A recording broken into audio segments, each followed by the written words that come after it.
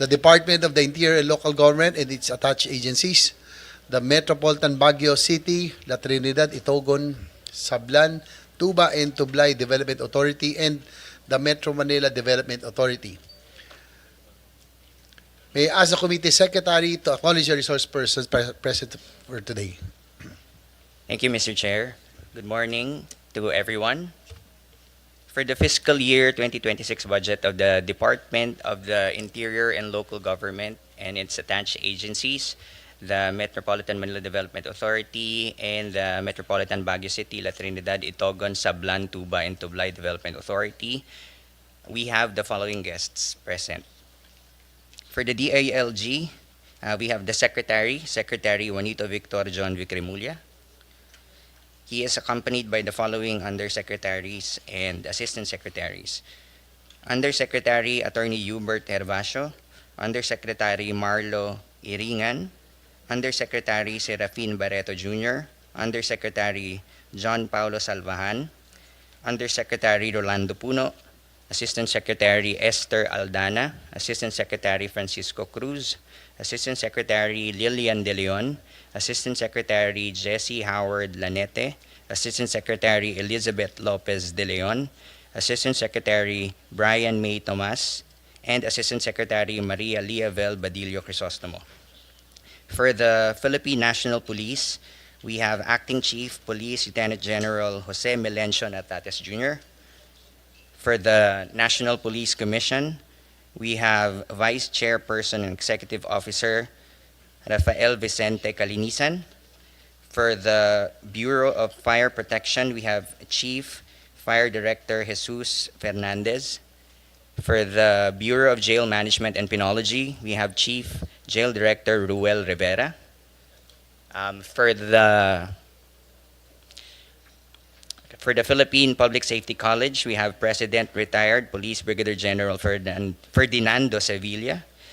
For the National Commission on Muslim Filipinos, we have Secretary Sabuddin Abdurrahim.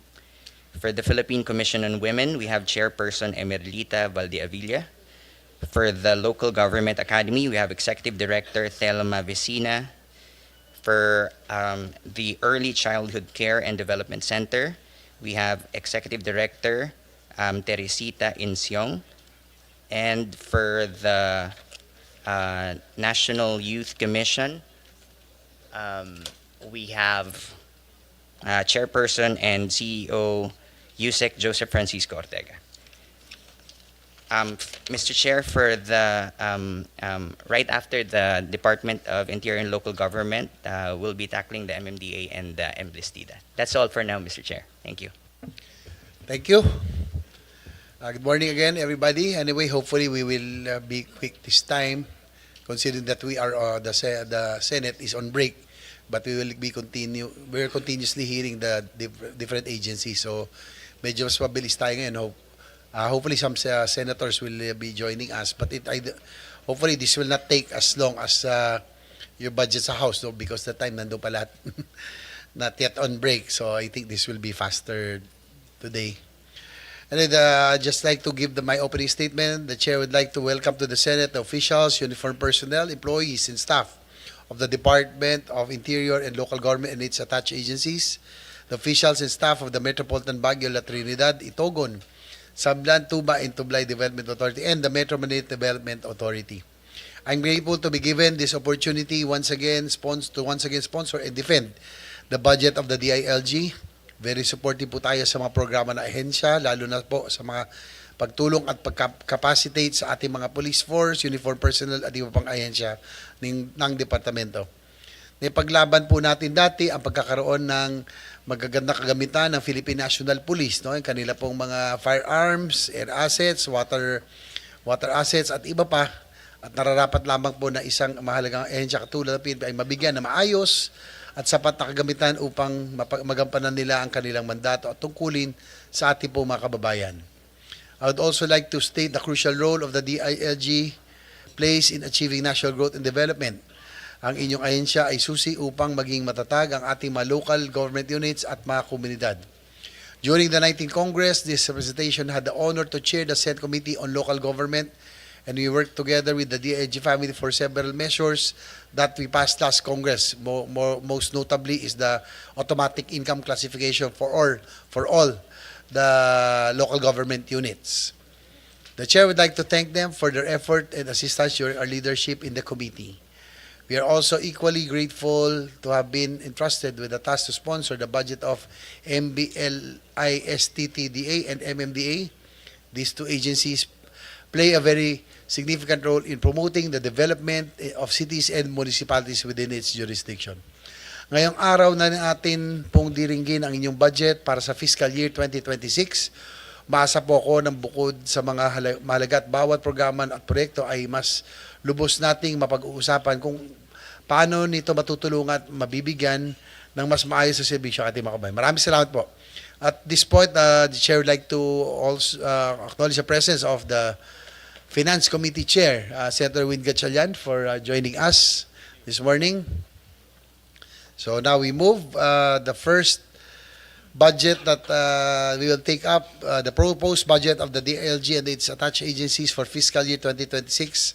After our consideration of the DILG's budget, the subcommittee will consider next the budget of MBLISTTDA and last but not the least, MMDA's budget. Siguro after lunch na po ito, no? Maybe 1:30 to 2 o'clock. At this juncture, the Chair would like to acknowledge Secretary John Vic Remulla for his department-wide budget presentation. After the presentation, we will ask our colleagues to ask their questions. So, Sir, Secretary Remulla, you now have the floor for your presentation. Thank you very much, Your Honor. Thank you very much, Your Honor, Senator J.B. Ejercito, Senator Win Gatchalian, to the members of the Directorate, the staff, to my colleagues in the DILG. Good morning to all of you. To the honorable members of the Senate, distinguished, we at the Department of the Interior and Local Government reaffirm our commitment as the Senate's partner in advancing sound and responsive governance policies, strengthening public accountability, and safeguarding peace, order, and security across our nation. With this in mind, we humbly submit for your consideration the Department's proposed fiscal year 2026 budget amounting to 287,480,820,000 pesos. Bawat piso na kalaan nito ay patunay ng ating malasakit at determinasyon para sa mas ligtas na mga komunidad, matiwasay na mga ahensya at pamahalaan lokal, at isang matino, mahusay at maasahan na kagawaran. With your indulgence, may be allowed to present an audio-visual presentation highlighting the department and attached agencies. Major accomplishments in financial performance for 2024 and the first half of 2025, total proposed budget and its breakdown per expense class, and the budget distribution for key programs, projects, and activities. With the permission of the Chair, may I now request the Secretariat to play the ABP.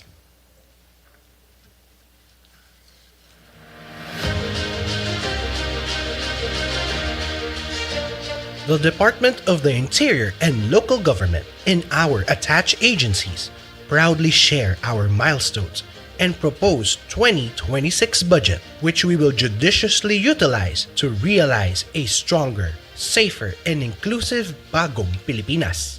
For 2026, we welcome the addition of the Early Childhood Care and Development Council into the DILG family. Being a highly trusted department and partner, we value the budget granted to us by implementing programs and projects anchored on the DILG outcome framework, which helped us fulfill our mandate of advancing good local governance, peace and order, and public safety. We stood at the forefront of pushing excellence in local governance throughout the country. The drive for good local governance continued to gain ground as we saw the increase of LGUs conferred with the seal of good local governance, alongside the rise in development projects for our people as incentives for their performance. Our drive towards improving frontline services is sustained with more LGUs complying with the standards on the issuance of permits, licenses, and clearances, thus improving LGU efficiency and better service delivery to the people. We also called on newly elected officials to be champions of good local governance as we commence equipping them with the fundamentals and preparing them for the challenges that lie ahead.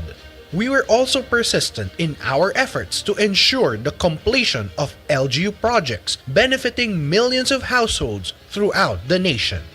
For our interior duties, safeguarding the country from threats to peace and development remains our top most priority. Through the tireless efforts of the Philippine National Police and our local governments, we have achieved a sustained decline in crime incidents and intensified our fight against cybercrimes. The holistic drive against illegal drugs saw a huge success not only on the demand side but also on the supply chain, with the government, law enforcers, and civil society working in unison to realize our vision of a drug-free nation. The Bureau of Jail Management and Penology's efforts has led to the consistent decline in jail congestion numbers, while at the same time promoting the welfare of persons deprived of liberty under its care. To prevent destructive fires, the Bureau of Fire Protection diligently conducts inspections and enforces the fire code while promptly responding to fires and emergency calls. We also advance development as the foundation of lasting peace in communities once affected by conflict. With disasters posing increasing threats to communities, we continue to intensify our efforts in disaster risk reduction and response by capacitating local officials on LISTO disaster protocols, building evacuation centers, and ensuring the readiness of our police and fire bureaus to respond during emergency. Along with this, our emergency 911 systems, which shall be further upgraded and modernized, continue to provide quick and efficient response to urgent situations and public safety concerns nationwide. We also sustain our efforts to create opportunities for every Filipino through our various social interventions to enable inclusive communities, such as mobilizing youth organizations and Sangguniang Kabataan, uplifting the causes and interests of Muslim Filipinos, advancing efforts towards gender-responsive governance, and delivering health, nutrition, early childhood care, and other social services to the community. The gains and accomplishments of the department would not have been possible without the budget entrusted to us. We are pleased to report that the budget allotted for us in 2024 was judiciously spent with an obligation rate and disbursement rate of 97%, while for the first semester of this year, we were able to obligate around 58% of our allotment with a disbursement rate of almost 97%. As we head into another year, we are pleased to share the highlights of our proposed budget, which amounts to a total of 287 billion pesos, an increase of 1.8% from our current appropriation. Shown is the breakdown of our 2026 proposed budget per agency. Almost all of the agencies received budget increases except for the NYC, ECCDC, and BJMP. As shown and as virtually similar in the past years, 82% of our budget, or 236 billion pesos, goes to personnel services, while 14% is for maintenance and other operating expenses, and about 4% for capital outlay. Shown next is the 2026 budget of each agency per expense class. We assure this committee that these will be used to fully support the priorities and strategic thrusts of the government. These priorities and strategic thrusts are reflected in the highlights of the 2026 budget proposal per agency, starting with the Office of the Secretary.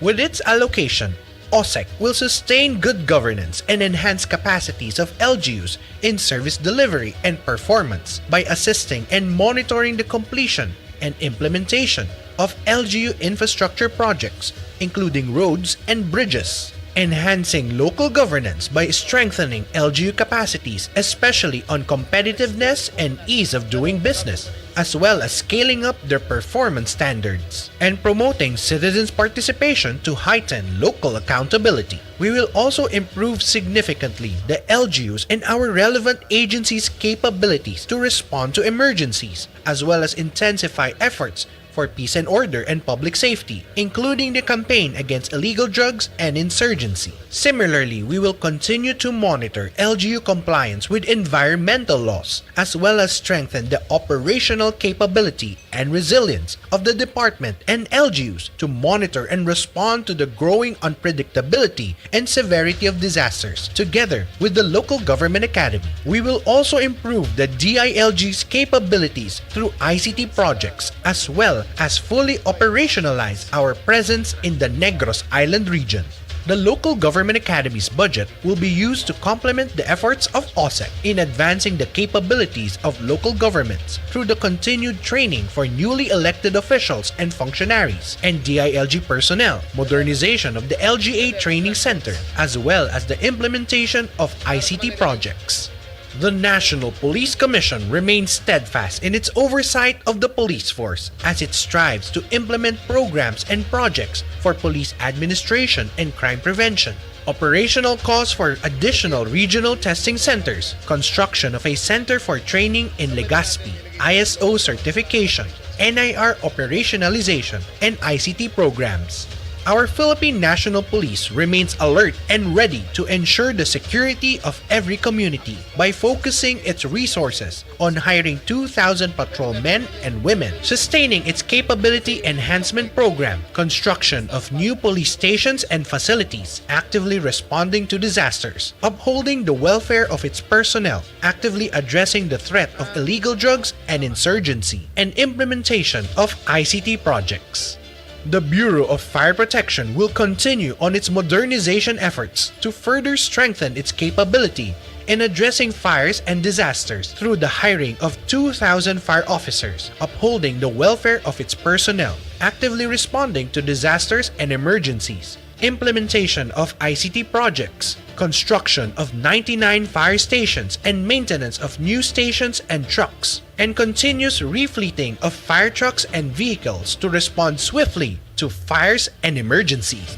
To address jail congestion and support the rehabilitation of persons deprived of liberty, the Bureau of Jail Management and Penology will continue to implement key initiatives such as hiring 2,000 Jail Officer 1, providing subsistence, medicine, and hygienic kits and medical support for PDLs, operating newly procured prisoner vans, ensuring jail facilities are drug-free, advancing the cause of justice through its commitments in the JSCC, procurement of firearms and radios, and construction of fences and a new jail facility. Capacitating future public safety and security officers remains the top focus of the Philippine Public Safety College. This includes the continued implementation of training programs to address cybercrimes, construction of academic infrastructure, procurement of supplies and materials, operationalization of the National Virtual Training Center, and other ICT initiatives. The National Youth Commission aims to usher in a new generation of innovative and future-ready leaders among the Filipino youth. This will be achieved through the mobilization of various youth organizations, training for SK officials, improvement efforts on the Philippine Youth Development Plan, and the effective implementation of youth programs. The National Commission on Muslim Filipinos will continue to advance social, cultural, economic, and social protection programs for Muslim Filipinos by way of sustaining its support for Hajj pilgrims, assisting Muslim communities, hosting the 5th International Islamic Finance Conference in the Philippines, and bolstering its operational capabilities. To further advance and protect the interests of women, the Philippine Commission on Women will focus on supporting efforts to thwart violence against women and their children and fulfilling the Philippines' international commitments on gender and equality. Meanwhile, the Early Childhood Care and Development Council will strive to give every Filipino child a good kickstart in development through the establishment of national child development centers and human resource development interventions for child development teachers and workers. Lastly, as part of our commitments for the chairship of the Philippines for the Association of Southeast Asian Nations in 2026, the DILG as a member of the ASEAN National Organizing Council, most notably as the chair of the Security and Emergency Committee, and host agency of various ASEAN sectoral meetings, has been allocated 2.8 billion pesos for its 6 agencies to ensure the secure and successful hosting of year-long activities. We shall remain firm and resolute in advancing the interests of the Filipino people and in fulfilling the promise and realizing the ideals of a bagong Pilipinas. Maraming salamat po.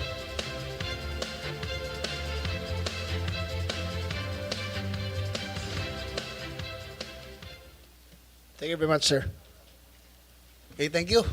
So that's the presentation of all the agencies under the DILG.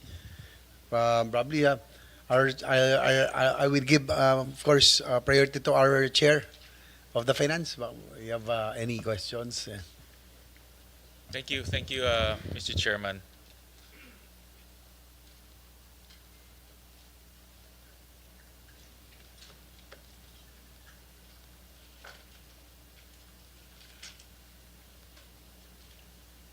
Mr. Chairman, I'll start off with the newest addition to the DILG family, the ECCD Council. Andito ba sila? Oo. Si Dr. Insyong. Newest addition, but si Dr. Insyong di ho yan new. No?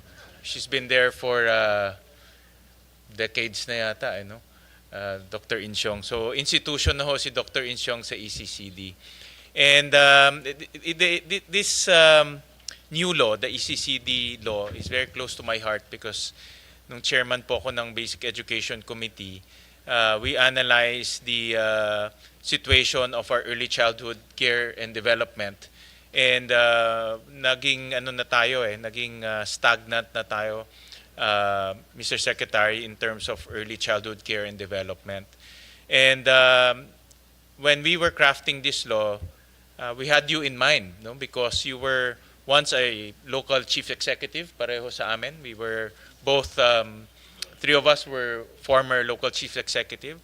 So alam ko naintindihan nyo ang early childhood care and development, lalo na sa province of Cavite dahil isang maunlad at isang malawak na probinsya.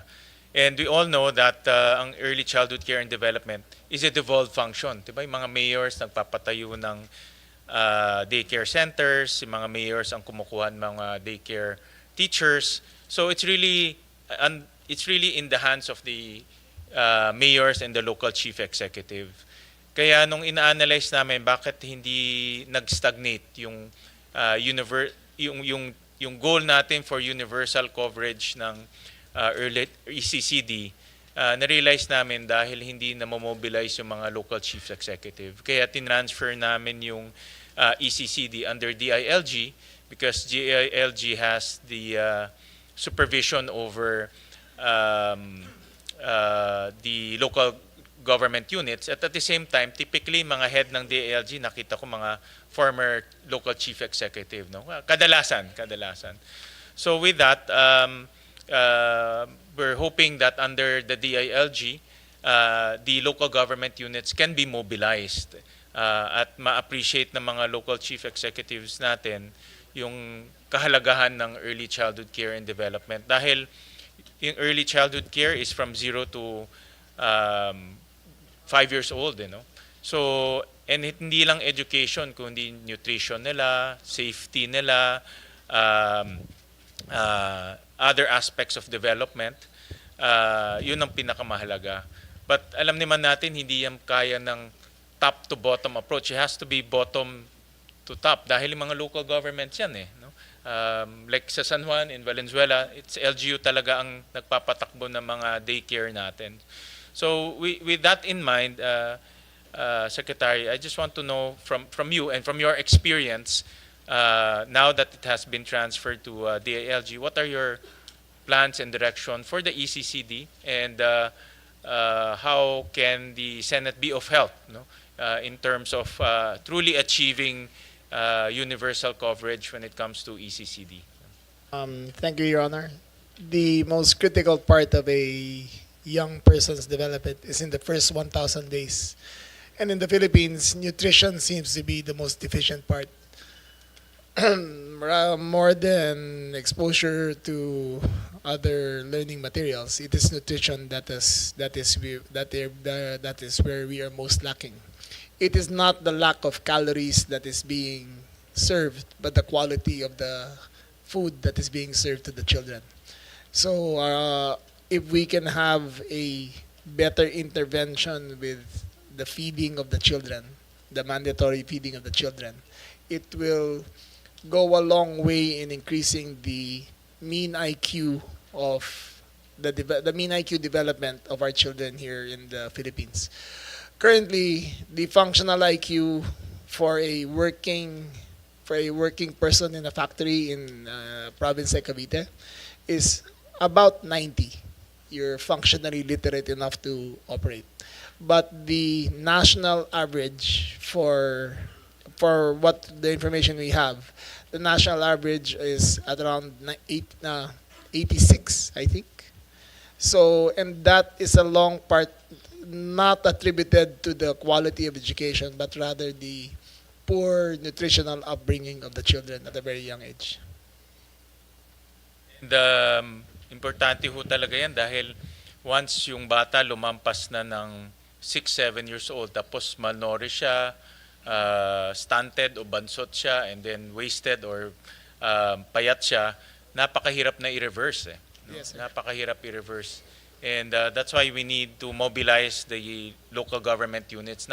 I'm sure you know, Secretary, na malaking bagay maitutulong ng mga mayors pag na-mobilize natin sila. Totally understand, sir. There seems to be the Philippines has progressed in the last 20 years, or in the last 30 years. 30 years ago, when we entered politics, I think JB and I entered at the same time. The life expectancy of the Philippines then was 64. We're now at 70 for men and 71 for women. So we live longer, the healthcare is better, but the early childhood intervention is still not up to par. So I think if we can mandate a nutrition program for the early childhood of our constituents, then it will go a long way into developing our country. Secretary, I'm sure in the private sector, diba yung mga magulang na may kaya, nagbabayad nga sila ng napakamahal para yung mga 3-year-olds nila, 4-year-olds sila pumasok na. In fact, ngayon nakikita ko as early as may mga 2-year-olds na nga na pinapaaral kung may kaya, no? So, but that's how education is now being given attention, na maaga pa lang nagkakapag-aral na nade-develop na yung kanilang pag-iisip at yung kanilang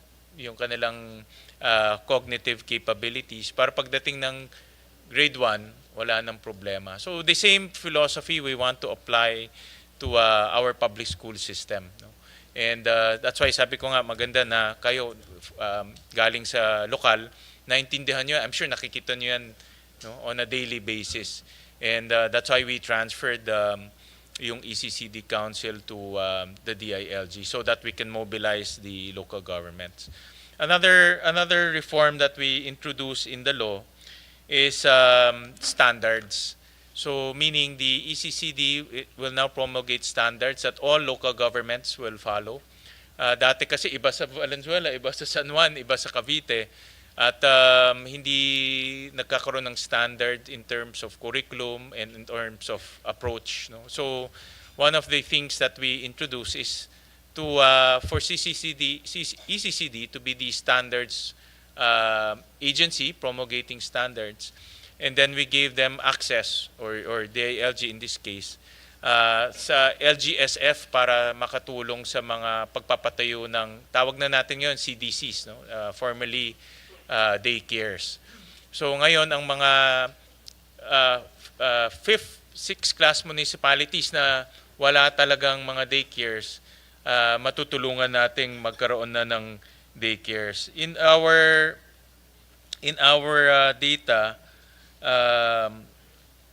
3,810 barangays pa ang walang daycares, no? So may mga areas tayo talagang zero ang daycares nila. So ECCD now will have access to the LGSF in terms of helping the poor municipalities put up daycare centers. And then at the same time, I understand na ang Malacanang, may I know from maybe si Dr. Insyong knows about this. Ang Malacanang nagbigay ng grant na 1 billion, no? 1 billion to fourth and fifth class municipalities to build CDCs. May I know kung anong status na nung pagpapatayo na yon? Sir, you're correct with your data. As of our data, out of the 40,000 barangays, 28,090 of them have daycare centers. The President had allocated 1 billion pesos for the creation of new daycare centers, but it will not pass through the DLG. It'll go straight to the barangays the identified barangays where there are no daycare centers. Okay. Hopefully we can already have at least one daycare, one per barangay. That's our target, sir. Para we can expand the coverage of our early childhood Yes, sir. care and development. All right.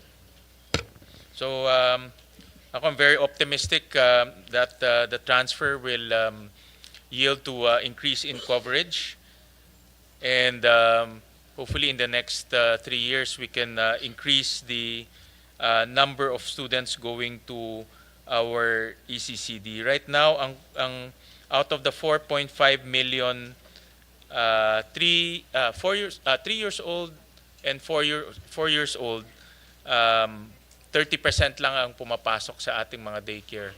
Yung 70% talagang hindi po pumapasok because walang daycare, walang access. No? So hopefully in the next 3 years we can improve that rate. No?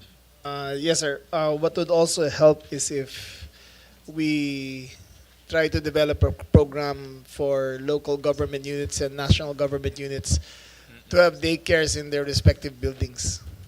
That is one of the biggest hindrances is because when they have children of young age, iniiwan na lang sa bahay yan eh. Diba? Hindi nila nadadala. I am sure we have employees, in my capital then, we had employees who had difficulty with their children. And although Cavite has sufficient daycare centers, if we can establish daycare centers in government buildings and government offices, it will go a long way in helping all our employees also with their children. Thank you, Secretary, for that. I'll go to another topic, and this is one of the items I saw in the budget. Itong 911 services. From 28 million, it became 1 billion, which we all welcome. No? I think it's really about time to have a unified number. Ngayon kasi iba-ibang LGU, iba-ibang number. Sir, we had 37 LGUs with each of them having their own numbers, and we had another 200 numbers for police, for firemen to respond to. So now it's just a unified system. This will be nationwide in terms Yes, sir. of coverage? We put on phase 1 a month and a half ago. I think we will proceed with Cebu, Ilocos, Barm, Davao, Negros Island region, and the region Pampanga and the region 8. The 911 center, as envisioned, will have a call center which is dialect friendly. So in case of an emergency, if you are in Pampanga, they will answer in Kapampangan. If you are in Iloilo, they'll answer in Ilonggo, in Cebu, Bisaya. Same with the Davao region, because we feel that in times of emergency, they can best explain themselves in their thinking voice rather than forcing themselves to speak Tagalog or forcing themselves to speak English. Hence the need for regional centers for the 911. So Secretary, right now 911 is in Metro Manila. Yes, sir. That's covering Metro. Yes. And how is the performance of the 911? How is the response rate? How many calls are we getting? I read in the news one time that the ALG was getting, or 911 was getting a lot of prank calls. Yes, sir. As of now, because we're not in full service yet, but we cover the whole country with our response center in Sampaloc. We have 60,000 calls a day. For the first few weeks, for the first few days, out of the 60,000, 1/3 were prank calls. those prank calls are automatically flagged and put at the bottom. So if they call again for an emergency, they will not be responded to.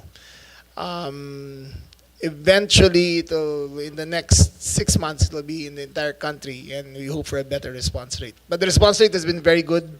Our biggest problem is the lack of ambulances in the local government units, and we have a program for that already with the remaining monies we have left in the department. But we are encouraging the local governments on a one-on-one basis, buy one, take one.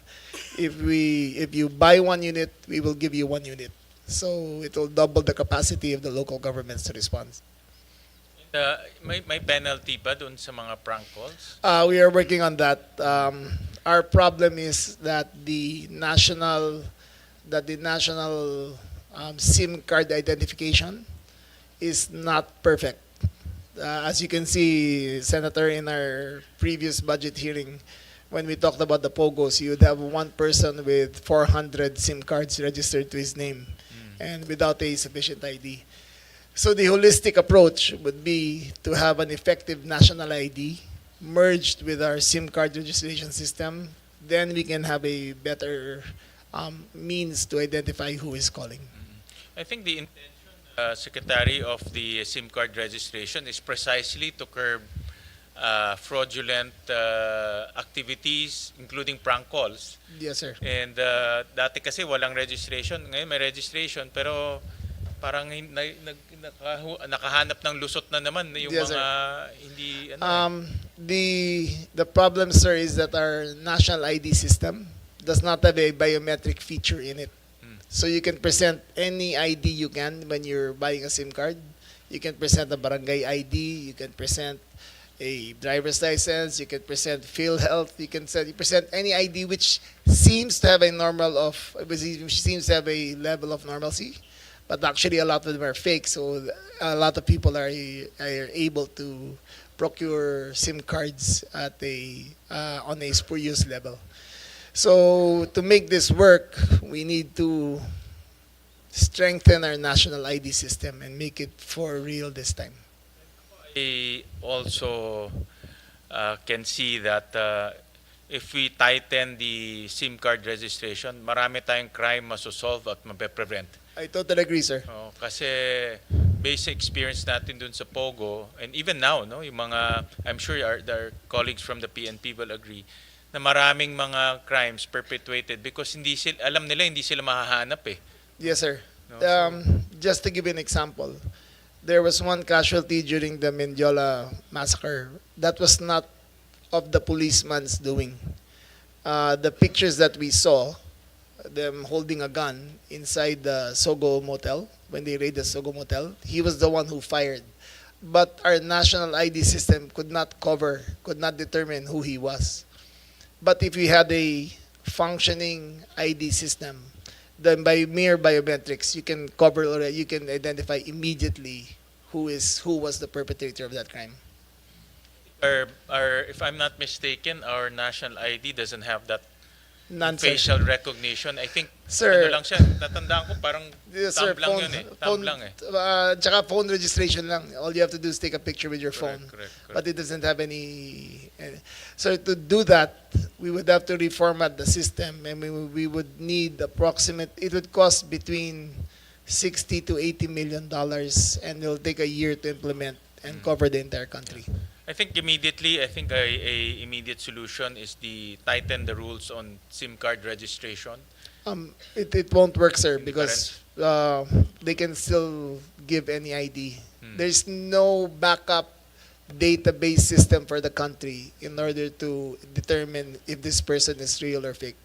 I read also in the news that I think it's PNP, tuloy-tuloy yung pag-raid ng maraming nagbebenta ng, they call it pre-registered That's SIM right, sir. cards. That's right, sir.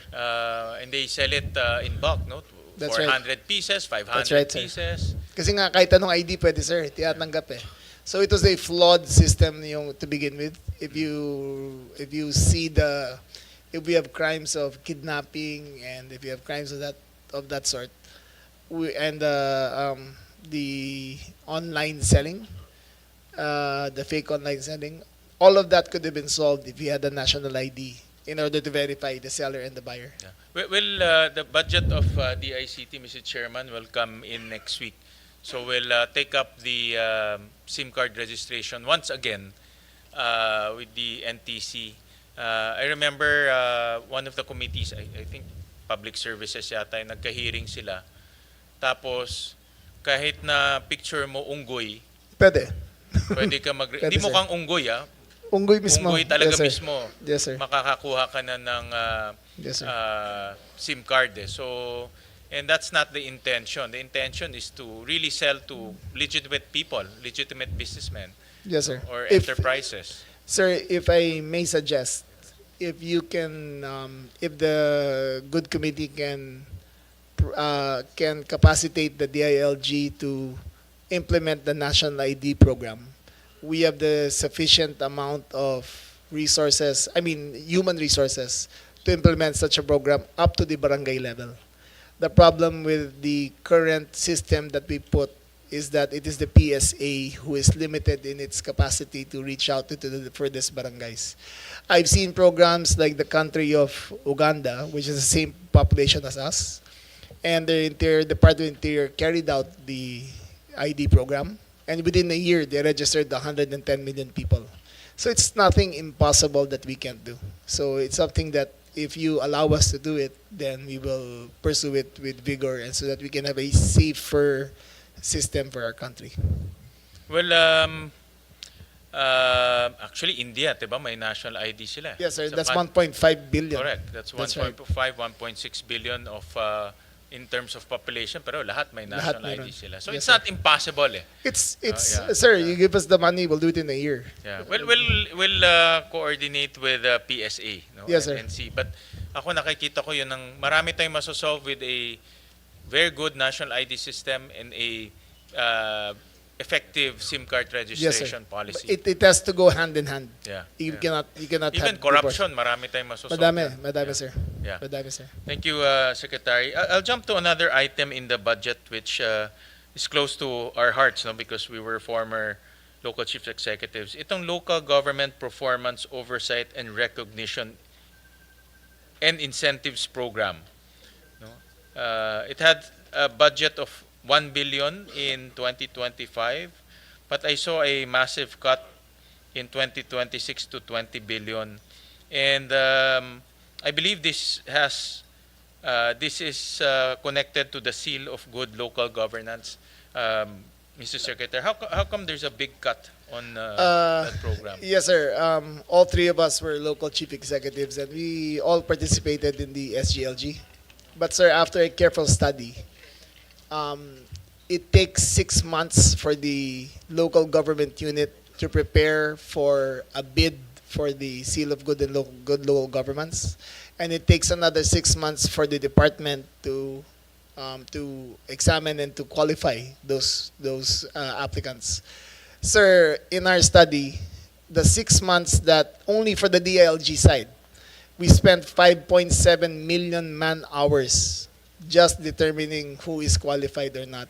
It is, to my opinion, sir, and to the direction of the DILG, that it become a term-based award system, so that it will be a totality of work for the 3 years that will be judged rather than a year-on-year basis.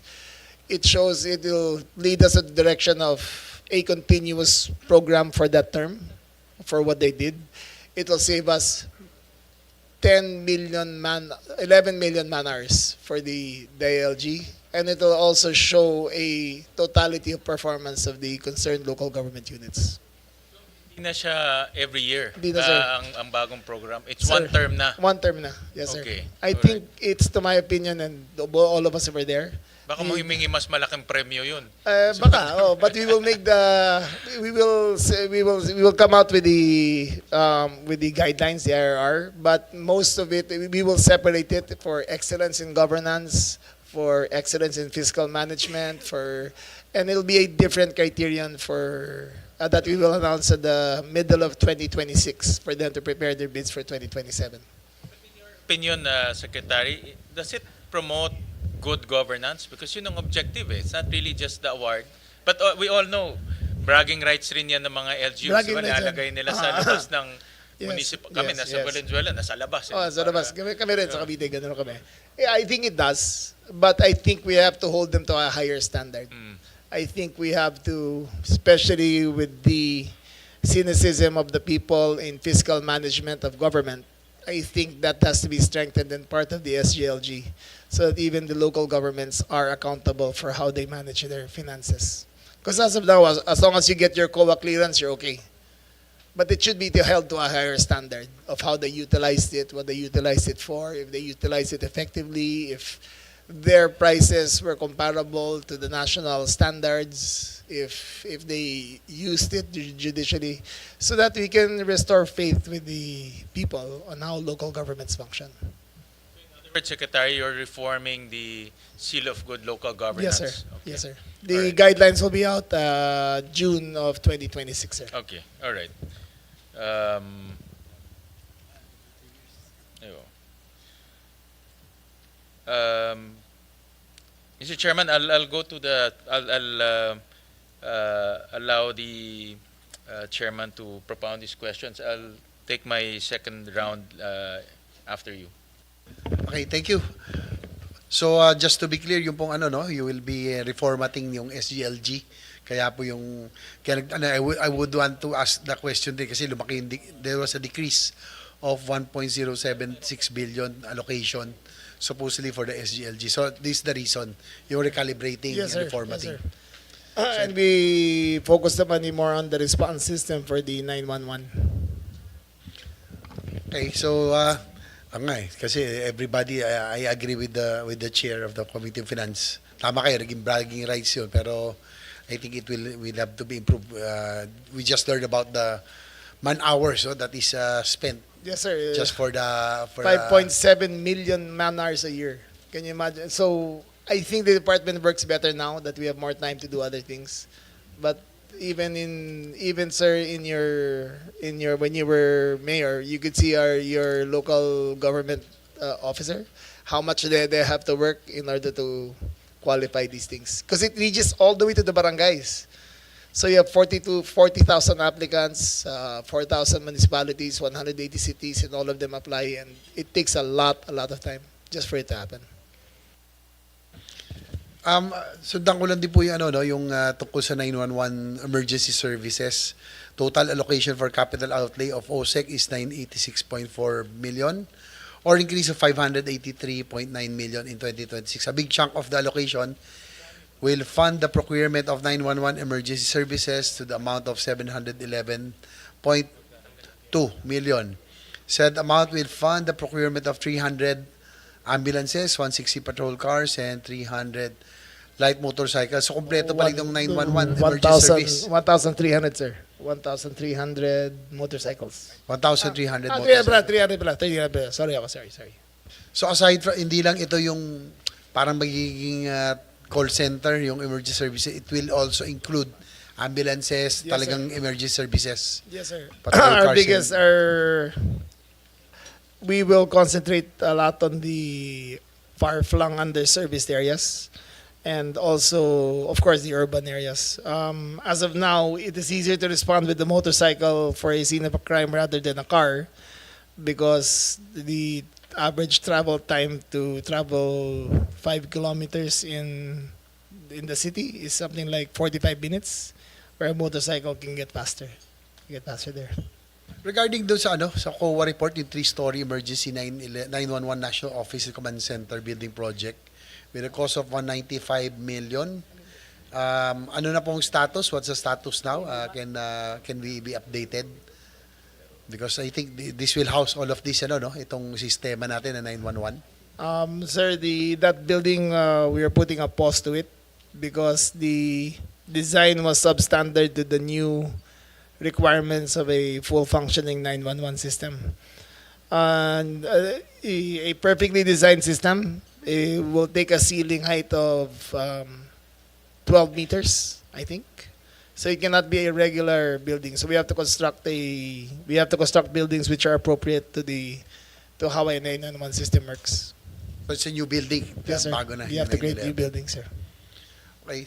New project ng OSEC, local roads and bridges inventory program. These are the new things under the menu is a new project to be implemented from 2026 to 2028, which will have an allocation of 78.2 million for fiscal year 2026. The program aims to establish a nationwide database for local road and bridge planning, budgeting, and monitoring. What is the purpose of the inventory, and will this be used in crafting a national master plan for local roads and bridges? Yes, sir. I think Yusek Arigan can better answer.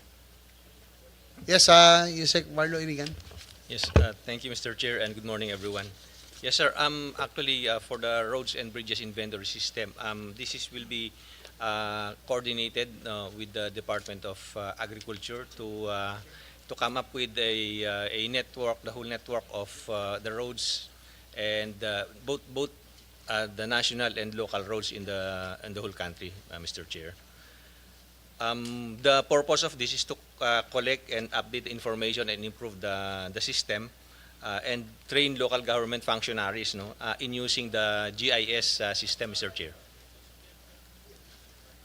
We are doing this, Mr. Chair, because the PSA has the PSA has adapted, included this as a system of designated statistics in the national government through a PSA board resolution. So we are doing an inventory of all roads and bridges all over the country, Mr. Chair. And later on, this will be connected with what the Department of Agriculture is doing. Okay, thank you. With siguro tanong ka na rin to, Mr. Chair, si Chairman ng Committee on Finances here will take advantage.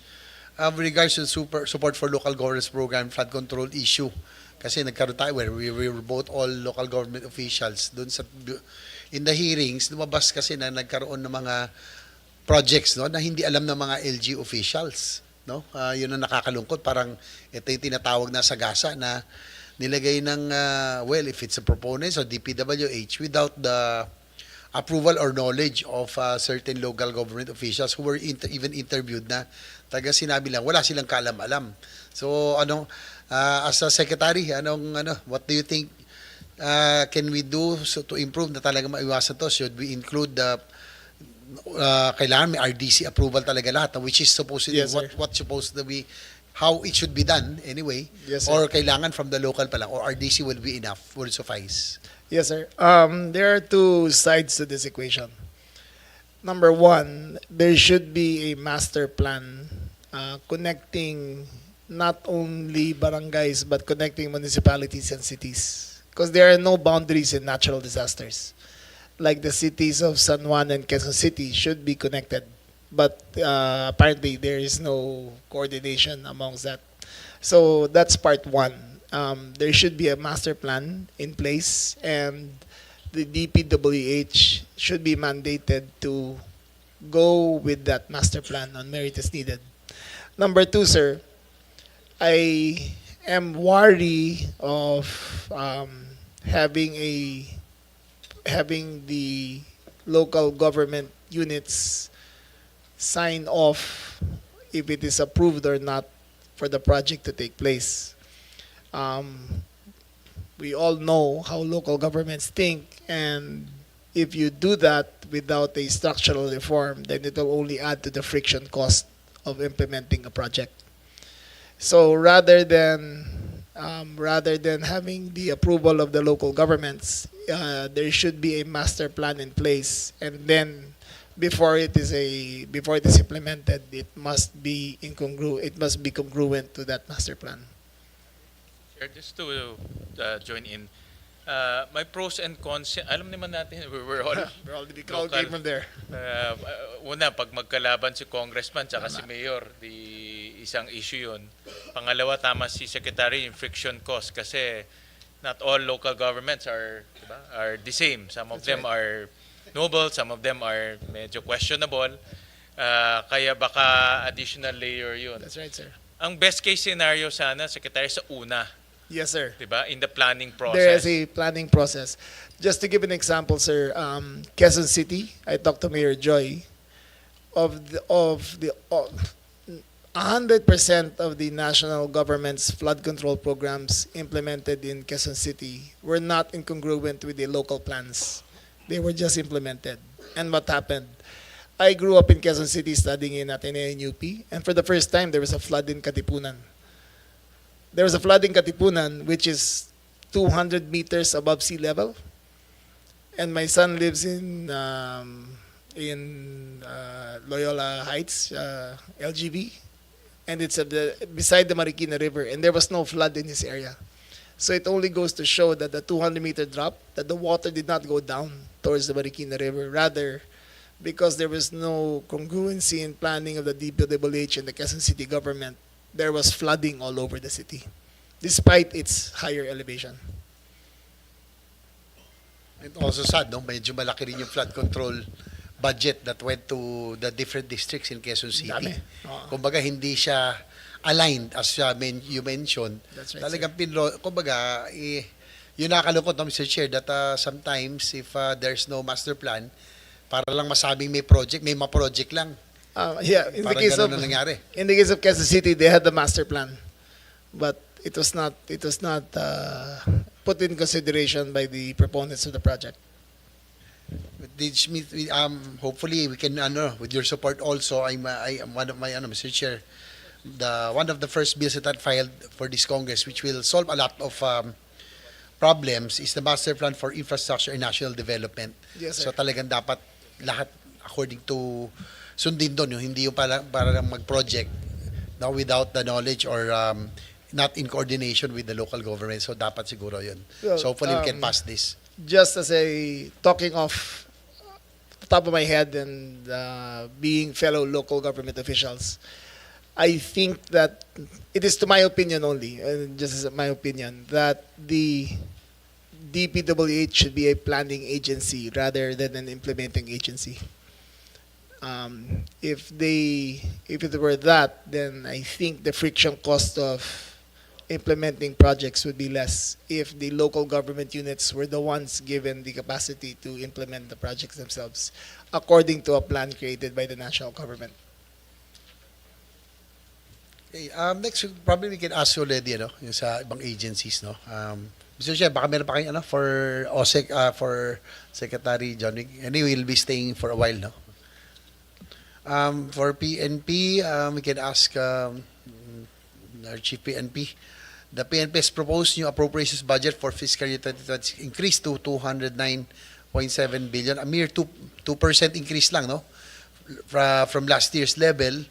Kasama na ba rito increase sa inyong subsistence allowance for this year? Kasi hindi nakasama ang PNP sa mga nabigyan ng additional subsidy allowance.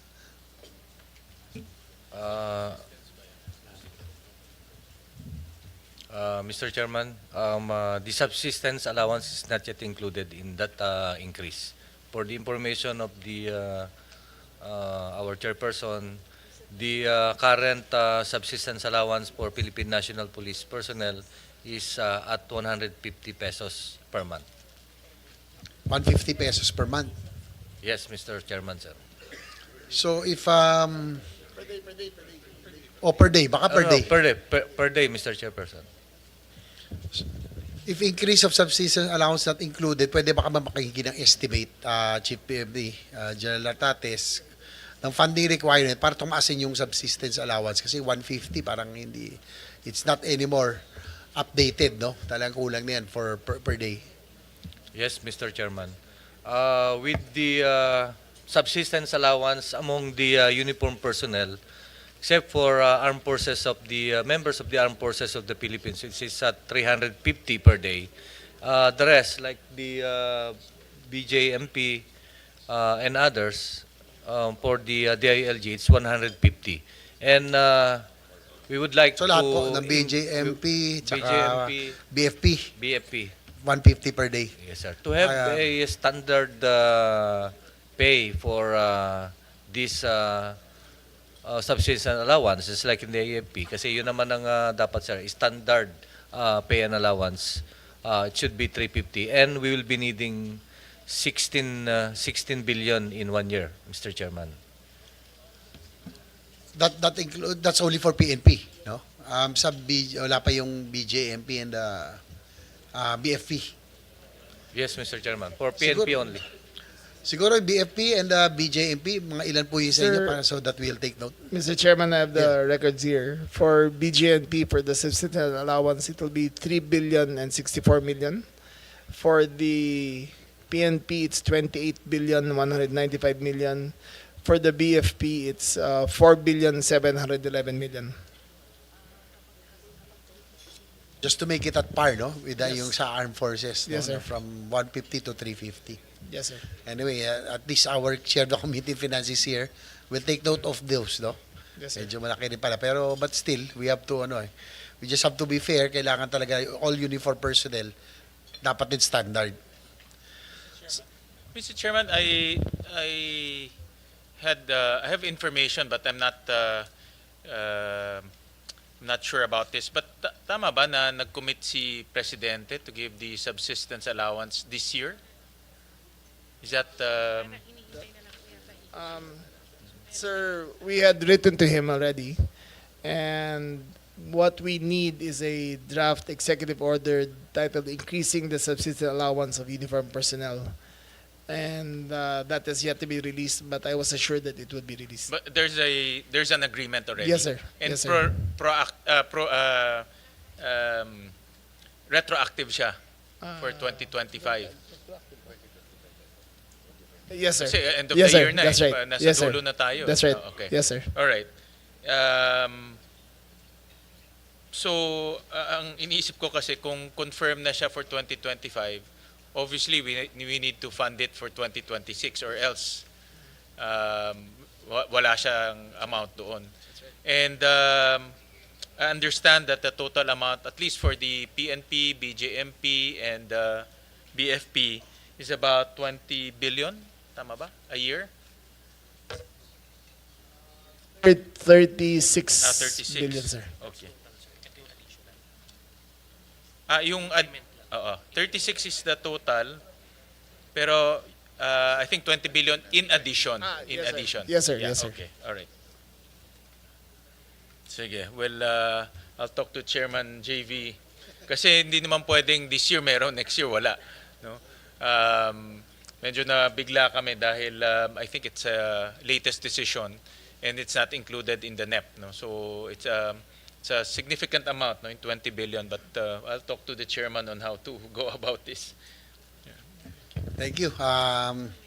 Anyway, yun yung importante, no? That's why we have this committee hearing so that the important programs, projects that are not in the NEP ay madagdagan po natin. No? And I would think that these are, you can be rest assured that in this committee and under the Senator Gatchalian also, mga good amendments naman to, no? Hindi lang ba sa insertion. Napasama na kasi yung insertions eh. So,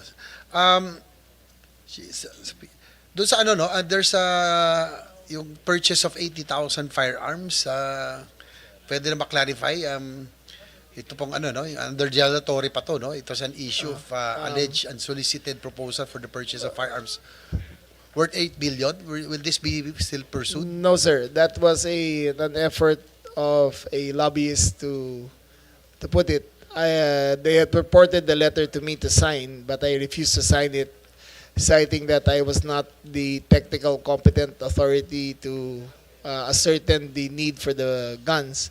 So I signed the decision for that to the former chief PNP, but he never got to finishing the letter of approval or disapproval. So that never happened, sir. So it was just lobbyist lang pala yun, Yes, sir. nagpo-propose ng 8 Yes, sir. billion. It was Is this the same person that is also asking for the importation of 3,000 containers of fish? Pare-pareho. Hindi, Pati sir. sa Hindi, gates? sir. Ay, iba naman. Not to, if you are alluding to a certain congressman, it wasn't, sir.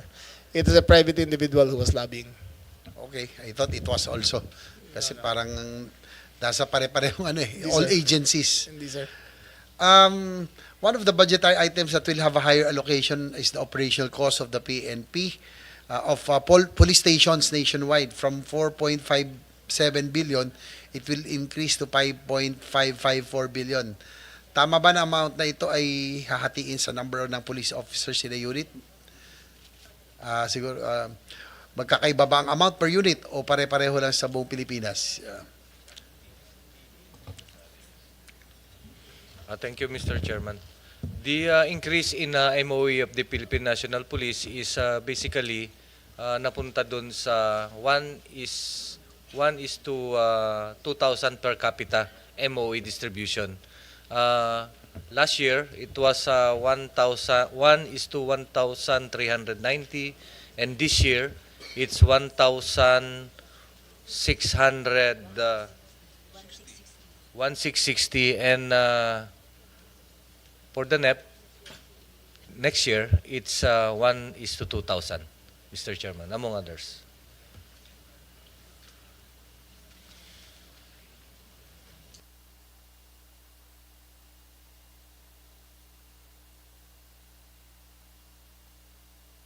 So yung po mga siguro can ask doon naman sa procurement ng patrol cars every year we have an allocation. How many do we have approved doon po sa National Expenditure Program?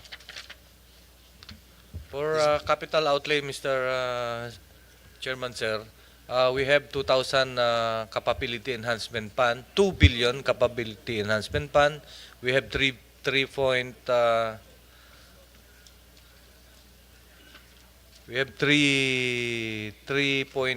billion something for ICT projects, and additional 100 million for for construction of our police station.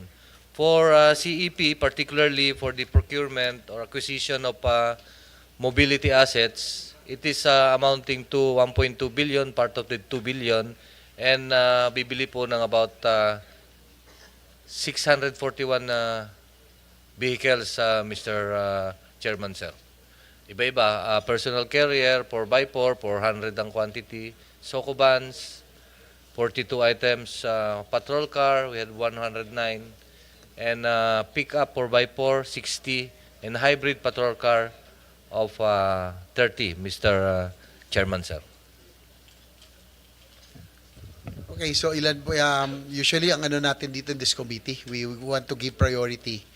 Sana ang bigyan natin priority, mabigyan ng mga patrol cars and other vehicles, those LGUs that have no capacity, no? Especially mga 4th, 5th class municipalities, kasi yung mga nangyayari kasi through the years, kahit kami noon sa city noon, binibigyan pa kami kasi ma-congressman din, gusto nila may mabigay sila, pero I'm hoping that we will prioritize those LGUs that are nasa 4th to 5th class.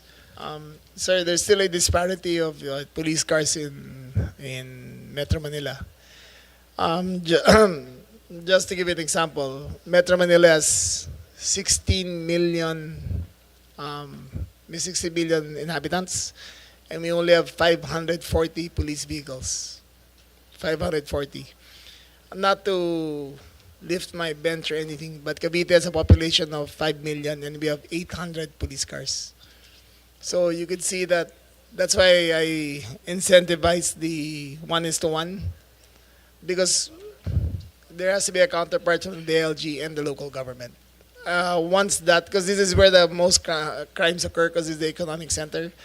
So if you fill it with police vehicles and response capacity, then crime will drop tremendously.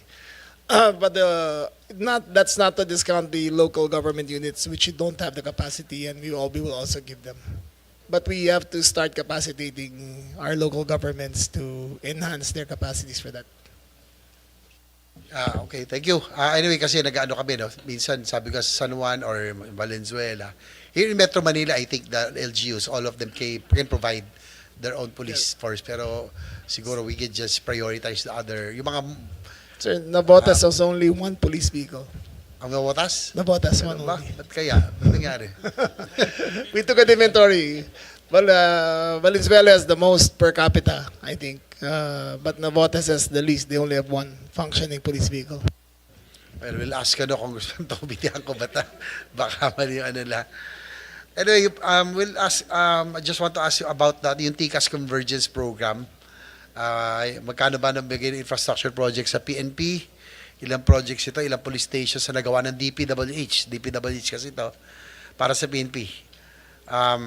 Ilan kaya ang TAG as completed at ilan ang ongoing? Just Chief PNP can answer.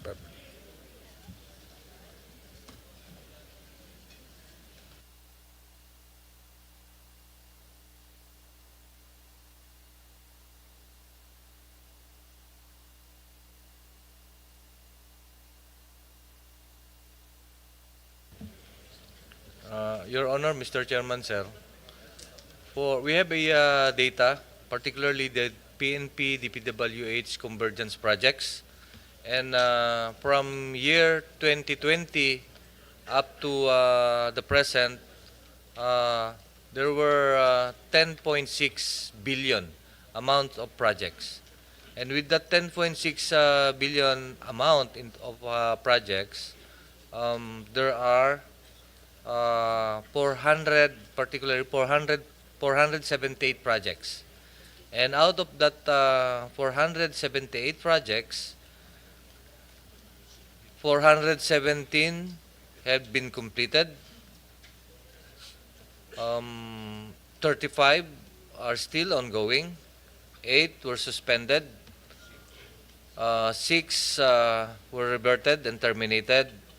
And 12, particularly on for this current year, have not yet started, Your Honor, Mr. Chairman. So almost, walo lang yung ano, only 8 are suspended. Halos lahat. Na-complete naman halos lahat. 400 plus. 478, Mr. These are Chairman, all sir. most police stations. These are infra projects, not necessarily police station, Mr. Chairman. Meron ding iba-ibang infra, like for example, construction of a grandstand at yung mga infrastructure na kailangan ng Philippine National Police, particularly inside our real property assets, Mr. Chairman.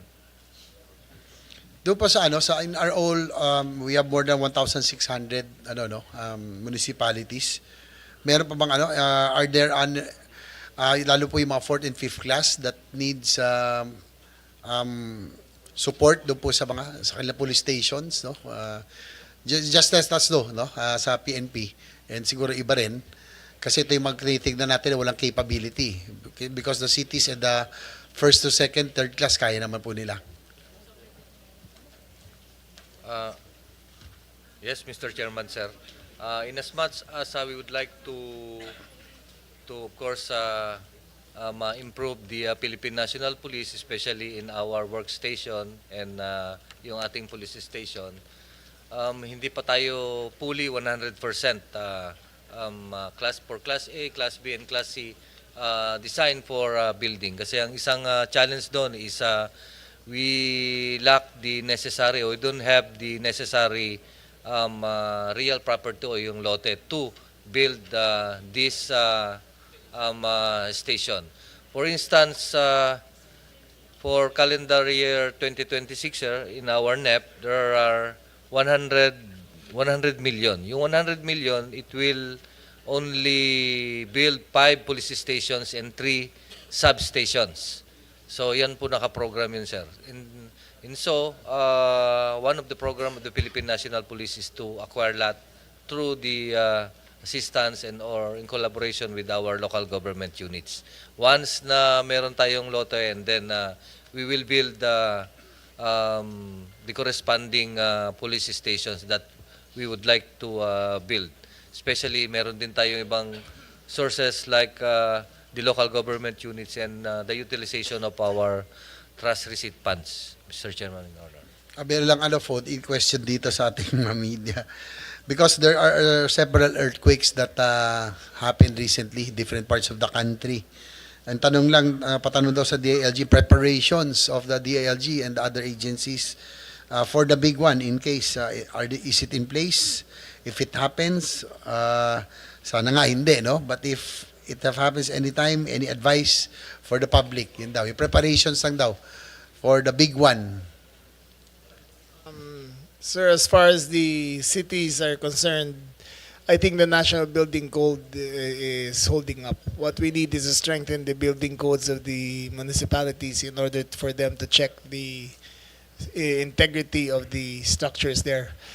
If we do have the big one, most of the casualties will come from the ISFs because none of their buildings were constructed with the municipal permits, and they cook with kerosene and with other non-regulated cooking implements, and that is the major cause of fires And that will be the major cause of damage if we have the big one, sir.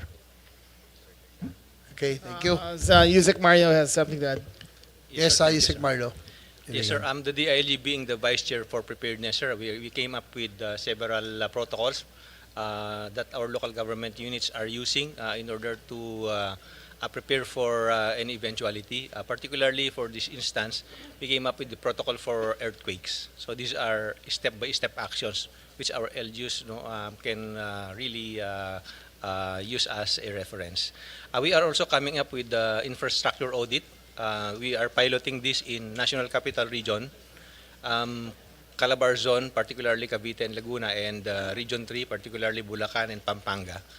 We are partnering with our LGUs will later partner with the Association of Structural Engineers and the Philippine Institute of Civil Engineers and colleges and universities which are offering civil engineering courses so that the fifth year, fourth year, and fifth year engineering students can help in assessing the structural integrity of buildings in the National Capital Region and the two regions that I mentioned a while ago, Mr. Chair. Thank you, sir. Okay, thank you. Siguro sa PNP also, yung Capability Enhancement Program, 2 billion pesos. Funds, it will fund vehicles, security equipment, and ICT tools. Sa tanong lang natin, magkano bang total funding requirement ang inyong Capability Enhancement Program? No? And may target ba tayong date kung kailan nyo matatapos tulad ng AFP Modernization Program? The release of 2 billion a year for the Philippine National Police is, of course, para sa move, shoot, communicate capability of the Philippine National Police, sir.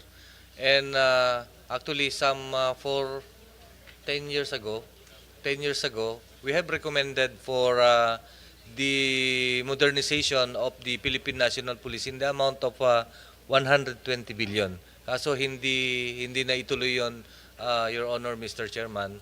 And I think nandun na lahat yung ating ma-modernize yung ating Philippine National Police.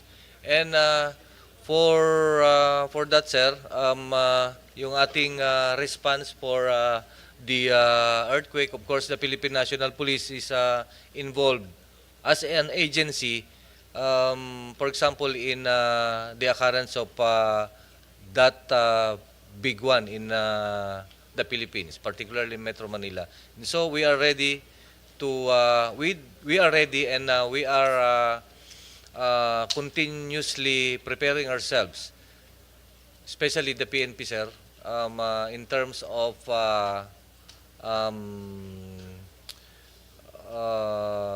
resiliency, sir. We have different things to protect, like our hard assets, our system, napakarami rin sa Philippine National Police, and etc., Mr. Chairman, sir. Thank you. With regards to your police body camera procurement, natuloy ba ang plano nyo mag-acquire ng 5,000 body cameras? So ito yung target, I think, last year. So what's the status? Natuloy ba ito?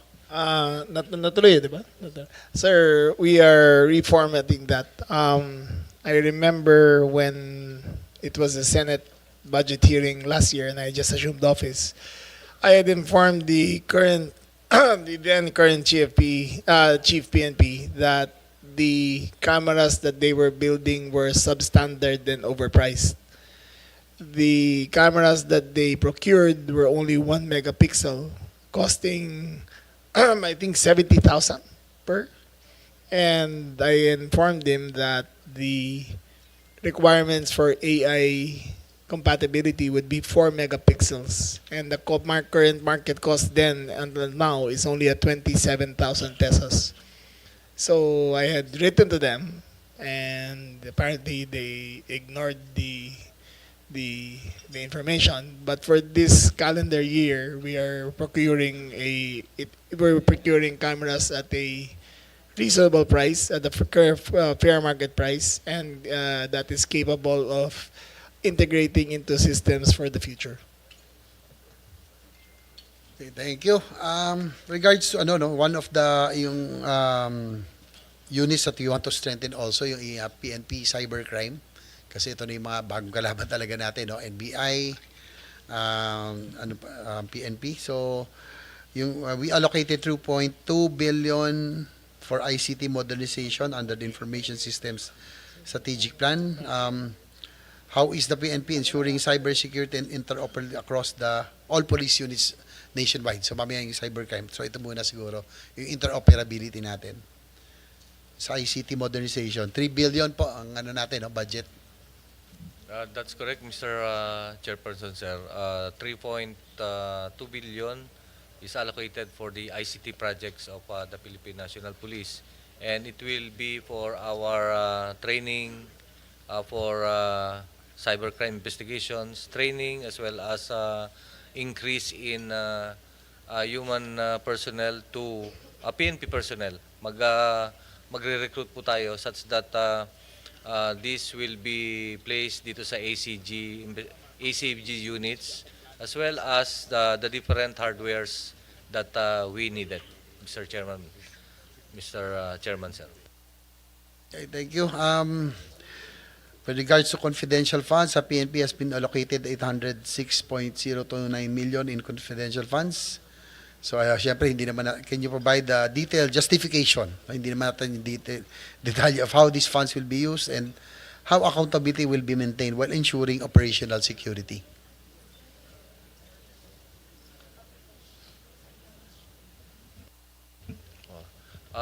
For this year and for next year, we were able to have a intelligence fund of 806 million for the whole year, Mr. Chairman, sir. And we are utilizing, of course, it for our campaign on different threat groups. Nandyan po ang ating local communist terrorist group, our campaign on different threat groups of sa atin, sir. And so,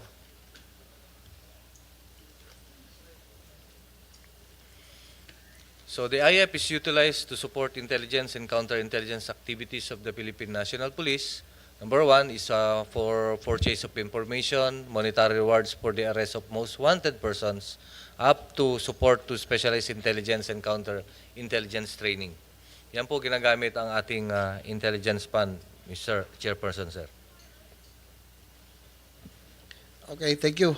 Based on the proposed budget, ito tukol sa new additional police officers, you intend to use over 3.9 billion for filling up of 11,683 unfilled uniform positions in the PNP, of which you will hire 2,000 new police patrol officers. Tanong na, ilan na po ba ang ating police force total, and will we be able to achieve yung pong ratio natin na 1:500? For this, for the year, Mr. Chairperson, 2026 will be having a 6,000 recruit. 2,000 sir new, and then 11,000 yung sa filling up of position. So for ano sir, magiging 213 sa actual strength. 2,000 sa creation of new position, 2,000 sa then 11,000 sa unfilled positions. So, For ano next yung year. ibigay natin?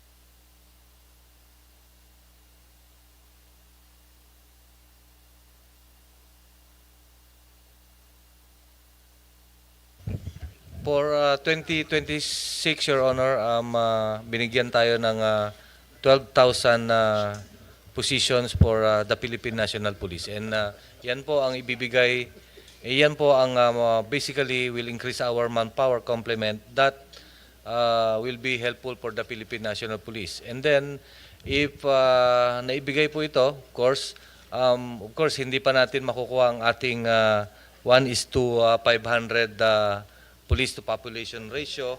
And if this will be obligated or mangyari po, we have a 1,662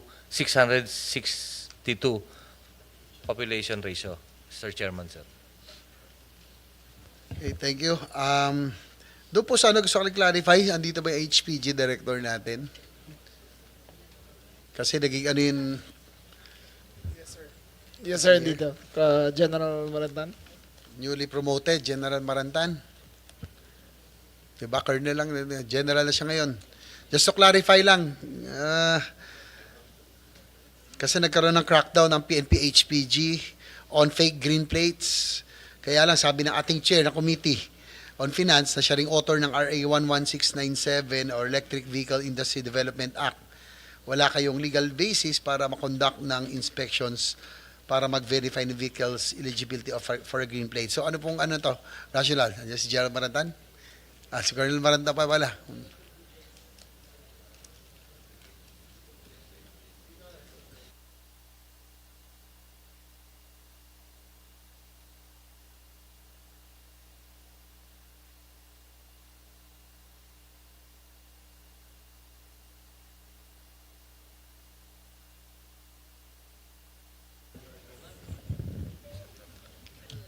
Sige, Colonel Good Marantan. afternoon, Your Honor. I-clarify lang yung inyong pong or directive. To clarify that statement, Your Honor, we are referring to the fake green plates only and not to the legal one, Your Honor. In fact, we have impounded 2 motor vehicles sporting fake green plates. So ano tala sila? Diesel or petrol engine tapos nilagyan ng ano? It's fake green Nissan Navara and Nissan Terra, Your Honor, and sporting green plates. Plaka mo, EV, pero may tambutso yung sasakyan mo. Pero, Yes, kaya nga po in-impound namin, Your Honor. I just want to clarify kasi maraming na ano rito no na confused din. So again, thank you for clarifying Colonel Marantan. Doon po sa ano, tungkol sa Negros Island region, it's an old newly established region. GPNP, okay naman, how was the ano, yung pag-ano natin, ang development natin na paglalagay natin ng ano ng bagong region, regional office for the newly recreated region. Ano pong status natin dito? Ito bang mga bagong recruit natin? Will some of them be deployed on the new Negros Island region? The Negros Island region is actually in operation right now with the personnel complement coming from PRO 7 and PRO 6. Nalipat lang po doon, sir. And for 2026, we have recommended or proposed 385 million MOE for the NIR. Diretso na po sa kanila yon. They have fiscal autonomy. Diretso na po sa account nila yon. Sa region na yan, 385 million. As of now, ang ginagamit pa lang is coming from the central office and the corresponding funds coming from PRO o Police Regional Office 7 and Police Regional Office 6, Your Honor. The new regional office will be in saan ba to? Sa Occidental o sa Oriental or somewhere in between sa malapit? Mr. Chairman, sir, located po ito sa Negros Occidental site. Is it And a new ano? particular- Nakita yun yung bagong ano natin, regional office? Or Particularly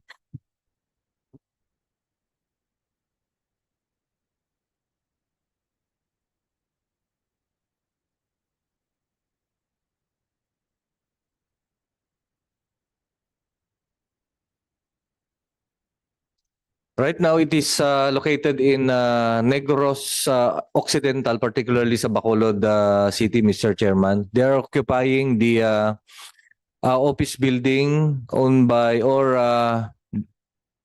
occupied by the former APC Visayas in Area Police Command in Visayas in Bacolod, Mr. Chairman. And right now, we have a lot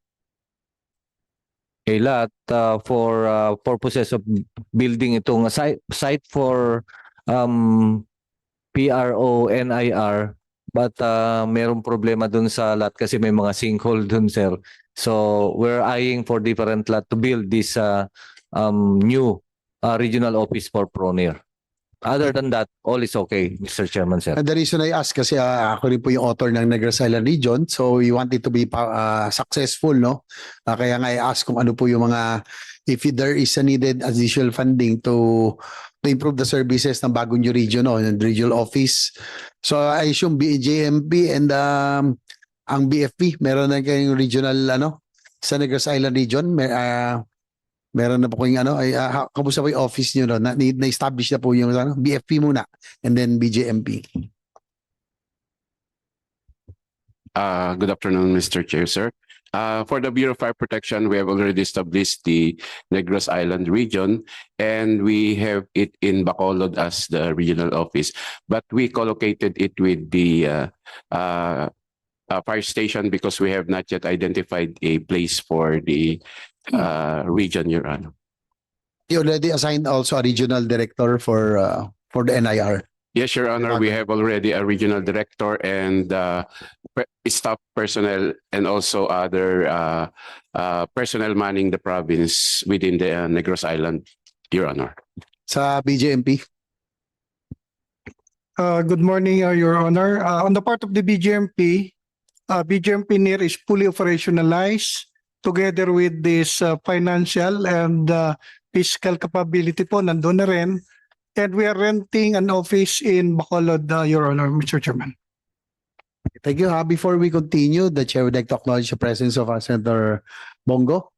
Sir, baka meron kayong mga questions, just feel free to butt in anytime. Okay, so at least okay yung natin, yung NIR natin, no? At least we're already in the proper direction. Of course, we want to make sure that all the agencies and departments of the newly established region will be well funded. Doon po sa the other day nag-briefing sa atin si Chief PNP yung po sa mga needs ng PNP sa firearms, no? Sabi niyo noon kumpleto na. Dati kasi meron tayong ibang police officers, especially the new ones, na kulang. So sa ngayon kumpleto na, for the record po of the committee. Chief PNP. Lahat po ng ating personnel have their own firearms already. That's correct, Mr. Chairman, sir. For short firearms, we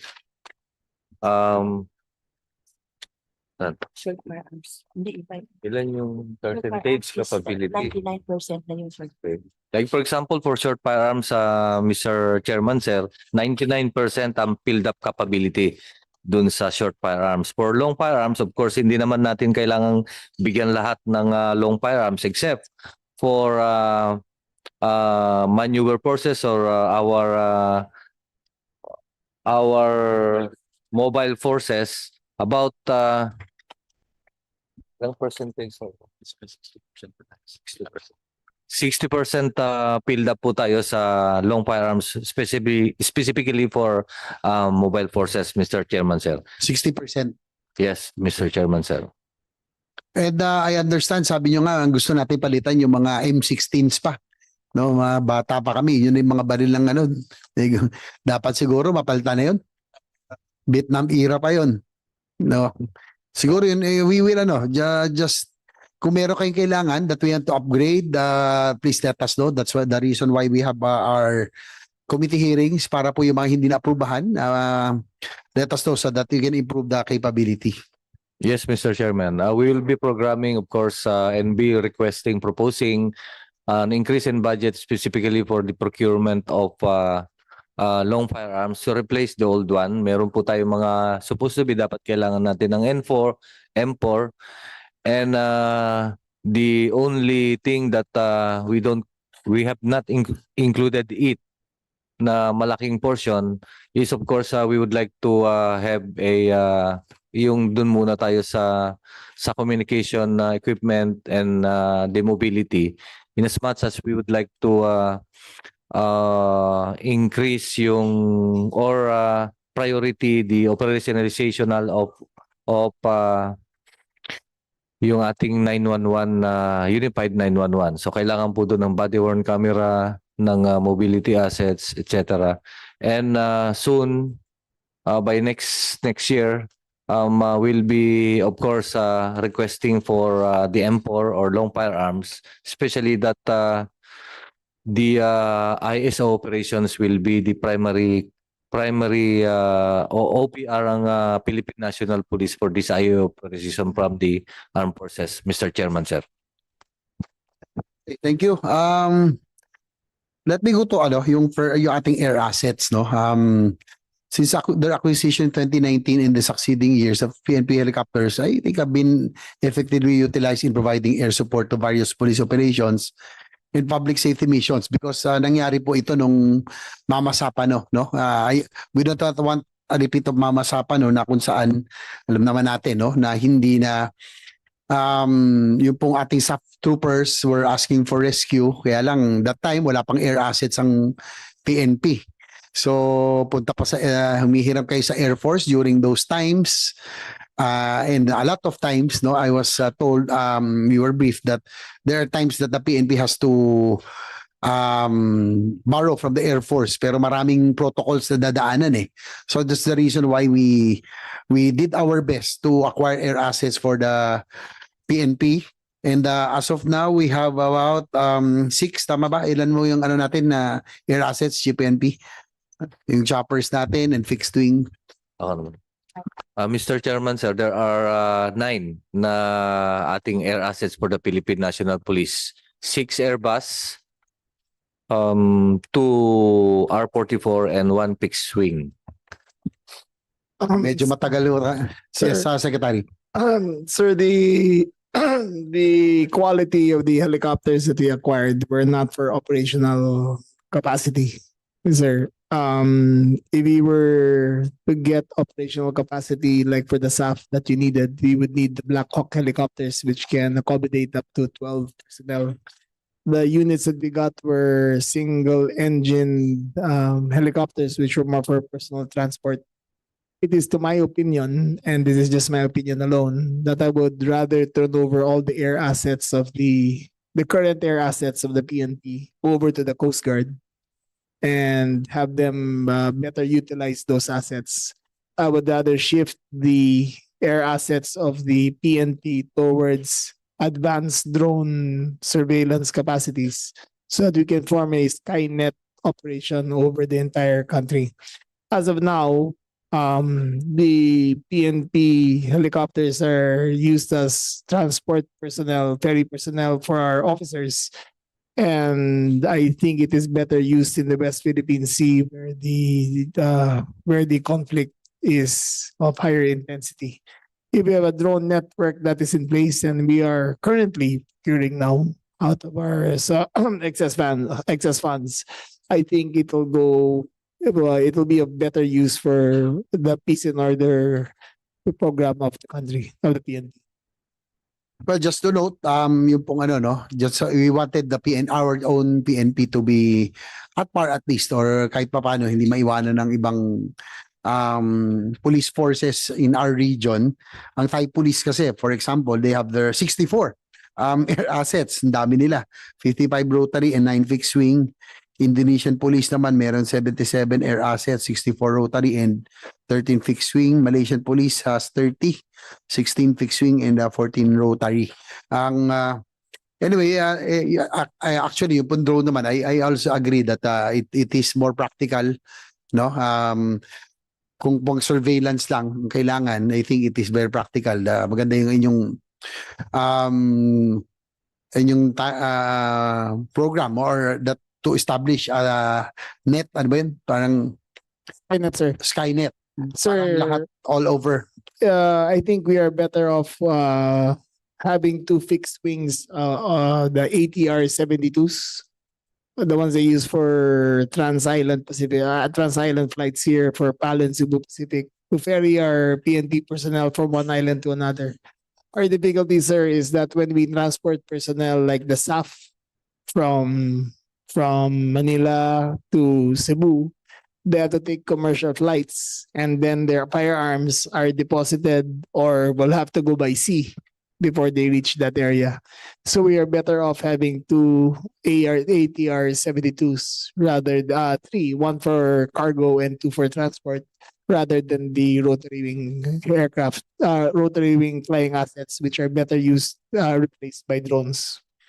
Well, I think okay naman po yung drones na it's more practical but there are still a lot of ito naman yung sa akin, I think there are still a lot of functions that the air asset or yung helicopters can do na hindi magawa ng drone, no? For example, medical evacuation pag meron tayong mga wounded sa personnel, casualties in operations, and yung pong right now, especially with the relief and disaster missions, the PNP is part of it also, no? Yung ating relief and Yes, sir. disaster. Yes, sir.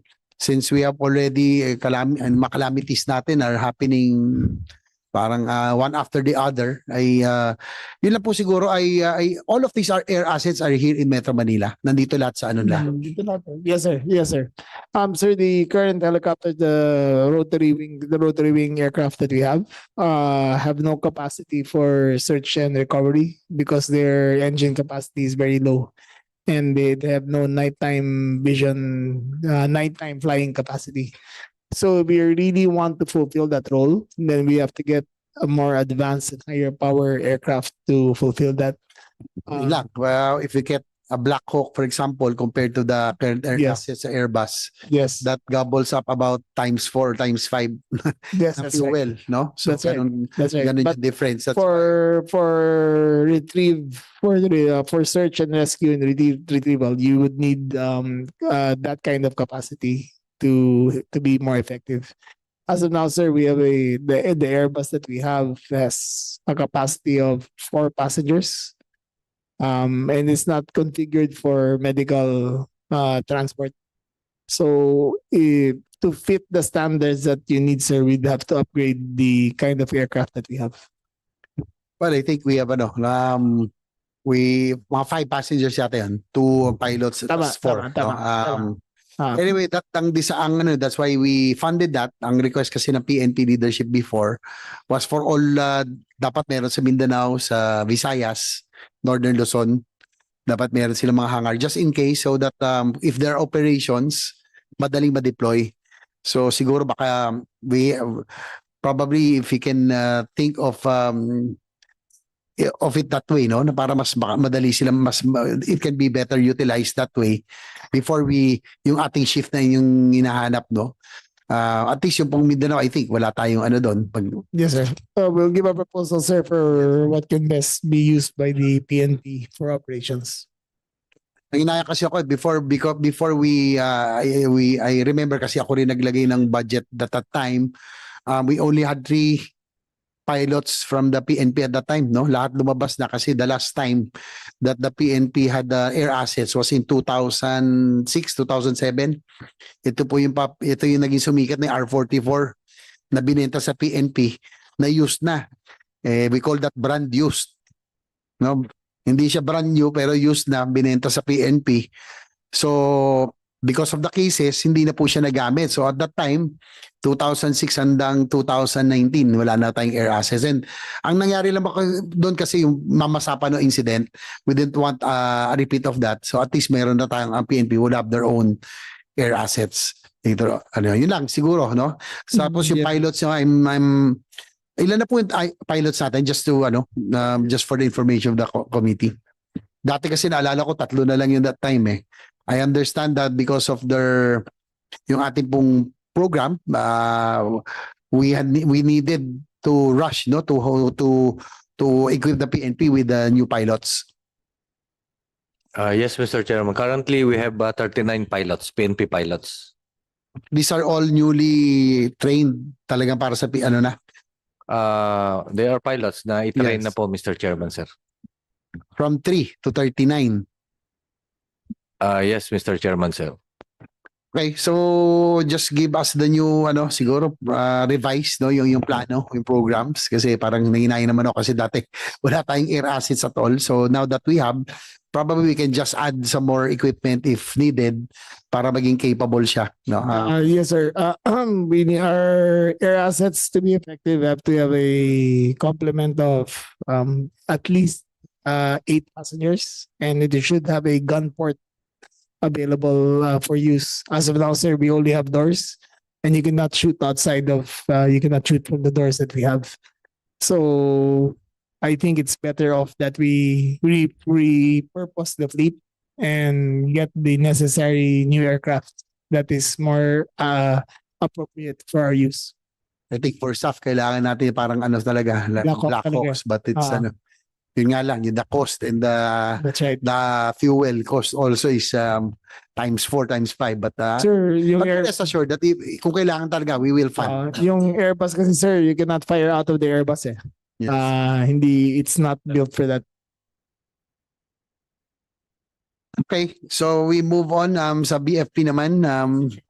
Yes, Before we move on to Chairman another agency, Itogon. allow me to just also I have some questions to the PNP. Just some follow-up questions. Nakita ko, General, na yung PNP o Police Education Program bumaba ng 21 million. Is there any particular reason bakit bumaba ho? And I believe this includes the PNPA, no, if I'm not mistaken.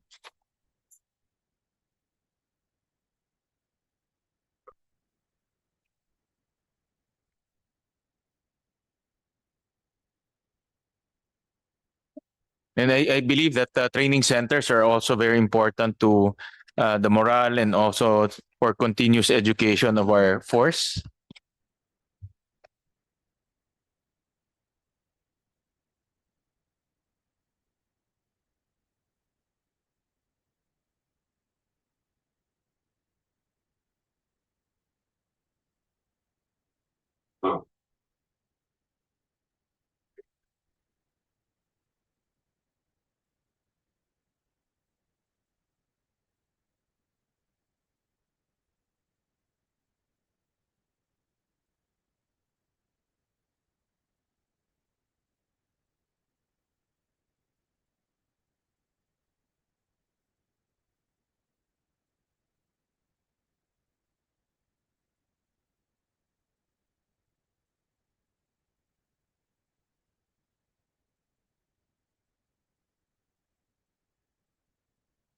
Mr. Chairman, Your Honor, sir. Yes. There was a decrease in funding in as much as yung ating number of cadets was decreased also, nabawasan from 1,150 to 1,054 for this for the 2026, and that corresponds to 21 million, Mr. Chairman, sir.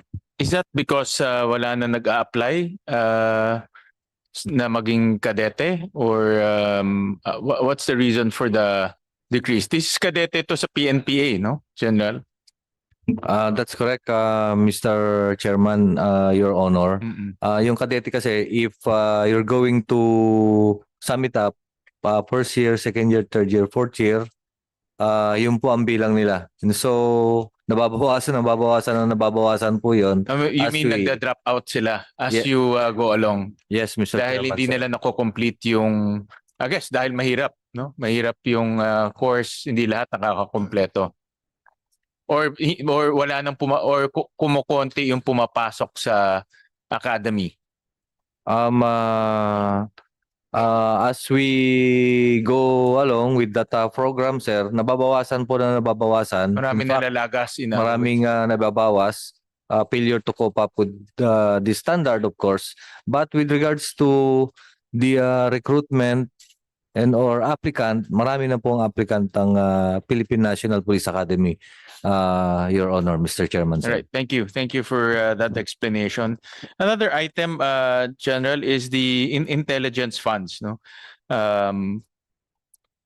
if there's one department that we want to support with intelligence fund, that's PNP. No, because you need that to gather intelligence, counterintelligence, and we want to make sure that you're equipped in terms of information. But nakita ko rin bumaba siya.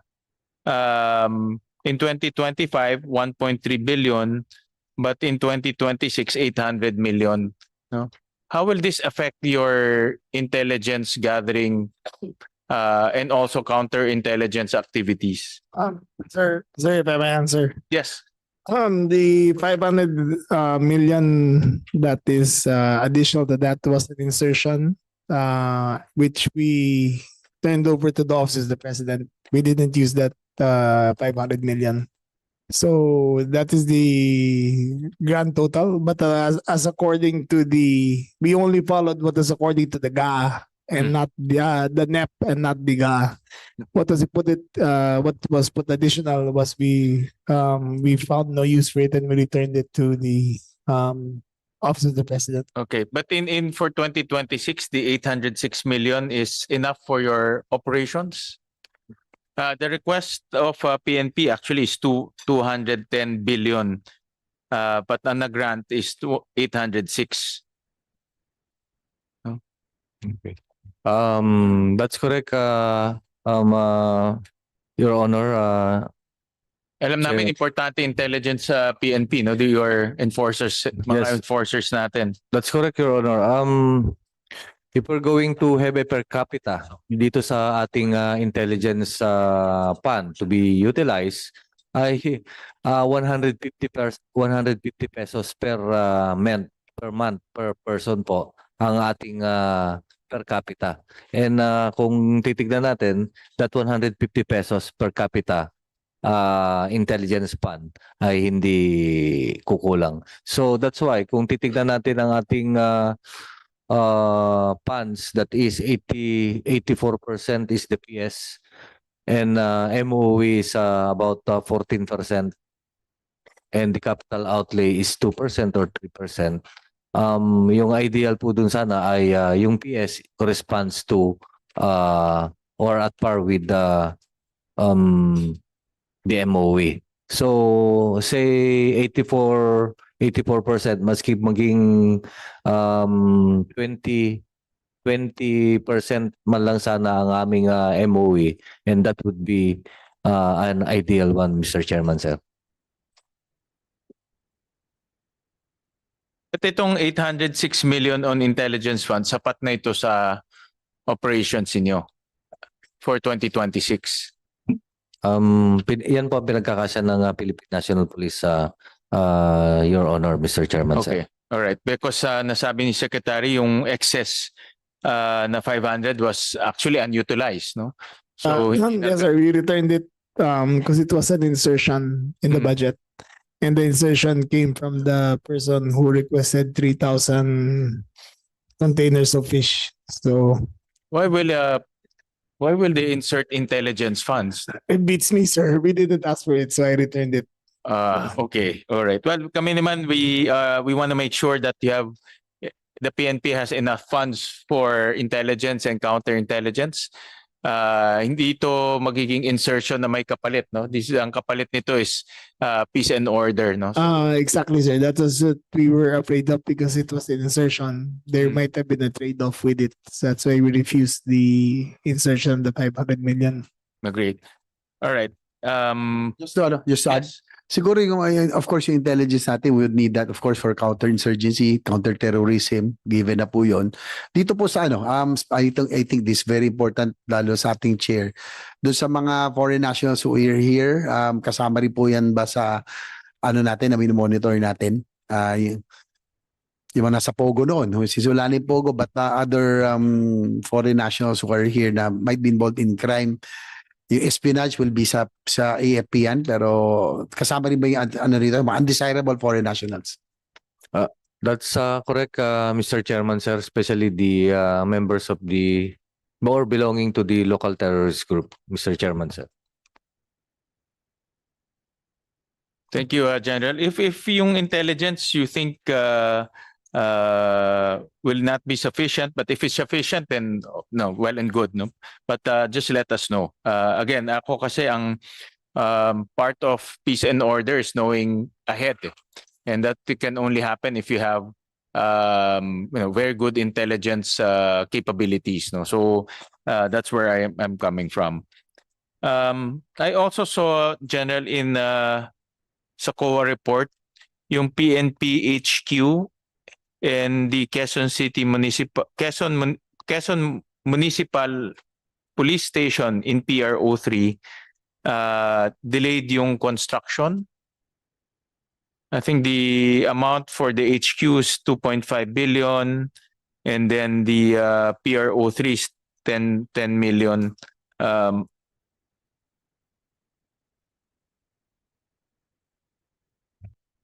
That's true, Mr. Chairman, sir, Your Honor. We have a multi-year infra project, particularly the construction of national headquarters of the Philippine National Police. Bago po yun sa Kamkrame. And we're still trying to i-obligate itong 2.5 billion for our national headquarters. At tinitignan namin kung saan po appropriate itayo itong 2.5 billion, lalo na wala naman lot or real property ang Philippine National Police appropriate for that 2.5 billion. And so we're looking for a design and build program para dyan for the construction. Specifically, we have different options like building it in a 1 hectare and or 5,700 square meters lot, or 2,400 or 2,500 square meter lot. But of course, depending on yung cost, kasi mayroong mga building na i-demolish or the demolishing cost. Wala pang nagagastos dun sa 2.5. Wala pa po, Your Honor. And this is meant for a brand new headquarters. Yes, Your Honor, Mr. Yes, sir. Chairman. The current headquarters is more than 50 years old, and it is no longer as we need a building that is more functional according to the times that we need now. It is planned in a 1 hectare facility, 1 hectare lot inside Camp Crame, and it is covered by the MYC, a multi-year contractual obligation from the Department of Budget and Management. But the final design is maybe we will finish it by the end of this year, and maybe by January it will be bidded out already. It will be in the same Yes, sir. In the same- Camp Crame. It's yes, sir. inside the camp. Yes, sir. Different location lang, I would. Yes, sir. All right, okay. So, and then yung TICAS kanina nabuksan ni Chairman JV, may 800 million nakita ko sa TICAS. And I would like to commend the PNP because at least majority of the TICAS projects are completed and ongoing. Konti lang na suspended or terminated. This is a challenge considering that the DPWH, the one building it, this is outside of the PNP organization. But do you have any intention of, because sa DND, ang kanilang request is to transfer the funds to them, no? So that they can construct the facilities themselves. Ito yung mga barracks, mga inventory facilities, mga iba-iba, no, sa kampo. Kasi maraming kampo ang DND all over the Philippines. So they would rather build it themselves para kompleto at alam nila kung ano yung mga kailangan nila, no? Do you have the same intention to transfer it to the PNP and let the PNP construct it, or okay na kayo with the arrangement with DPWH?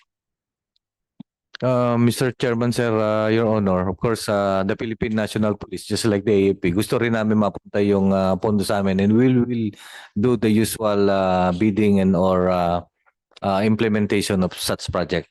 Eh meron naman kayong capability na magpa-bid out and even construction, di ba? Yes, Your Honor, we have the fiscal capability to implement the infra projects, Your Honor, So- including we have engineers in the Philippine National All right. Police. All right. And with that, we'll transfer the 800 million to the PNP, no, for your facilities. Ito yung mga, I believe the same rin dito, no, yung mga sa kampo, police stations all over the country. I believe it's the same facilities that is being undertaken by TICAS, no? That's correct, Your Honor. Dormitory, barracks, Dormitory. projects for police station, etc. Yeah. All right. And I think with the indulgence of our chair, it will be better kasi yung design nyo po, mas masusunod according to your purpose, no? Kasi pag DPWs gumawa ng mga building, panay poste eh. Di ba? Parang nasa old school pa rin sila eh. Ang daming poste. So I think I would agree with our chair that we would have to give back yung 800 million sa inyo na lang and kayo na po magpabid with your own, may capability naman kayo. Thank you. Pansin rin namin mahal sa DPWH, no? Almost 3 times higher. I don't know why, but yan ang napansin namin with It's friction cost, Your Honor. friction cost. And lastly, Mr. Chairman, we validated with the DBM. So for next year, naka-allocate na pala yung increase in your subsistence allowance in the MPBF budget for 2026. So meron 23 billion doon to increase it by 200 pesos. So ita-transfer na lang namin ito to the PNP para full 350 pesos na mabibigay next year, no? So yan po ay magandang balita for our police force, including hindi lang police force, all the uniform personnel, no? BFP, BJMP, Bucor, PCG, and NAMRIA, no? So next year magkakaroon ng increase by 200 pesos, no?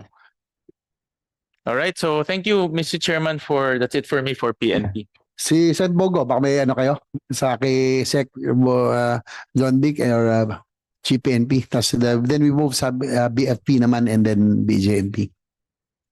Manifestation of support lang po. I would like to express my support for the proposed budget of the Department of Interior and Local Government and its attached agencies, PNP, BJMP, NAPOLCOM, Bureau of Fire.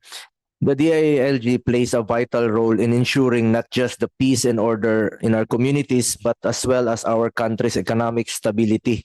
Kaya naman po napakahalaga na magagawa nila ang kanilang mandato, kasama na dito ang ating law enforcement agencies tulad ng Philippine National Police. Naalala ko lang po noon, panahon ni former President Duterte, kakapanalo pa niya noon, isa po sa napag-usapan namin ay yung kulang talaga yung sahod. Ako mismo, nag-aral po ako sa Maynila. Takot ako sa mga checkpoints, sa mga pulis na naglalagay ng checkpoint sa gabi. Diyan sa Balite Drive na walang karatula, dilim. At alam nyo na kung bakit sila nag-checkpoint dyan. Kulang talaga yung sahod nila. Kaya nung naging presidente siya, sabi ko, at yun naman po ang kanyang pinangako na idoble po yung sahod ng entry position ng ating kapulisan at nasama na rin po ang BJMP at ang Bureau of Fire dyan, Coast Guard and Armed Forces of the Philippines.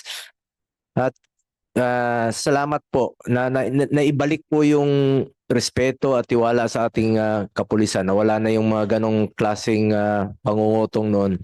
At hindi naman po pwedeng gawin yan kung hindi mo bigyan ng tamang sweldo ang ating kapulisan. At finally, naisakatuparan po ito. Muntik na hindi natupad po ito noong 2018.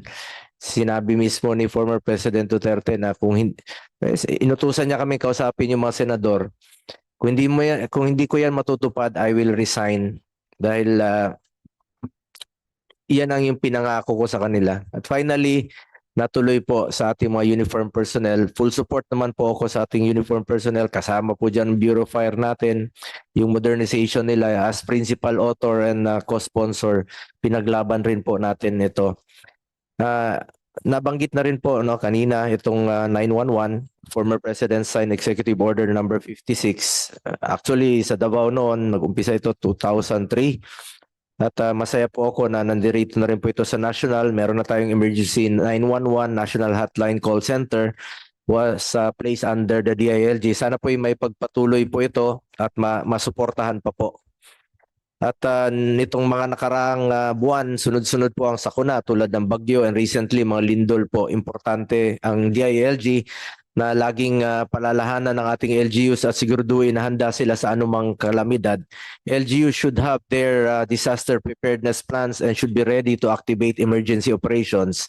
Marami na rin po mga volunteers na nagre-report sa LGUs. In fact, I filed Senate Bill 669 to provide hazard pay to disaster personnel and volunteers to give importance to their sacrifice and service. Suportado natin itong 911.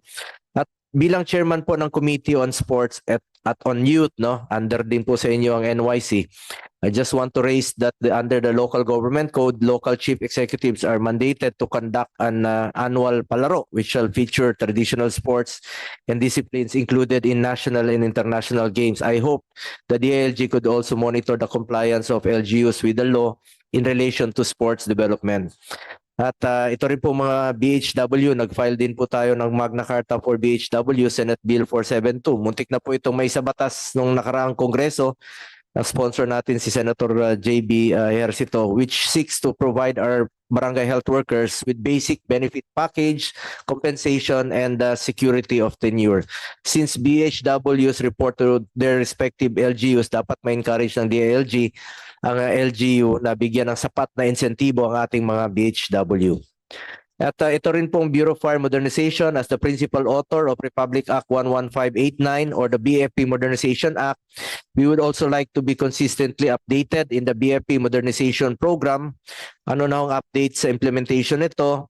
And in relation sa upgrading ng equipments, facilities, personnel, and public awareness. Sa kakaikot ko po sa mga nasunugan, ang hirap, dikit-dikit yung mga bahay, importante po yung education ng campaign po in line with the BFP Modernization Act. As of June 30, 2025, the balance of fire code revenues amounts to 6.7 billion. Under Special Provision Number 1 of the 2025 BFP budget, all funds collected from fire revenues shall be utilized for the modernization of the BFP, including facility upgrades and purchase of fire truck, firefighting, personal protective equipment, and emergency and rescue equipment.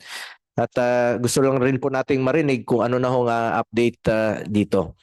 Sa aspeto naman po ng campaign against illegal drugs, the previous administration made sure that our streets are free from illegal drugs and really work hard to restore peace and order in the country. At hindi po may sakatuparan nito kung hindi po dahil sa ating mga uniform personnel at ating mga kapulisan. Maraming salamat po sa inyo. As the lifeblood of our nation's defense and security, our uniformed personnel have often faced dangerous situations that jeopardizes their lives and limbs. For this reason, I principally authored Republic Act 12177 or the Free Legal Assistance to MUPs Act, which provides free legal aid to MUPs. Importante po yung in line of duty ay suportado po ng PNP o ng legal office po para naman po hindi sila mawalan ng lakas ng loob na makapagtrabaho in line of duty. As chair of the Committee on Youth, I want to highlight the role of NYC in encouraging active youth participation in government and non-government initiatives and developing the full potential of the youth as partners in nation building. Salamat po sa ating NYC Commission headed by Chairperson Ortega. At ano na ho mga programa ninyo at paano ho kami makakatulong dito at meron ba kayong collaboration sa PSC para sa mga sports program sa mga kabataan dahil meron po tayong eskwelahan na rin po no, sa New Clark City National Academy of Sports kung saan po pwede mag-aral at the same time mag-training ang student athletes. Wala pong masasakripisyo dyan sa eskwelahan na yan. At yan po ang plano nating paramihin. At sana po ay magtulungan po ang NYC dito. Ang principal sponsor niyan si Senator Win Gatchalian. Yung eskwelahan po sa New Clark City. Yung pasilidad na ginamit natin sa SEA Games ay ginawa nating eskwelahan na po para sa mga student athletes. Pwedeng pagsasabayin. Wala pong masasakripisyo. Wala naman po akong katanungan with the able leadership of our Secretary Juanito Victor John Vic Remulla. You are in good hands. Salamat po. At nandito lamang po ako kahit isang boto lamang sa Senado.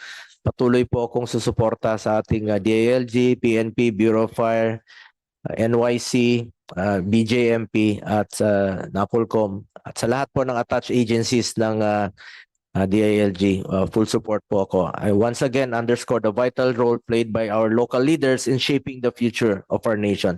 Salamat po. Full support sa DILG. Thank you, Mr. Chair.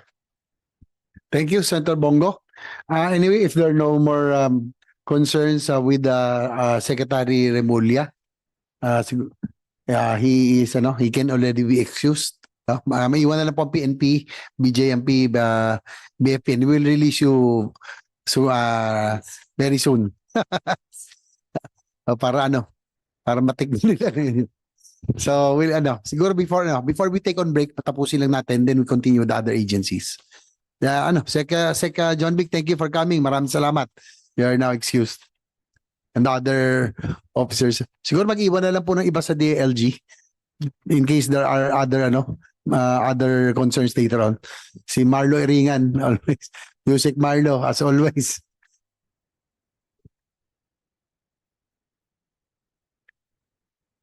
Okay, with regards sa BFP po, yung sa fire stations and fire trucks, BFP's budget next year will fund the construction of 26, tama no?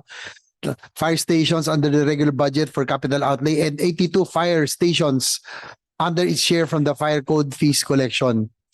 In the 2024 COA report, one of the observations made was that out of the 1,634 cities and municipalities nationwide, 119 municipalities have no activated fire stations and 11 municipalities without fire trucks. Just like to check kung tama ho ba itong mga figures sa ating Fire Director, Jeff Fernandez. Good afternoon, sir. Good afternoon, Mr. Chair. Since the implementation of the modernization of the Bureau of Fire Protection, we have already cut short the findings of the COA from the original 191 to 65 at this moment, Your Honor. 65 na lang po. Opo, ang Your wala. Honor. Wow, that's big 65. konti na lang. And Dati almost to malaki-laki pa. Okay. Yes, Your Honor. And Only 65 municipalities without fire fire station. station, Your Honor. And for those municipalities without the upgraded fire trucks, we still have 111 since the fire truck they're using come from the local government unit, Your Honor. So 111 pala ito. Yes, Your Honor. 111. Pero yung pong talagang walang fire truck na municipality, yung mga munisipyo, ito yung mga 4th, 5th class, no? Ilan lang yun? Ilan ba talaga? Kasi we want to help. 111, Your Honor. 111? Yes, Your Ang Honor. dami pala. Okay, so Pero we have existing procurement, Your Honor, due to for delivery of fire truck. We have 112, Your Honor, this year. okay, 112 fire trucks. Yes, Your Honor. Okay. But this would complement with other municipalities which needs to be reflected also for the fire truck, Your Honor. So ano ang target ng BFP sa pagkompleto ng mga fire stations? Kulang pa natin is about 65. 65, Your So Honor. for this year, mga ilan? Para ilang? 26 For ba? this year, we have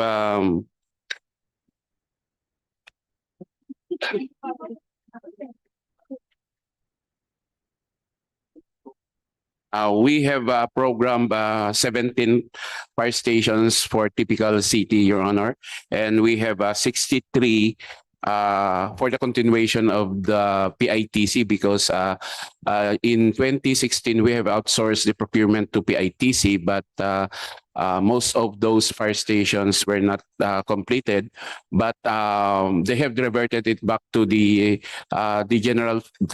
Bureau of Treasury.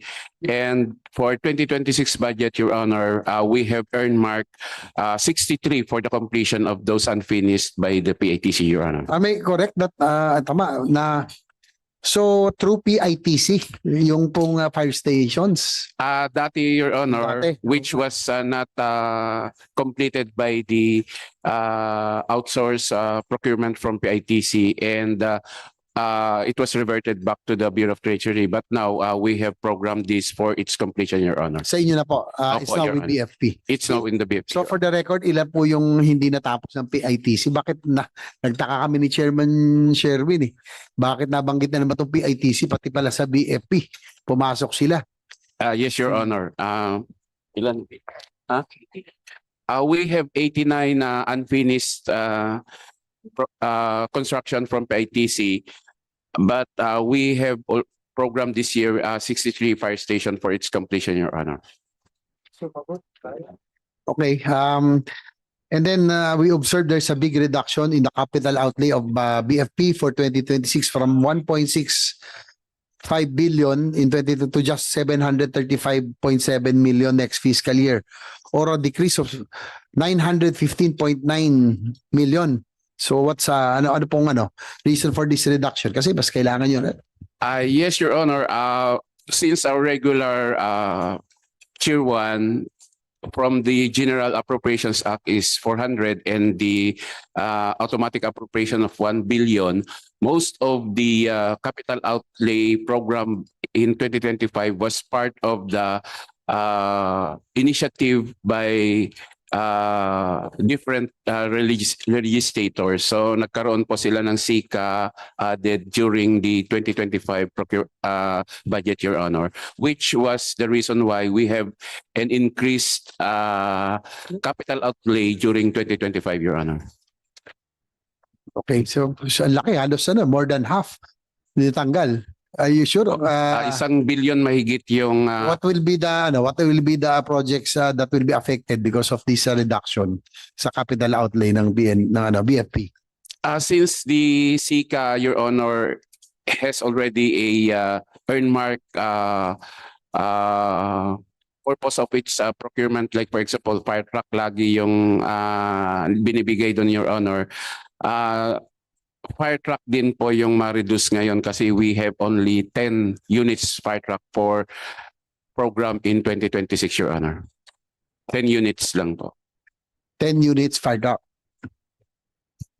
Yun lang ang nakalagay for this year? Yes, Your Honor, because we also have other special purpose vehicle earmark for the automatic 1 billion appropriation, Your Honor.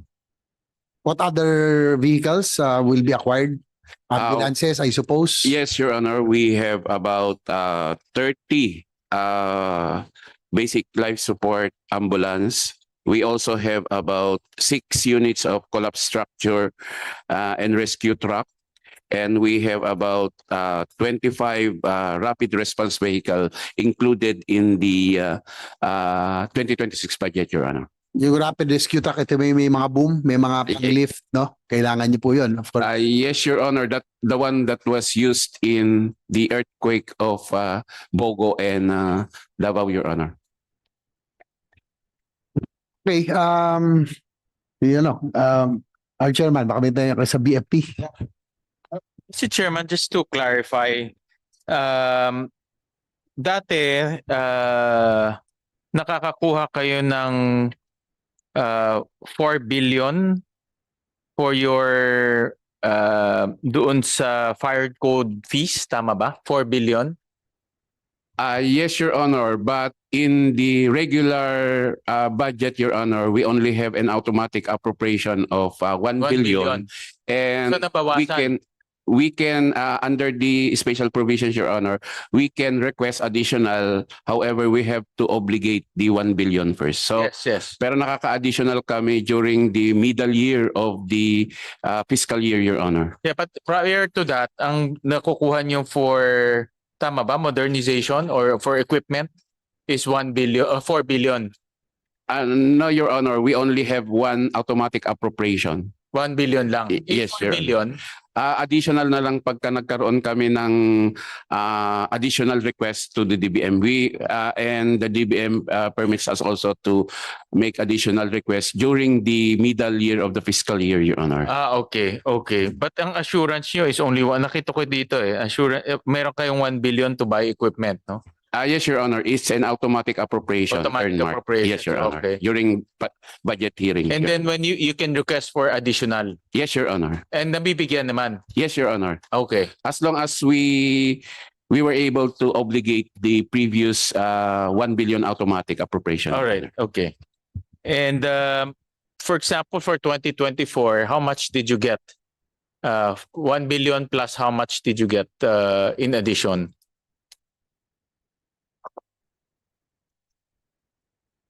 4.5 additional, Your Honor. 4.5 billion. Yes, Your Honor. So 5 billion in total. Tama? Lahat. Okay. 4.560.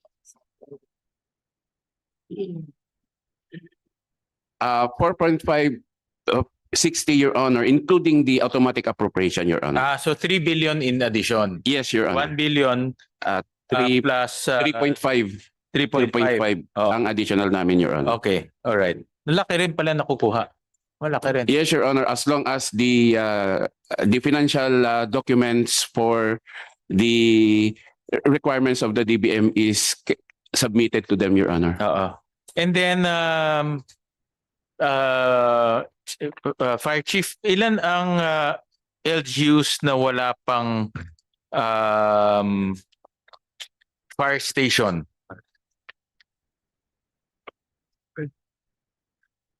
65, Your Honor. 65 pa tayong LGUs na walang fire station. These are basic services eh. So, They have no fire protection services, Your Honor, including the fire truck, because these municipalities are in the usually located in BARM, Your Honor. And they have no donated lots for the construction of fire station, Your Honor. ilan ang walang fire station muna? Fire station. 65, Your Honor. Ang walang fire station. Yes, Your Honor. And ilan dyan ang sa BARM? Ilan sa BARM?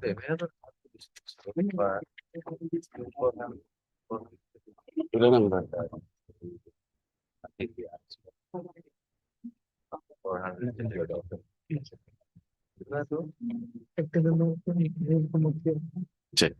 We'll just browse with the Yeah, record, because basic yan fire chief na Yes. kailangan mayroong fire, at least man lang fire station. 47 ang BARM, Your Honor. 47. Yes, Your Honor. Okay. And I don't think wala silang lupa dahil sa BARM malalaki ang nakita ko yung mga municipal hall nila, ang lalaki. Dapat nagpapatayo sila doon. But then again, itong mga LGUs na ito ay under the BARM government na, no? Not Yes, Your Honor. ano ba ang relationship ng National BFP to the BARM government? The BFP directly supervises the BFP in the BARM, Your Honor. Okay, so meron rin kayong responsibility to put up the stations, Yes, Your Honor. or the LGU will put up the stations? The LGU will donate a lot for the construction of the fire station, and the BFP will fund the construction, Your Honor. Okay. But I don't believe wala silang lupa dahil ang lalaki ng lupa sa BARM eh. Diba? Maybe it's just a matter of lobbying or talking to them na mag-donate ng lupa. Yes, Your Honor, we're trying to lobby with them, but yung scenario kasi in the BARM, Your Honor, are these newly created municipalities na parang yung mga barangay. special geographic areas. Yes, Your Honor. Oo. So, yun ang naging problem namin in coordinating with the local government unit in BARM because of its geographic location, as well as yung state of the municipality, where the only purpose of declaring it as a municipality is that for a creation of municipality. Parang dati barangay tapos naging Yes, municipality, Your Honor. Yeah. But I suggest, Fire Chief, na makompleto natin at least man lang yung fire station. Kasi symbolic yan of government service. Pag walang fire station, parang dito nga sa Metro Manila, 'di ba, may 2 or 3 per barangay nga dito, 2 or 3 barangay isang fire station. Ito municipality ito Yes, sir. No? Yes, Your Honor. We're trying to coordinate. We'll give direction to our regional director to convince the local government, local chief executive to have a lot donation, Your Honor. And then of course hindi iba pang usapan yung fire equipment, no?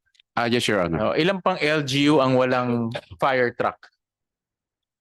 111? We have 111, Your Honor. Ang walang fire truck. Yes, Your Honor. And then do we have any, may programa na ba tayo for 2020, um, 2026 to at least give them fire trucks? Yes, Your Honor, we have a pending delivery of about 112 fire trucks procured. And of course, this would marami kasi ring munisipyo, Your Honor, that have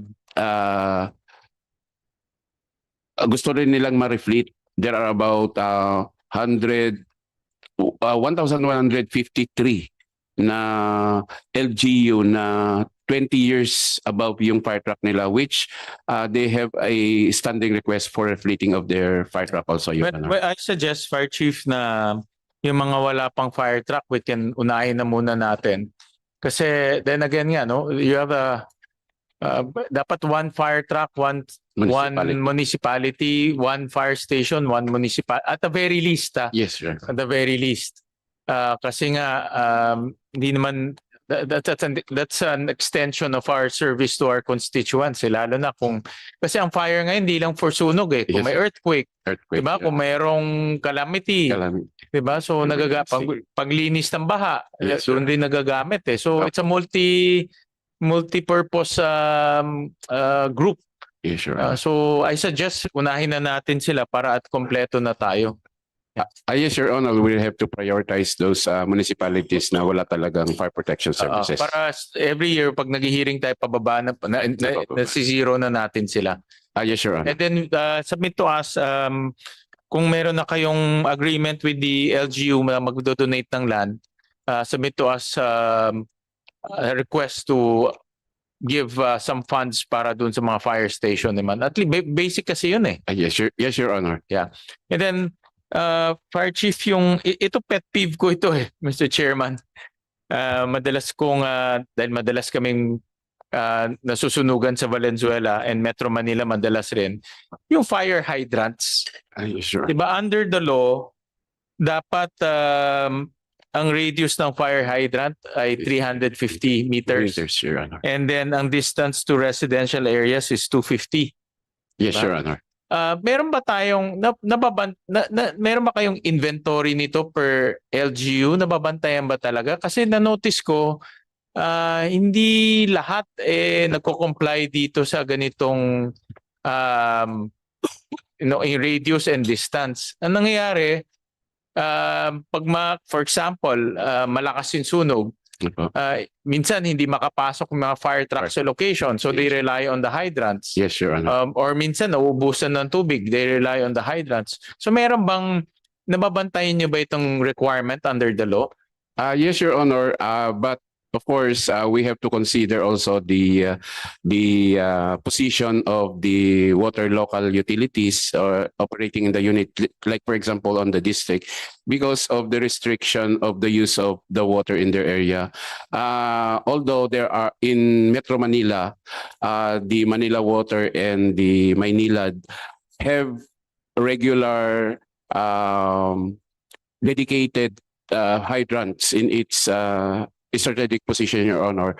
But for those in the provinces where water local district are located, there is a may pagtitipid din kasi na ginagawa ng mga local water utilities that they want it to have it paid, Your Honor. Pagtitipid? Yes, sir. Because during our interfacing with them, yung responsibility kasi for the water, kailangan kasi nilang i-earn mark din as their operational expense. Yes. So, since in the law, it should be the Bureau of Fire Protection that would have it on their expense, Your Honor.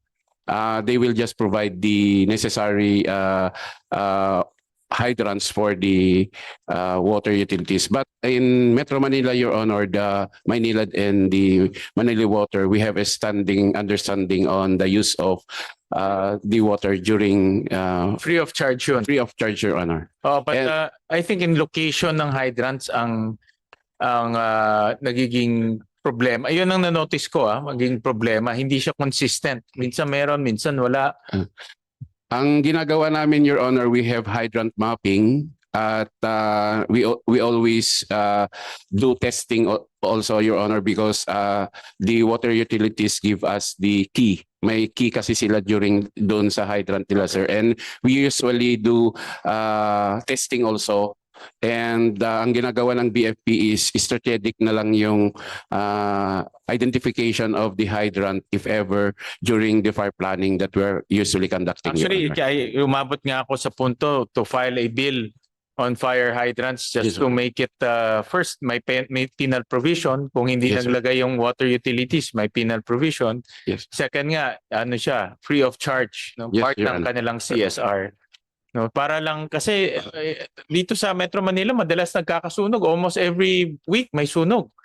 No? So this is one way of responding fast, no? Ganito na lang, Fire Chief, just submit to the committee yung inventory ninyo Yes, sir. in Metro Manila, NCR, Yes, sir. and then let us know kung na-fulfill itong 350 and 250, no? And then let's work together to make this stricter para talagang meron tayong fire hydrants all over Metro Manila. Yes, Your Honor. Siguro ang suggestion din namin siguro on the part of the Bureau of Fire Protection, Your Honor, is that we could revisit the law Yes. creating the local water utilities because it seems to be that it is their corporate social responsibility on providing water during the fire is hindi masyadong naka-specify, Your Honor. All right. Opo. Sige. Thank you. Yes, Your Honor. Siguro before we move on lang sa sa BJMP. Yung parokya lang Director Jess, pakiano lang kasi being former mayor nun sa San Juan. Dati 3 lang fire truck namin nung ako mayor. Tapos slowly we built yung LGU acquired mga tanker kasi nga sabi nga ni Chair Sherwin, hindi lahat may hydrant. So I remember we purchased tankers para sigurado yung supply ng tubig. Tapos may snorkel tsaka yung ladder, yung mataas na ladder kasi may mga high rise na rin kami doon. Unfortunately, pati yung aming BFP mukhang na naging biktima rin ng politika, no? In the same manner yung mga police cars namin, dating black and white, siguro alam ni Chief NP yun. Kami lang may black and white police cars noon, pinalitan para lang mawala yung marka daw. Pero these are needed no? Yung aming yung ladder, nakita ko na naka-junk na halos, yung snorkel, paano kung magkaroon kayo ng sunog sa high rise? How can we respond right away? Sana lang whoever is the fire chief in San Juan, sabihin nila doon sa mayor na kailangan to. No, na ginank nila kasi parang naging raw yun, naging trade, naging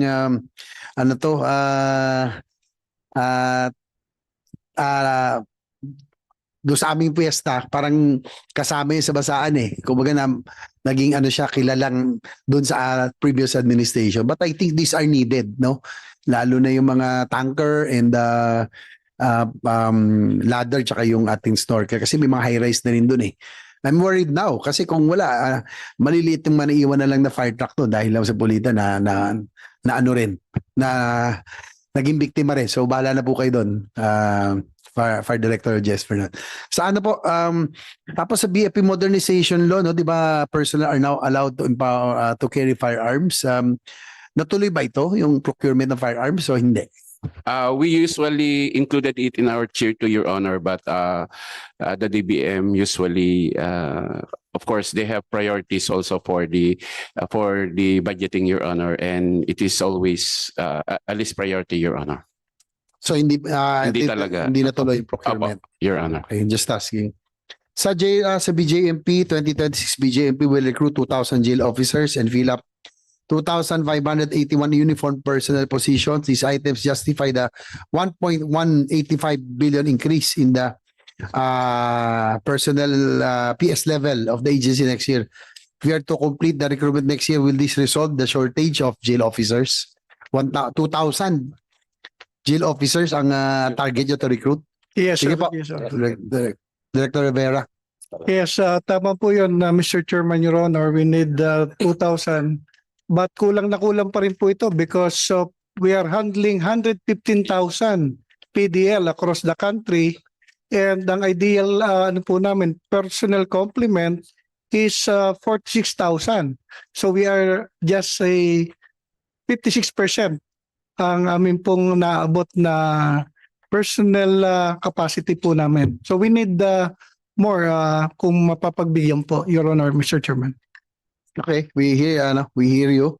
Due to the shortage of jail officers in previous years, the PNP provides support, no, to BJMP and acts as jail guards in some cities, in some municipalities, and district jails throughout the country.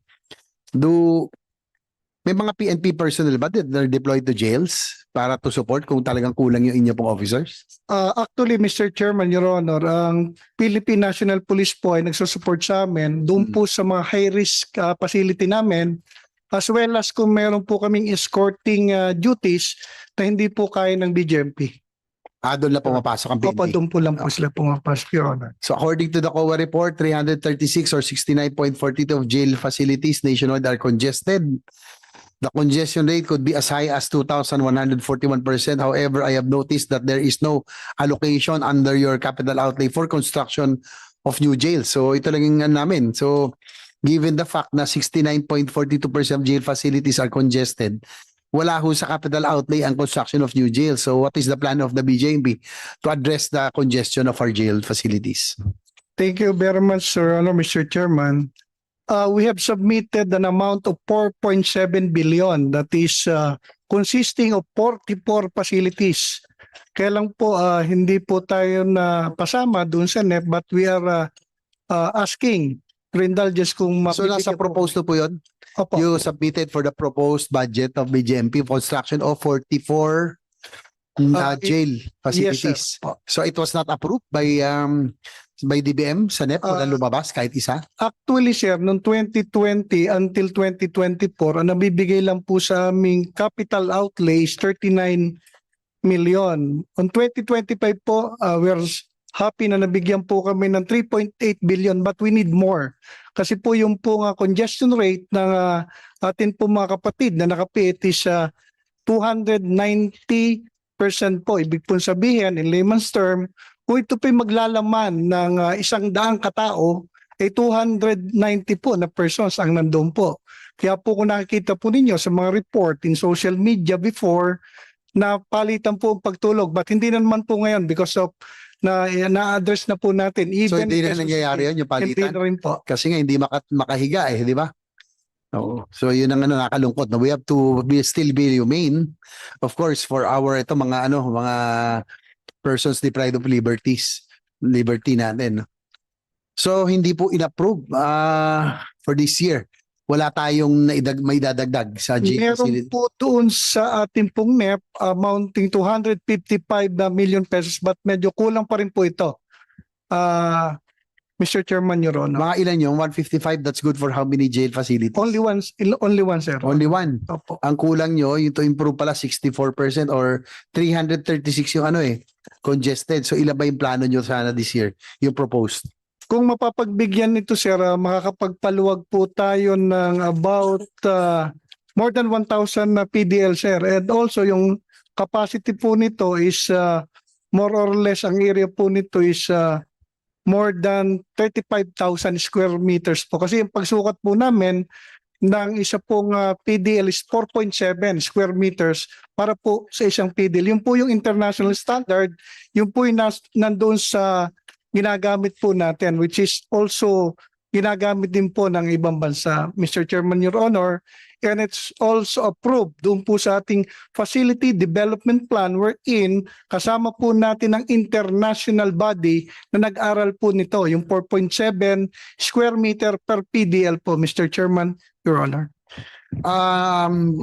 Can you submit to this committee yung pong bare minimum, yung talagang kailangan yung wish list nyo according to priority? Kasi because we want to address this problem, I'm sure Chairman Sherwin Gatchalian also would like to address this issue na yung overcrowding, no? Siguro yung talagang pinaka-worst, yung talagang kailangan we have to address this. Hindi na pwedeng nawala yung budget sa NEP, hindi na natin ayusin to. So can you submit to this committee? Thank you very much, sir. I have Wish the list. list, Mr. Chairman, Your Honor. Para mahaba, parang grocery yan. 44 jail facilities. 44. Okay. 44 jail facilities.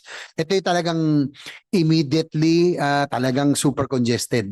Yes, Your Honor. Ang priorities po namin is yung may mga lots, of course, then yung pong top na congested facilities po namin.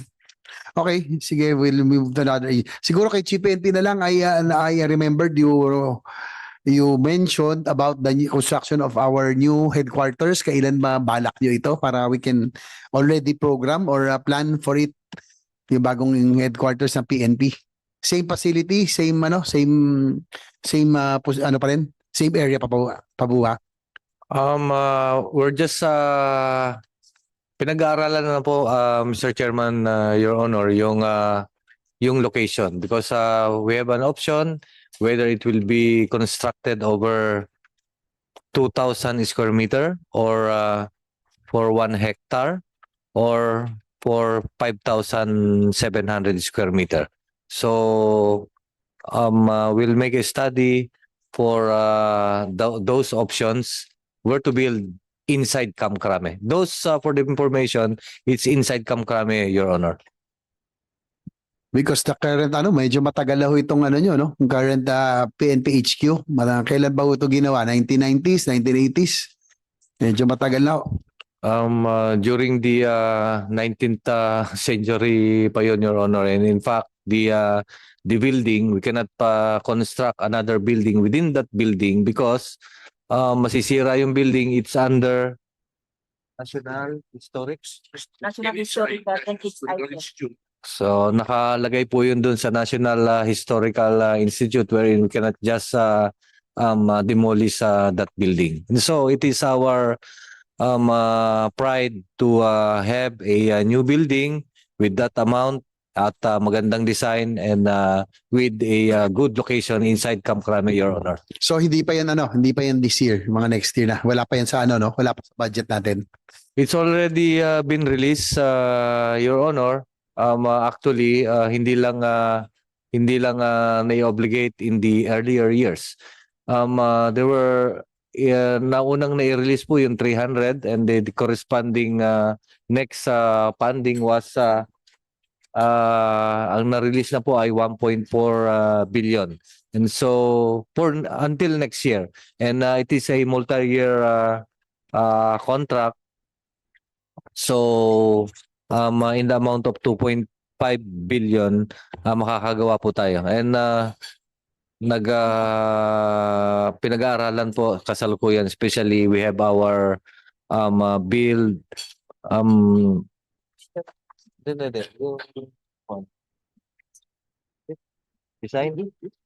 design and build, Your Honor, Mr. Chairman, sir. Okay, please let us know so that we can support. Of course, we want to give the proper equipment also and the facilities for our PNP to perform their duties, no? So di naman ang natin po dito. That's why siguro before so we can already excuse our Chief PNP, siguro yun na lang po, no? I hope you can submit to this committee yung inyong bagong program for the air unit, no? So plano nyo after that, kung drones na lang, i-dissolve na yung air unit, di ba? Pero but we have 39 pilots already. Parang sayang naman po yun. Because I was part of the funding to revive the air unit. So yun lang po gusto natin malaman. Yes, Your Honor, Mr. Chairman, sir. In the long term, especially I have conferred sinabi po ng ating butihing SILG with regards to the reorganization of the DILG, specifically the agencies under the DILG, kung saan plano pong ilipat ang Coast Guard dito sa DILG, but it will take some time. But in the meantime, we will be holding these air assets of the Philippine National Police. Specifically, meron po tayong mandate. Kanya nga lang, these air assets are not suitable for actual operation, particularly tactical operations. Dito lang po tayo sa pag-transport ng ating opisyales particularly in the visit in order papunta sa mga regional offices. In fact, these air assets were supposed to be used in a visit in one of the island of the Philippines, particularly yung Kalayaan Island, wherein we cannot use these air assets, particularly single engine, and specifically beyond 2 hours. So pinag-aaralan po natin yon, specifically yung improve ng ating air assets, acquire air assets. Meantime, that hindi pa po natin mai-donate and or maibibigay sa ibang unit, Mr. Chairman, including option for rentals of air assets. Well, siguro lang because also I'm meron ako little knowledge about aviation, no. Nag-flying school ako and I learned about flying. Ito naman mga Airbus, that's why it was the one that was procured, reliable, no, kahit na single engine siya. There's wala ho siyang history na nag-quit yung turbomeca engines, no, ng Airbus. And well, ang ano ko lang, Thai Police, Indonesian, Malaysian, sabi ko, they have air assets. And I think kung may kailangan ho kayo, PNP, pakisabi niyo kayo sa SILG, for example, yung pang-assault, SAF, deployment, kung kailan talaga ng Black Hawks, then you let us know, yung ATR for the deployment. But I think for now, I think it would be wiser to retain the air unit kasi nga po, we will be acquiring later on. Siguro lang kasi kung nandyan lang yan sa hangar dito sa Metro Manila, talaga magiging pang VIP transport yan, sayang naman. But if you would deploy it to Mindanao, dapat meron sa because of the disasters now, no, sa Cebu, siguro Central Visayas para sa Visayas, Northern Luzon, para at least meron kayong air assets na nandun in case there is a need for it, no? Kung meron kayong operation, meron na wounded personnel or disaster surveillance, I think you can still use this air assets. Siguro yan na lang, recalibrate natin. Don't worry about the funding. Andito kami to support the PNP. And we hear you that yung needs nyo, ATR, transport ng planes para for the troopers, kung may kailangan operation, assault, yung pong Black Hawk, kaya lang talagang sabi ko nga, yung isang Black Hawk times 4 ng ng Airbus ang konsumo ng engine. So I hope you can recalibrate. Huwag yung problemahin yung I know it costs a lot, but I think it will still be wise to have air assets for the PNP. Matagal kayo walang air asset kaya again, this was an offshoot of the Mama Sapano. Yan yung kainitan ng Mama Sapano, kaya talagang nilagyan namin ng budget ito para hindi na mangyari kahit papaano pang extraction man lang, 'di ba? Kahit papaano we can equip all of this all of these choppers kung kinakailangan ng additional equipment. Okay, thank you. We can move on. Next, Chairman, yes, sa BGMP lang, I saw this data. I will flash it, slide 18, Carla. Na ang occupancy rate natin for our jails is about 227%. 290%, sir. Ang congestion rate po natin as of this moment. 290%. 90%, Your Honor. So in other words, 3 times over ang occupancy rate, ibang congestion rate, no? Occupancy rate. Ayan, ito. 227, maraming data in total na lang tignan natin. 227 ang occupancy rate. So meaning almost 3 times over tayo doon sa dapat nating capacity. Ideal capacity. Ideal capacity. But if you look at the entire region, lahat puro 100% No? So ibig sabihin talagang congested, Your Honor. congested.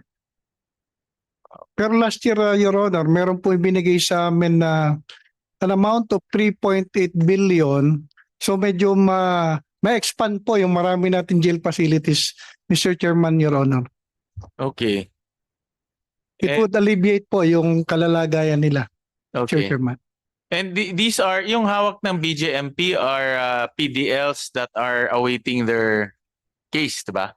Those awaiting trial, Mr. Chairman and Your Honor, as well as those sentenced with 3 years and below. 3 years and Yes, below. sir. In 3 years and above, 3 years and above, sir, it is transported to the Bureau of Correction, the Bucor. the Bucor na, no? So that's the delineation. Yes, sir. Okay. Yeah. Well, ito kasi ang sagot lang naman dito is to build more jails, no? Yes, sir. And two-prong approach pong ginagawa ng BGMP.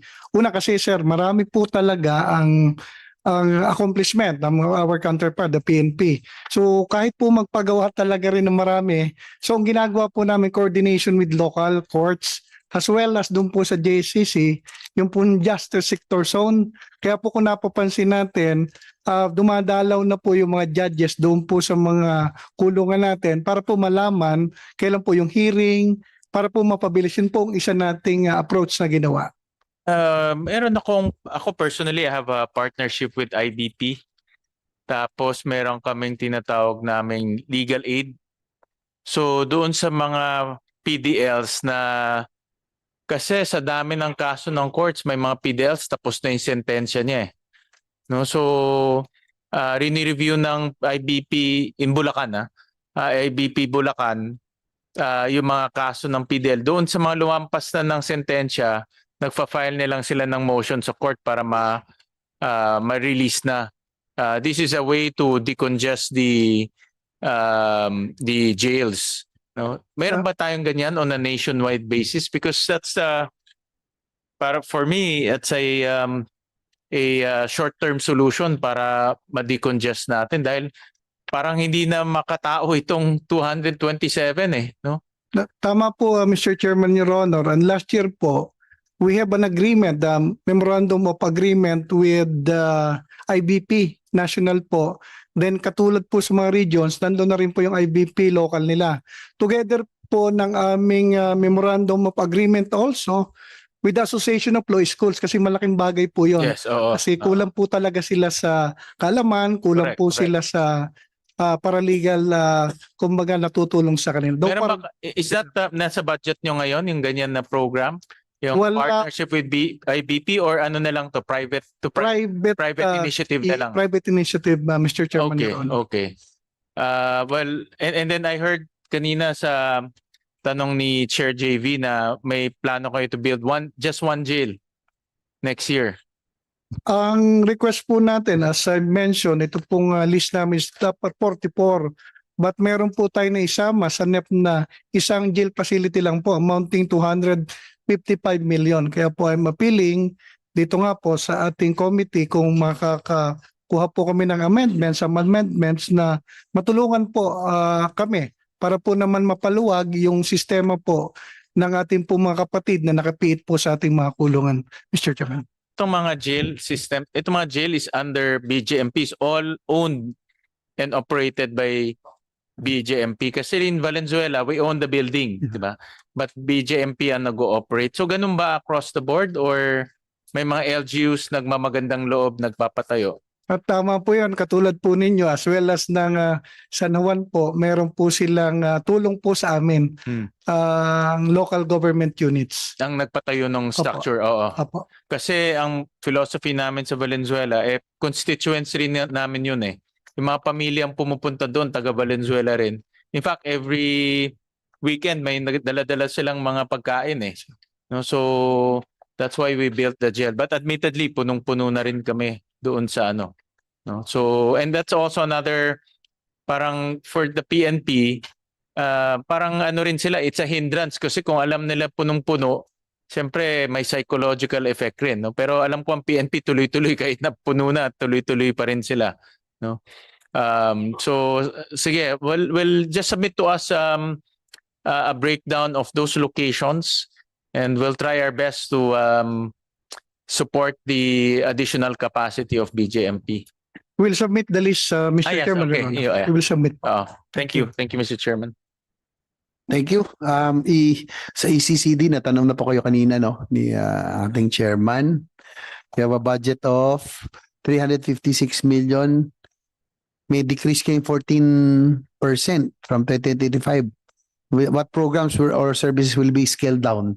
Ma'am, ano po ang maapektuhan nito because of this 14% decrease?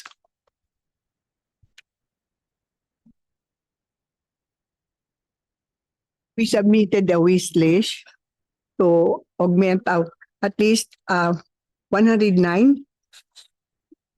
kana 109 million. 109 million po. Yung inyo pong wish list, nasa wish list. Yeah.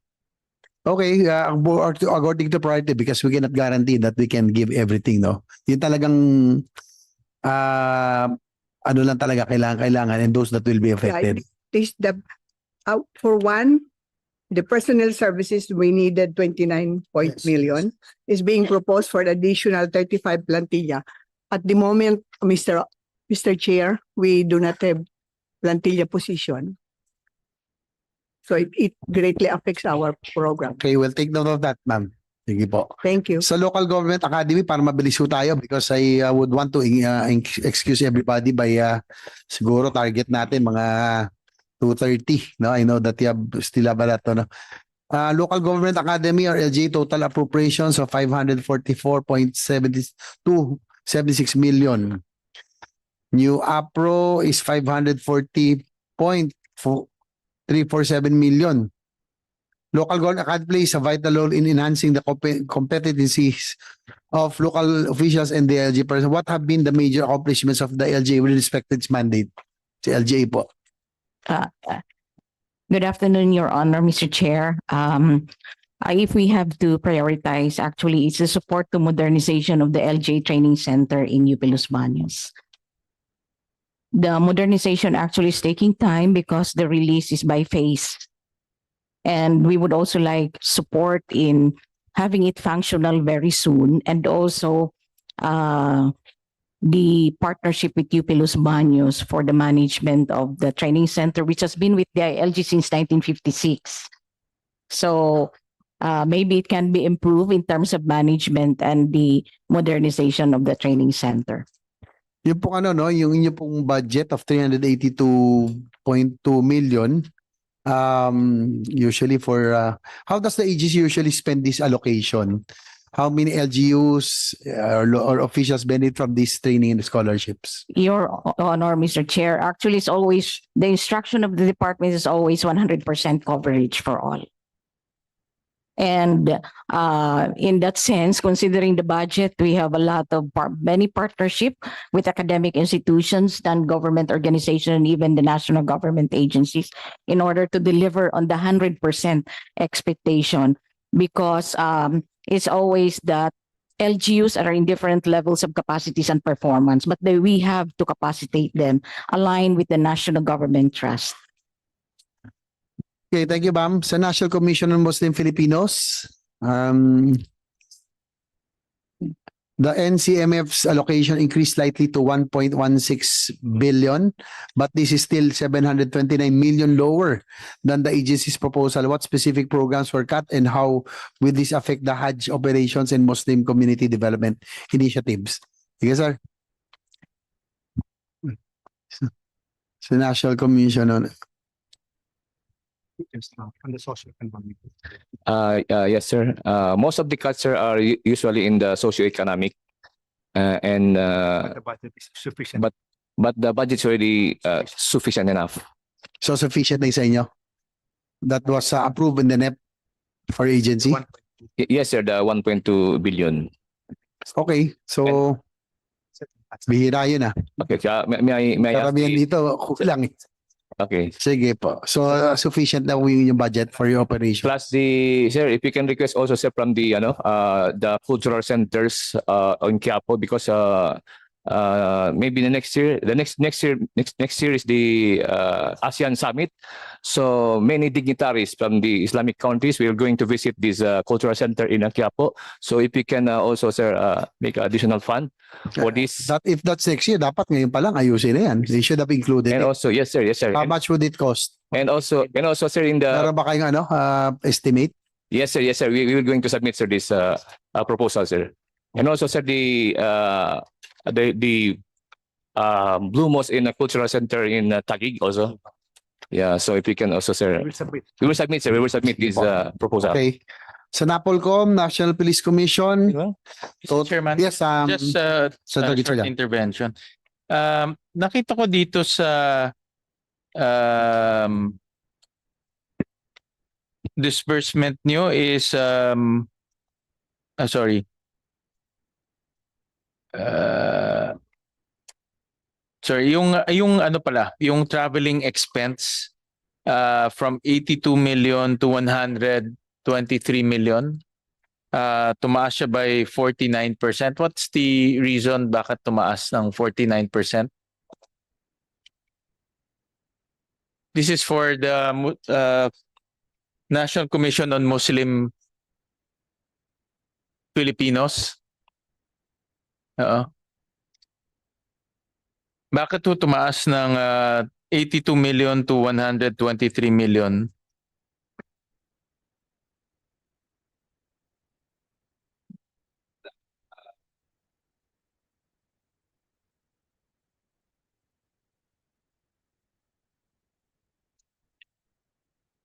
Almost 50% ang itinaas nung traveling. Sir, because of the Amirul Hajj, sir. Sir, because of this Emirate Hajj, Hajj delegation. Emirate Hajj delegation to Saudi Arabia, sir. Yeah, but meron yan every year, di ba? Yes po. Yes, But po, why is it mas mataas next year? Number By one, almost 50%. Every year naman nabibigyan ng budget yan eh. So, DSA, daily, bakit? sir, because sir, we are applying the DSD, sir. daily The daily subsistence allowance, sir. provided Provided in the international rates. international rate, sir. For the Hajj? Yes, sir. Yes, sir. Yes, sir. And then, but in the previous, like this year, wala bang ganyan? Wala, sir. Wala po, sir. Wala po, sir. Okay. Wala. So, starting next year, magdadagdag tayo. Yes po, sir. How much is that? From In- 70 at 31. It's So, around. so before the Hajj, traveling lang talaga, tickets. Yes, sir. Yes, sir. Yes, sir. Po. Next year, you will start giving The daily subsistence allowance. daily sir. subsistence Yes, allowance. yes, Okay, sir. how much is the daily subsistence allowance Can be requested. per person? Kasi tumaas siya by 50%. So may ticket na and then daily subsistence magbibigay tayo. Tama? Tama po Yes, ba? yes po, sir. Yes, sir. Yeah. So, So magkano yung daily subsistence? Tumaas siya ng almost 40 million eh. So how much is that 40 million? What is the computation for the 40 million? Provided by international international rates. We will follow the we will follow, sir, the international rates of the DSA. So that's why tumas po yung ano ng entourage ng Amirul Hajj po, sir. Yeah, but you said yung 40 million will go to subsistence. Yes. Magkano per person per day? It's, sir, it's ano, sir, it's $387 per day, sir. Ngayon, Yung DSA ngayon. 300. Dati-rati, sir, 80,000. 2 months na 2 months. and dati-rati 80,000 in pesos in 2 months. Hindi, ang tanong ko lang naman very simple, magkano per Yeah. person per day? Yeah, yeah. Yun lang naman tanong natin eh. Diba? Hindi ko naman $387, sir, magkano? per day. $387 per day po. $387 per day Ang DSA. Yeah po. per person. Per person, yes po. So kasama na dito hotel. Yes po, sir. Yes Kasi po. 380 men, pagpagkain, Yes medyo po. malaki na, no? Kasama na po, sir. Kasama na po. 15,000 na dito. Yeah. Almost 20,000 na dito kung pagkain per person. Diba? So anong kasama dito sa daily subsistence? Hotel meal, Hotel po, meals, other Transportation. transportation, and incidental funds po. Okay. We follow So, the DFA. We follow the DFA po. Which one? DFA. DFA po. DFA, okay. Meron po silang DSA rate. Ang DFA. Okay, sige. Pabigay nilang sa amin yung breakdown. Yes Kasi kung 387, that's 20,000 pesos. Pag pagkain lang yan, medyo... Hindi po, sir. Kasama po yung ano doon, mga housing accommodation. Okay, yeah. Yes po, yes Bigay nilang sa amin yung breakdown. Yes po, And then sir. there's Thank also one item here, you. training and scholarship expense. Okay. Tumaas rin ng 20 million. 21 million to be exact. By 50% rin. Training scholarship. From 41 million to 63 million. Training scholarship expense. Ito, yan. Yan. That's for the, because we are applying. So bakit ho tumaas? Yung training and scholarship. Ano bang training binibigay natin? Okay, may I refer this Yes, to yes, go ahead. Yeah. Executive Director, sir? Kung Okay, who can enlighten us? Okay, okay. The decentralization 80. Actually, sir, tumaas po yung aming budget sa training scholarship expenses on the following reasons. Number one, na-create na po tayo ngayon ng halal Are you division. the Executive Director, sir. Okay. Opo, currently, sir, na-create na tayo ng DBM ng halal division for the NCMF. So that will entail trainings for the halal management sa industry. Second, we also decentralized.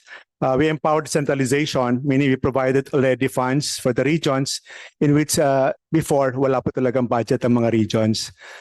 Third, we also plan to, yung BLA namin, sir, because of the new law, merong batas, sir, na nag-require ngayon ng BLA, Bureau of Legal Affairs, under the NCMF to widen also its membership. Ngayon po, Sharia counselors are now given opportunities to work with the NCMF. So that will also entail trainings and capacity buildings for all our Sharia counselors throughout the country. And we have 11 regional offices, sir. Okay, so let's just submit to us yung training program. Yes, we will. And then talking about halal, alam niyo sa marami kaming, during the budget hearing, marami kaming agencies nakakausap who are going into halal, no? Yung Zamboanga Ecozone, yung Southern Philippines Development Corporation, DTI, Mahelay. So, maganda siguro mapag-usapan nyo itong mga programs na ito so that it's coherent. Yes, No?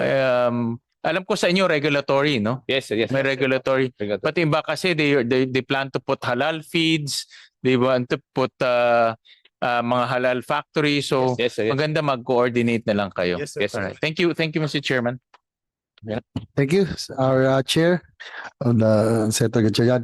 So, NAPOLCOM, total appropriations is 2.557 billion, new appropriations 2.465 billion, automatic appropriation 92.1 million. The NAPOLCOM's 2020 allocation of 2.465 billion reflects only a marginal increase of 4.06 million from 2025. Given its critical oversight role over the PNP, is this budget sufficient to ensure the Commission's independence and strengthen its disciplinary system? Candidly po, Mr. Chair, medyo kulang po. I was designated po as the head of NAPOLCOM bilang Biseo, Vice Chairman and Executive Officer only last April. Meron po kaming sinubukang ihabol, Mr. Chair. What was the proposed budget na sinabit nyo sa DBM? 2.4, sir. Ang nakuha lang po namin we only got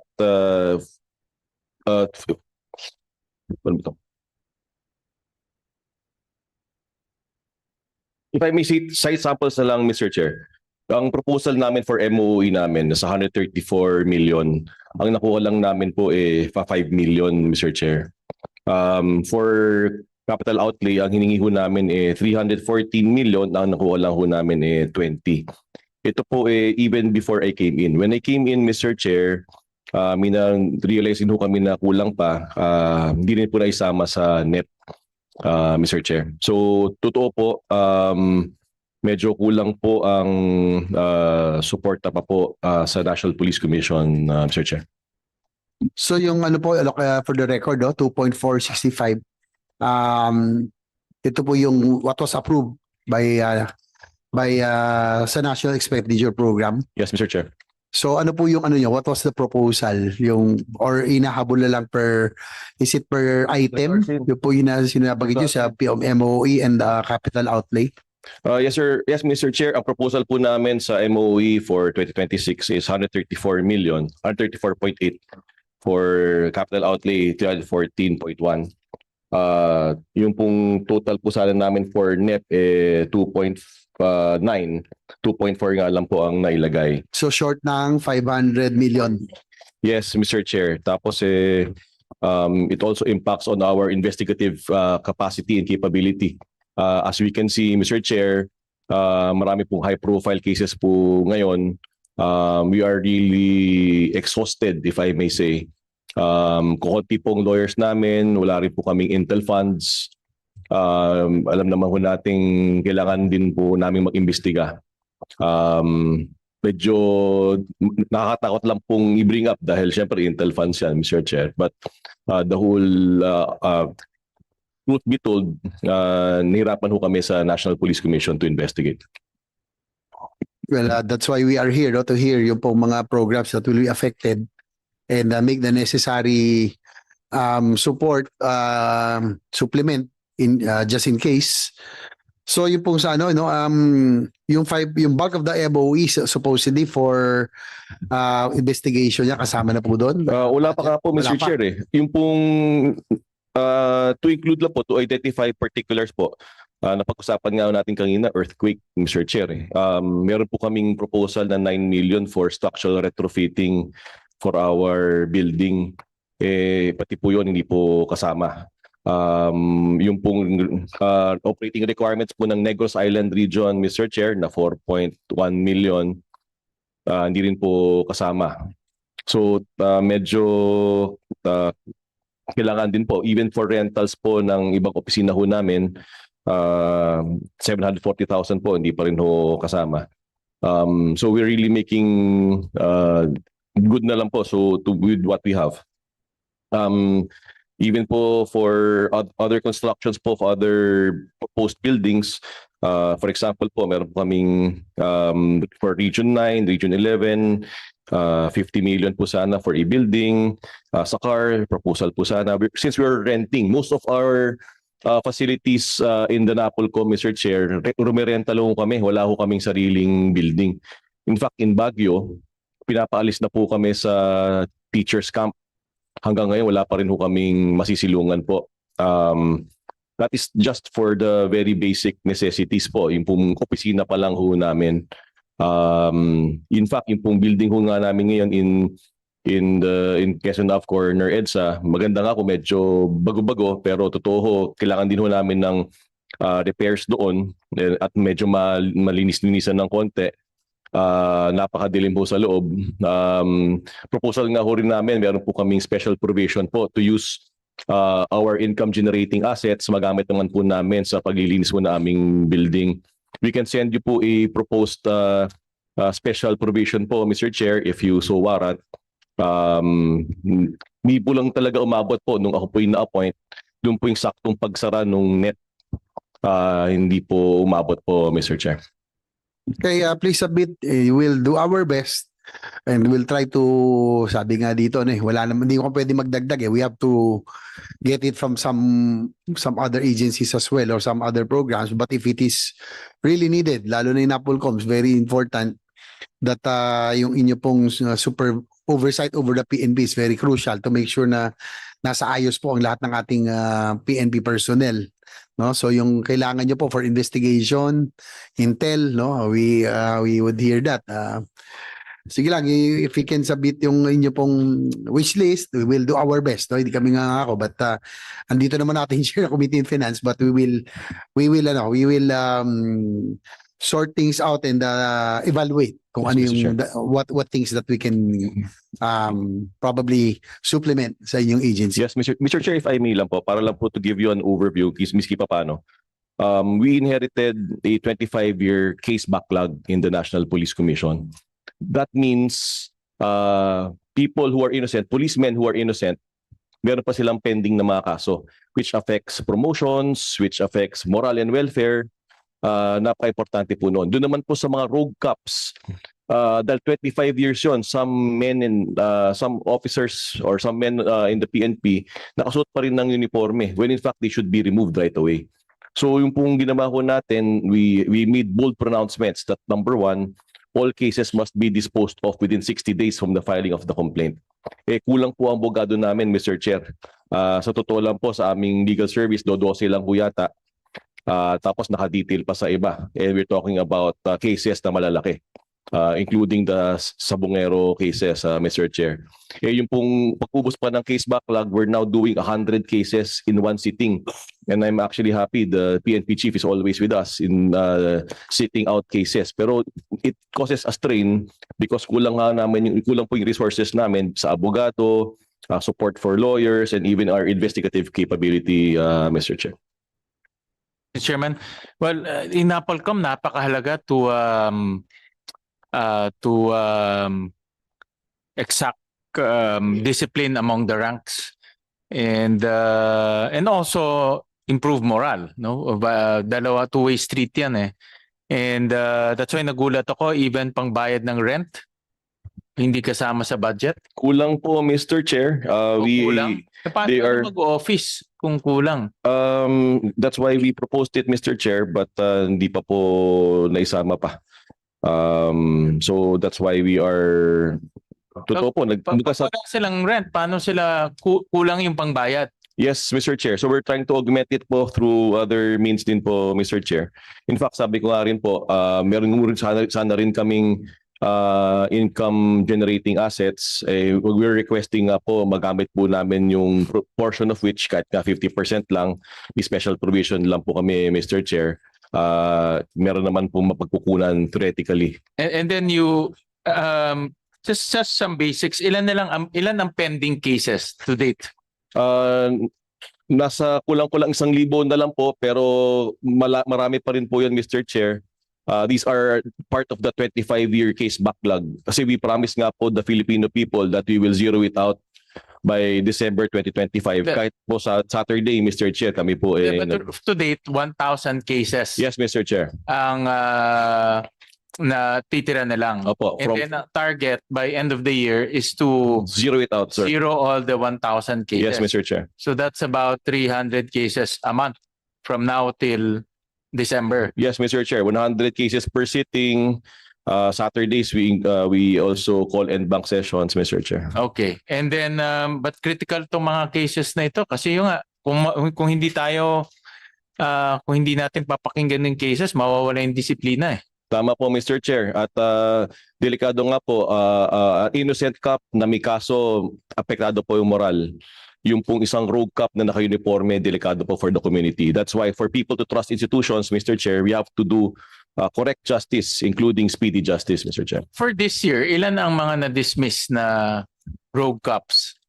Marami po, Mr. Chair. This year lang, 2025. From January to June, 51 po. 51. But there are, of course, cases po na niraratrato namin ngayon, Mr. Chair, na 100 per sitting. 132 na po until August, Mr. Chair. 132 until August. Yes, Mr. Chair.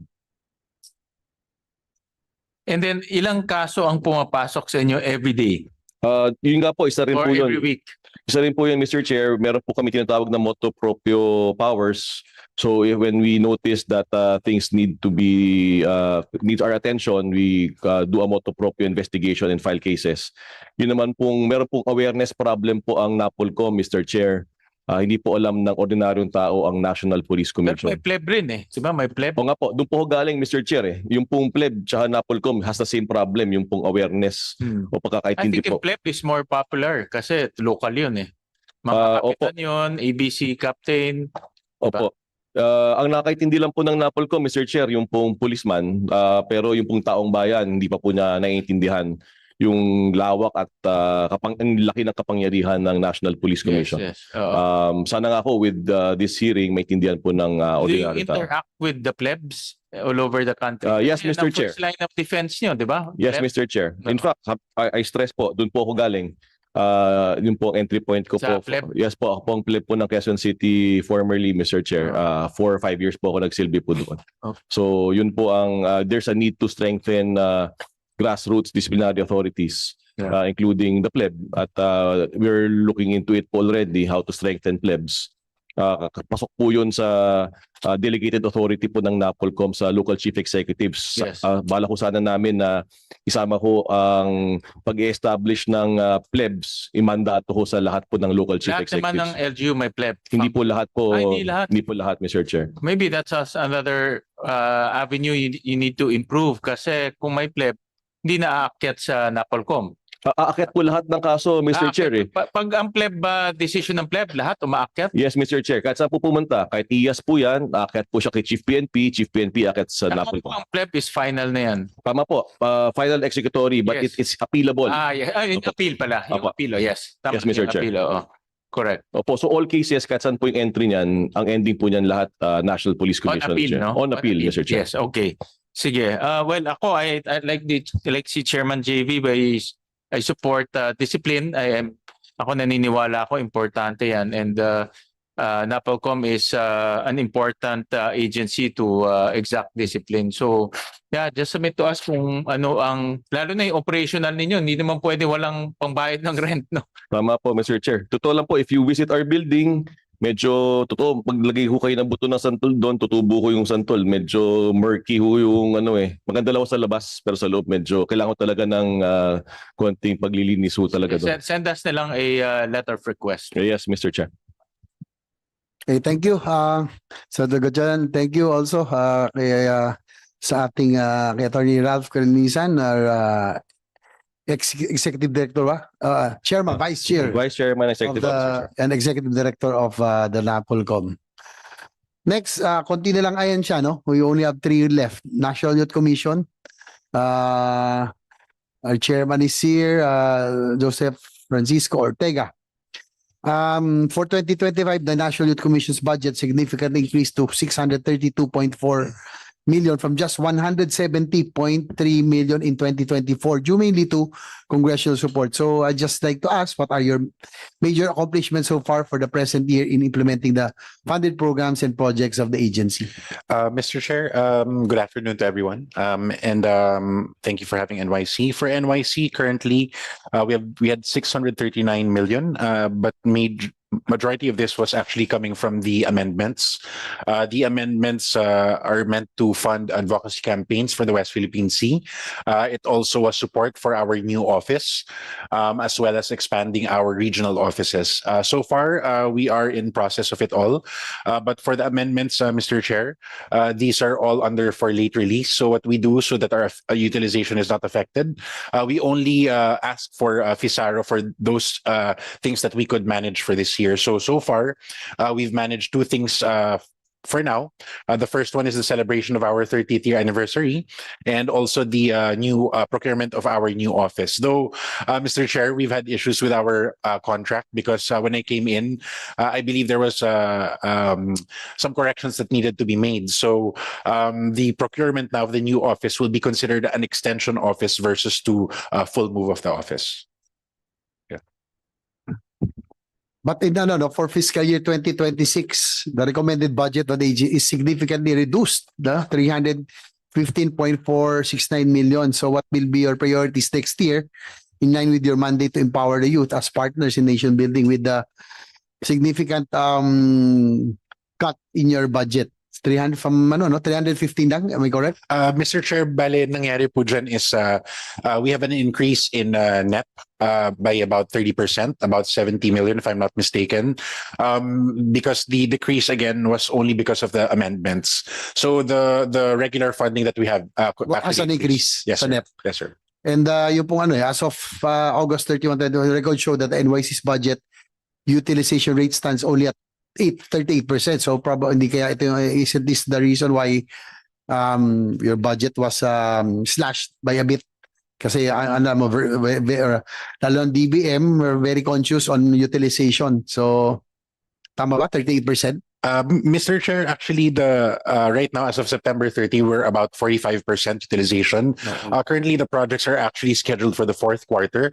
Majority of them are ongoing and are already on the procurement level, actually under the notice to proceed. So we're quite confident that we will reach our targets by the end of the year. End of the year. Yes, sir. But however, again, the amendments, we did not ask for all the money yet kasi we don't want our utilization to be affected, sir. What major programs and projects remain unimplemented, thereby contributing to this low utilization rate? So ito na yung mga programs that are left for the end of the year. Yes, Mr. Chair. So we have three programs. So the first one is the SK Island-wide convention. So it's the first time that the NYC is actually holding SK conventions in three major islands of the Philippines. It's actually already under the notice to proceed.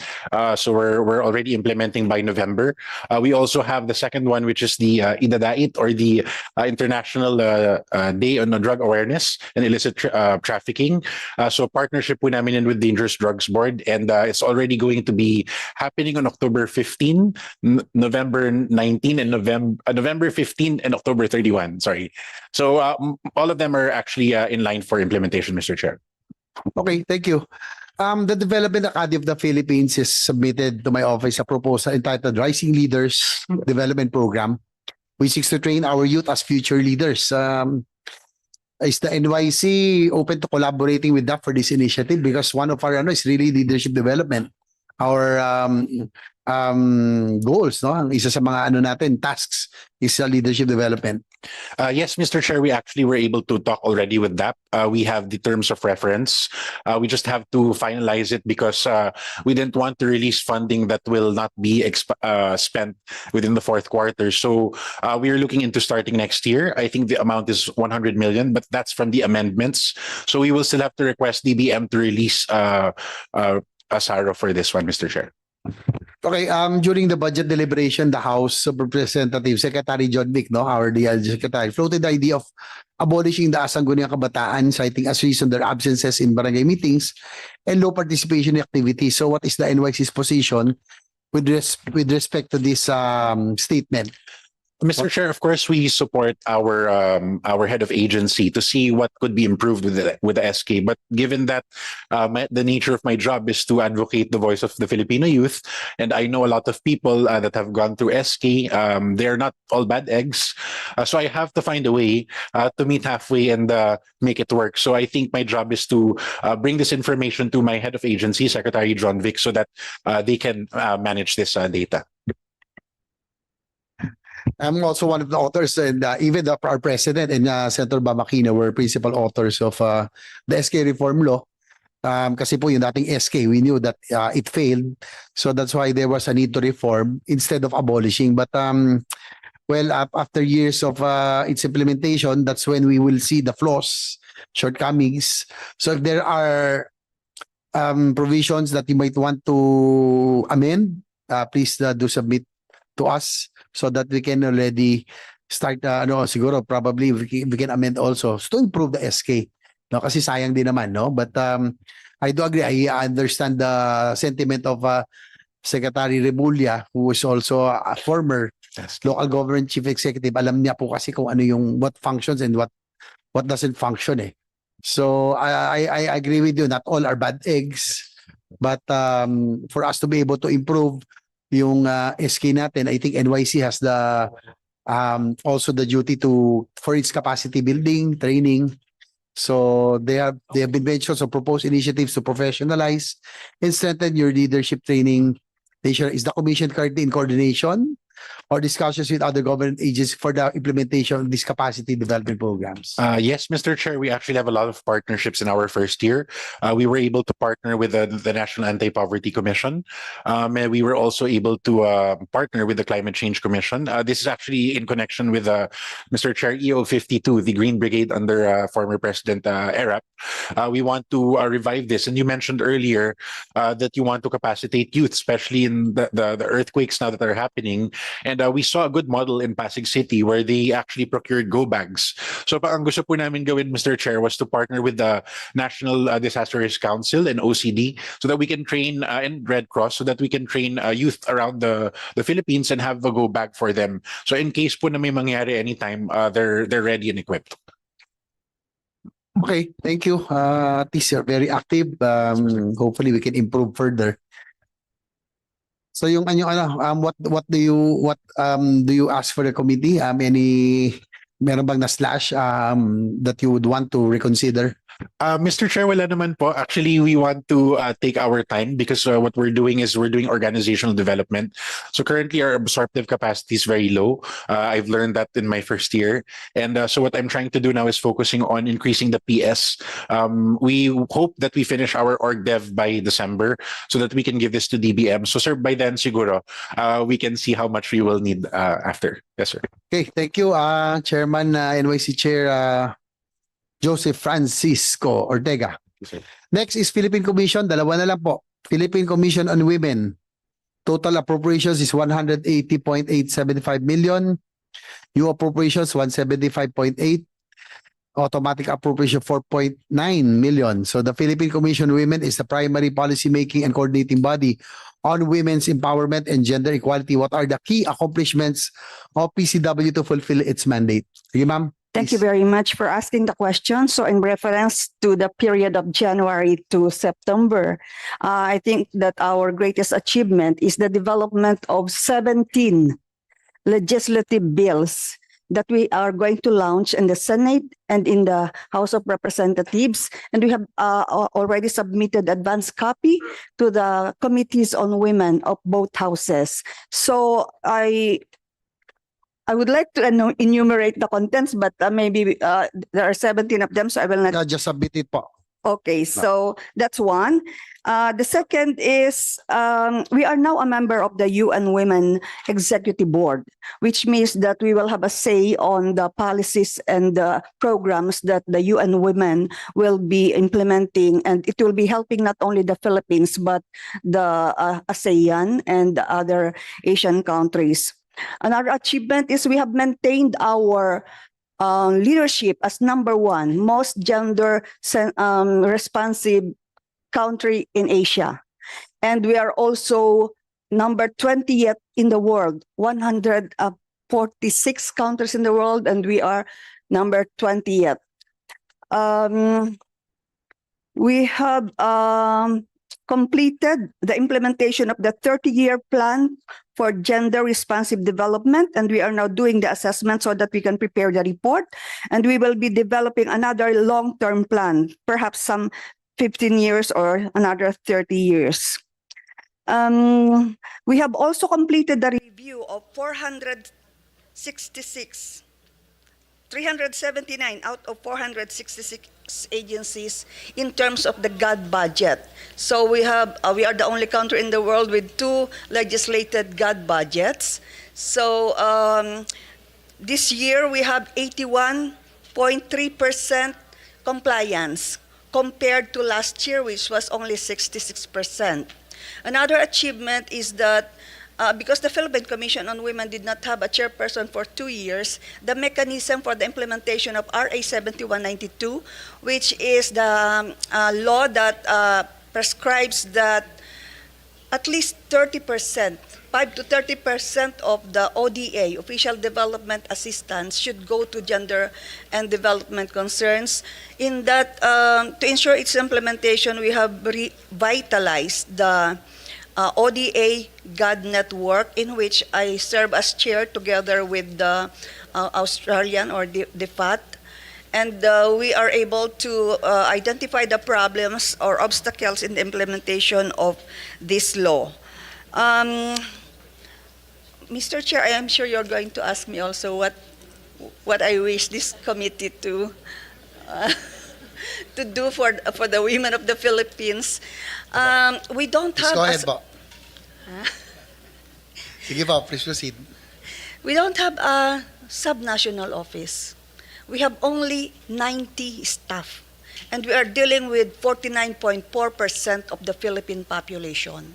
So during the hearing at the lower house, I made an appeal for them to allow us to pilot 5 subnational branches, maybe a regional office. We already have one, and it is in the northern Mindanao. It's only covering Region 9, 10, and Caraga.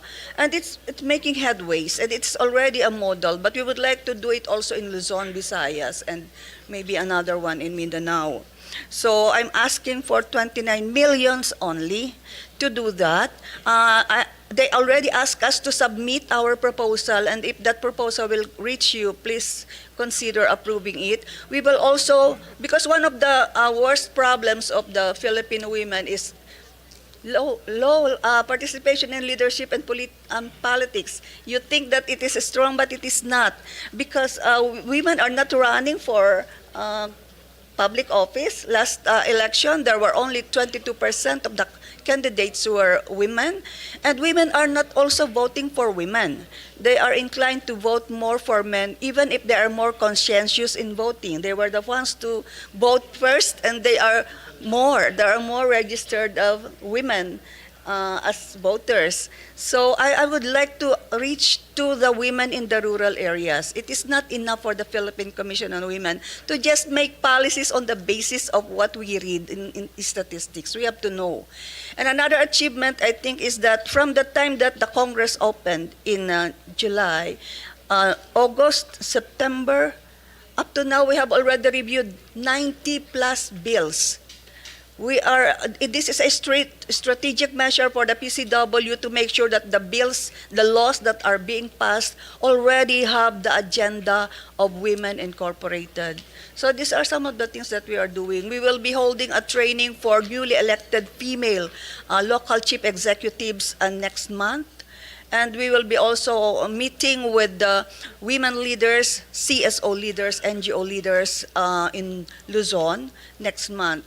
And we are holding also a series of meetings with ASEAN women leaders in Bohol, 5 meetings. And we are conducting training for the ASEAN on gender-responsive budgeting, because we are considered as the vision lead of the ASEAN on gender mainstreaming. Maybe I stop there, sir. Okay, thank you, ma'am.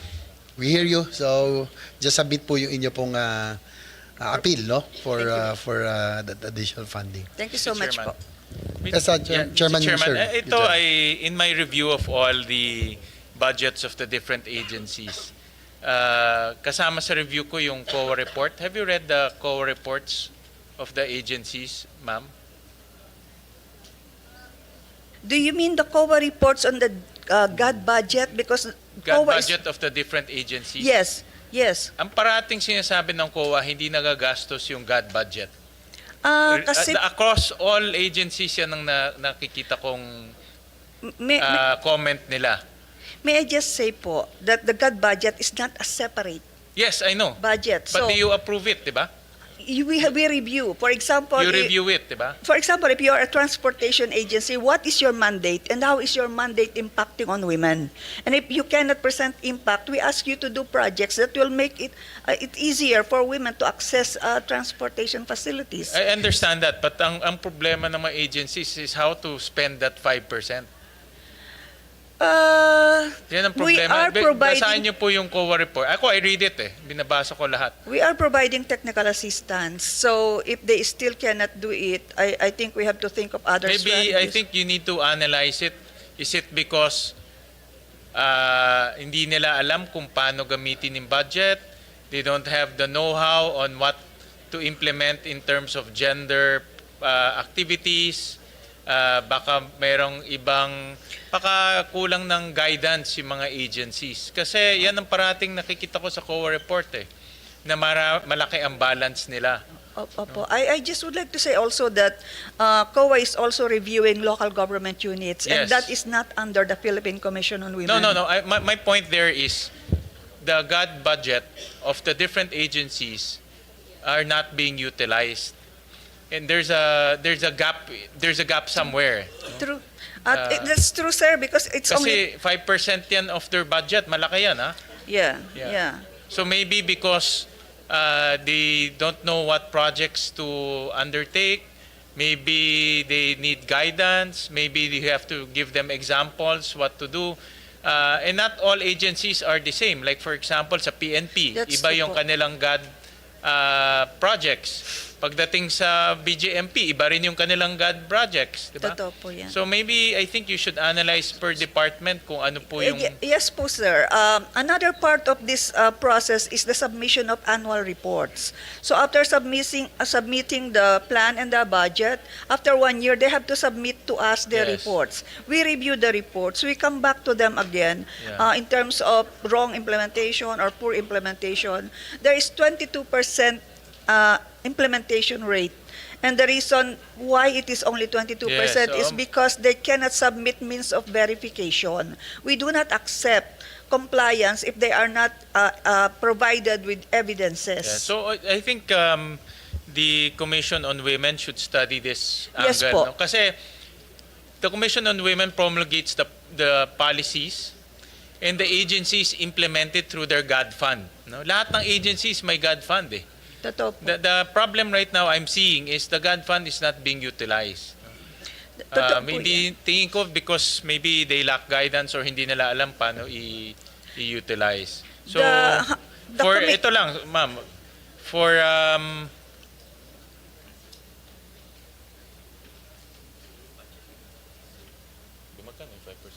for 2026 ang 5% ng for GAD fund total it's about 235 billion pesos. Sir, 2025 pa lang Hinihingi po niyo ho tayo. 29 million, ito 235 ang pwede niyong gastusin. Billion billion. Hindi po namin pwedeng gastusin yan. No, kasi I know, but kanila po you yan make the policies eh. You make the policies. Hindi literally na gastusin kayo gagastos, but you make the policies. So the implementation of those policies rest with the departments. Diba ho? Yeah. So if you guide them properly, give them some examples, best practices, the 235 magagastos ng lahat. That's the point I'm trying to make. Kasi nakikita ko sayang eh. Well taken po, sir. Pero hindi po yan sayang. Kasi po, ito pong House of Representatives, they will be conducting a legislative inquiry in aid of legislation on the GAD budget. So we have explained to them the constraints, we have explained to them the problems, and we will do it together. So rest assured that we will look into your Yes. recommendations and we will Correct. find out other obstacles. Or else that the hinder them. 235, if you're saying only 80% ba ang 81.6% po. 81, so ibig sabihin mga close to about maybe 40 billion ang hindi nagagastos. Pwede pong ganun. Diba? So that's the I just look at this gap na nakikita namin. So thank you, Mr. Chairman. Thank you, Senator Gatchalian. Ma'am, thank you. Last agency under DILG is Philippine Public Safety College. Yes, sir. The PPSC's budget for fiscal year 2026 increased by 21.1% to 1.194 billion. How will this additional funding improve the training and professional development of our uniformed services? Yes, sir. From 2025 NEP of 994 million, we increased to 1.2 billion. For this, the budget on honoraria and direct training costs amounting to 138 and 160 million shall enable the Philippine Public Safety College through its 7 constituent units and satellite schools in Luzon, Visayas, and Mindanao to effectively conduct 229 mandatory and specialized training and educational classes with around 11,360 students. Cadets and trainees from the uniform bureaus, the PNP, the Bureau of Fire Protection, and the Bureau of Jail Management, Penology, and other public safety institutions, and be able to engage expert professors and instructors to teach and mentor them. We already evolved into full educational status and training institution status because we already offer 10 educational courses starting from the doctorate in public safety and security governance, 3 courses for master in public safety administration, 2 courses for master in crisis disaster risk management, and of course 4 courses for the Bureau for the Bachelor of Science in Fire Protection Administration and Bachelor of Science in Jail Management and Penology Administration.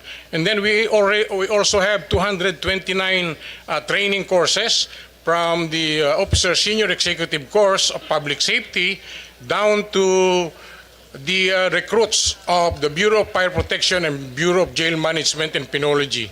We also have special training courses for cybersecurity and AI through the National Cyber Training Institute. We already have the National Virtual Training Center for the education and training that can offer special courses for CBRN, chemical, biological, radiological, and of course, even the pandemic aspect of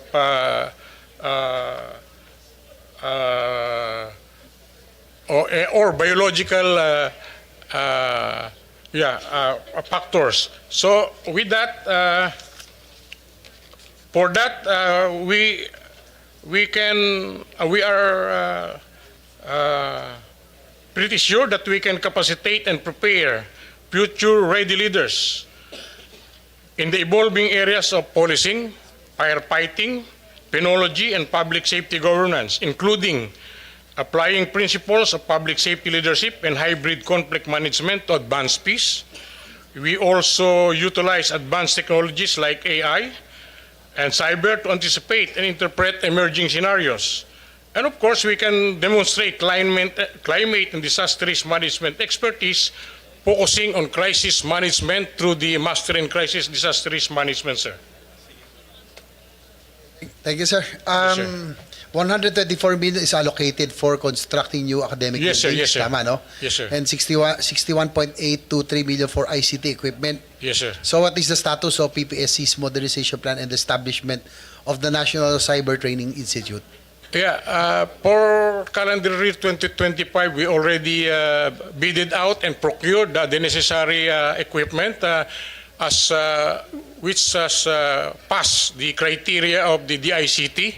And we also have another provision for this year, and we can continue to, of course, to modernize our National Cyber Training Institute, including our flexible learning management system for all our constituent units, sir. How will the PPSC integrate its training programs with ongoing DILG initiatives on anti-cybercrime and digital policing? Yes, sir.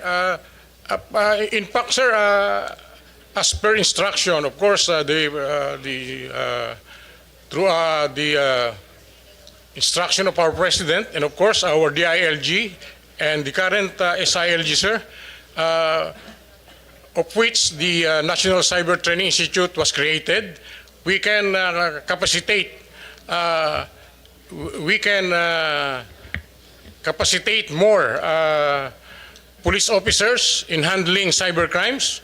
We can also we can capacitate also the top level or management aspect of cyber by continuously conducting the cyber leadership executive course, of which the students range from director up to the undersecretary, sir. Okay, thank you, sir. Senator Gatchalian, our chair. Thank you, Mr. Chairman, for raising the cybersecurity aspect. Yes, sir. Yan talaga ang trend ngayon eh. And financial crimes. No? So we really need, I commend the National Safety College for looking at that direction, because nakikita namin ngayon in cyber crimes, financial crimes, ito talaga yung pinaka nagiging trend ngayon, no? So, and who particularly do you train for cybersecurity and cyber crimes? Sinong agency ang tinetrain ninyo? The main clienteles for this National Cyber Training Institute is the Philippine National Police, because that was the marching order of the President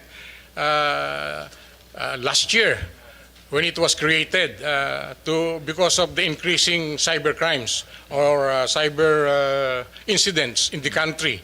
So we do it in four-pronged approach, sir. We have the top management or governance aspect through the Cyber Leadership Executive course. We have the intermediate course for the captains or those taking up public safety advanced courses. So captain level po ito, sir. That includes ethical hacking. And of course, we have also the cyber orientation course for the inspectors down the line. And we also have the cyber or digital forensic cyber crime investigation course for the investigators, sir. And hindi ba ito hinahandle ng PNPA? No, sir. So kayo nag-handle pag nasa trabaho na sila? Yes, sir. Already deployed? Yes, sir. Yes, sir. Okay. And then I'm happy to hear that you also have training for the investigators, Yes, sir. in the different LGUs. Yes, sir. Yes, sir. Importante yun. Like for example, kung merong nahack, let's say, ito experience ko sa Valenzuela, kung meron nahack, hindi naman sila pumupunta sa krame. Ang unang pinupuntahan nila yung police station namin. Yes, sir. No? So those people should be trained on how to analyze, investigate, and kung complicated na talaga, then they can go to the headquarters. So may ganun na training available for Yes, sir. our policemen. Yes, sir. That is the main idea, sir, to populate our municipalities with competent investigators on cybercrime. So through our coordination with the Philippine National Police, we can immediately increase this capacity, sir. Okay. But you also train our our firemen. Yes, sir. They also send representatives, sir. Meron But- akong yes, sir. nakitang emerging group in the LGUs. These are the rescue team or iba-iba, no? Iba-ibang LGUs. They call it rescue team, rescue office. Ito yung mga rescue responders ng mga LGUs. Yes, sir. I think yung grupo na yan, wala silang agency that trains them formally or professionalizes them. Do you also handle their training? For now, sir, we only offer the Master in Crisis Disaster Management, salary grade 15 and above, and we offer this to the DREAMOS, the Disaster Risk Management Officers of the provinces and the LGUs. municipalities, sir. LGUs, Mga sir. cities. We have capacitated more LGUs already, sir. But only one representative, the DREAM specific, sir. But what do you give them as evidence that they have been trained? Certificate yun? Or Yes, sir. diploma? Because, Or this is Master in Crisis Disaster Risk Management, sir. So they will come up with the policy paper on how to improve their disaster risk management governance in their respective so may mga municipalities. sir. ganon? Yes, sir. Paano yung This is 1-year course po, sir. 1-year course. Paano yung responde talaga, yung rumi-responde? I think through the karamihan po, sir, na responde, of course, yung local government units na natin, tsaka yung Bureau of Fire Protection, we do not handle specifically, sir. Hindi nyo na, that's not Yes, part sir. of your Yes, sir. mandate? Yung mga disaster risk managers lang, sir. Crisis Okay. managers. So more academic. Yes, sir. You handle more academic. Yes, sir. Okay. Thank you for that. Thank you po, sir. Okay, thank you, sir. So that will be the last agency under the ALG. Instead of us going on the Metro Baguio City Development Authority, Metro Manila Development Authority, so that we can release already the ALG and the other agencies, PNP and the other agencies. If there are no more questions from our colleagues, the subcommittee hereby recommends the fiscal year 2026 budget of the Department of the Interior and Local Government and its attached agencies and will be submitted to the plenary for deliberations. Congratulations. The hearing is now suspended.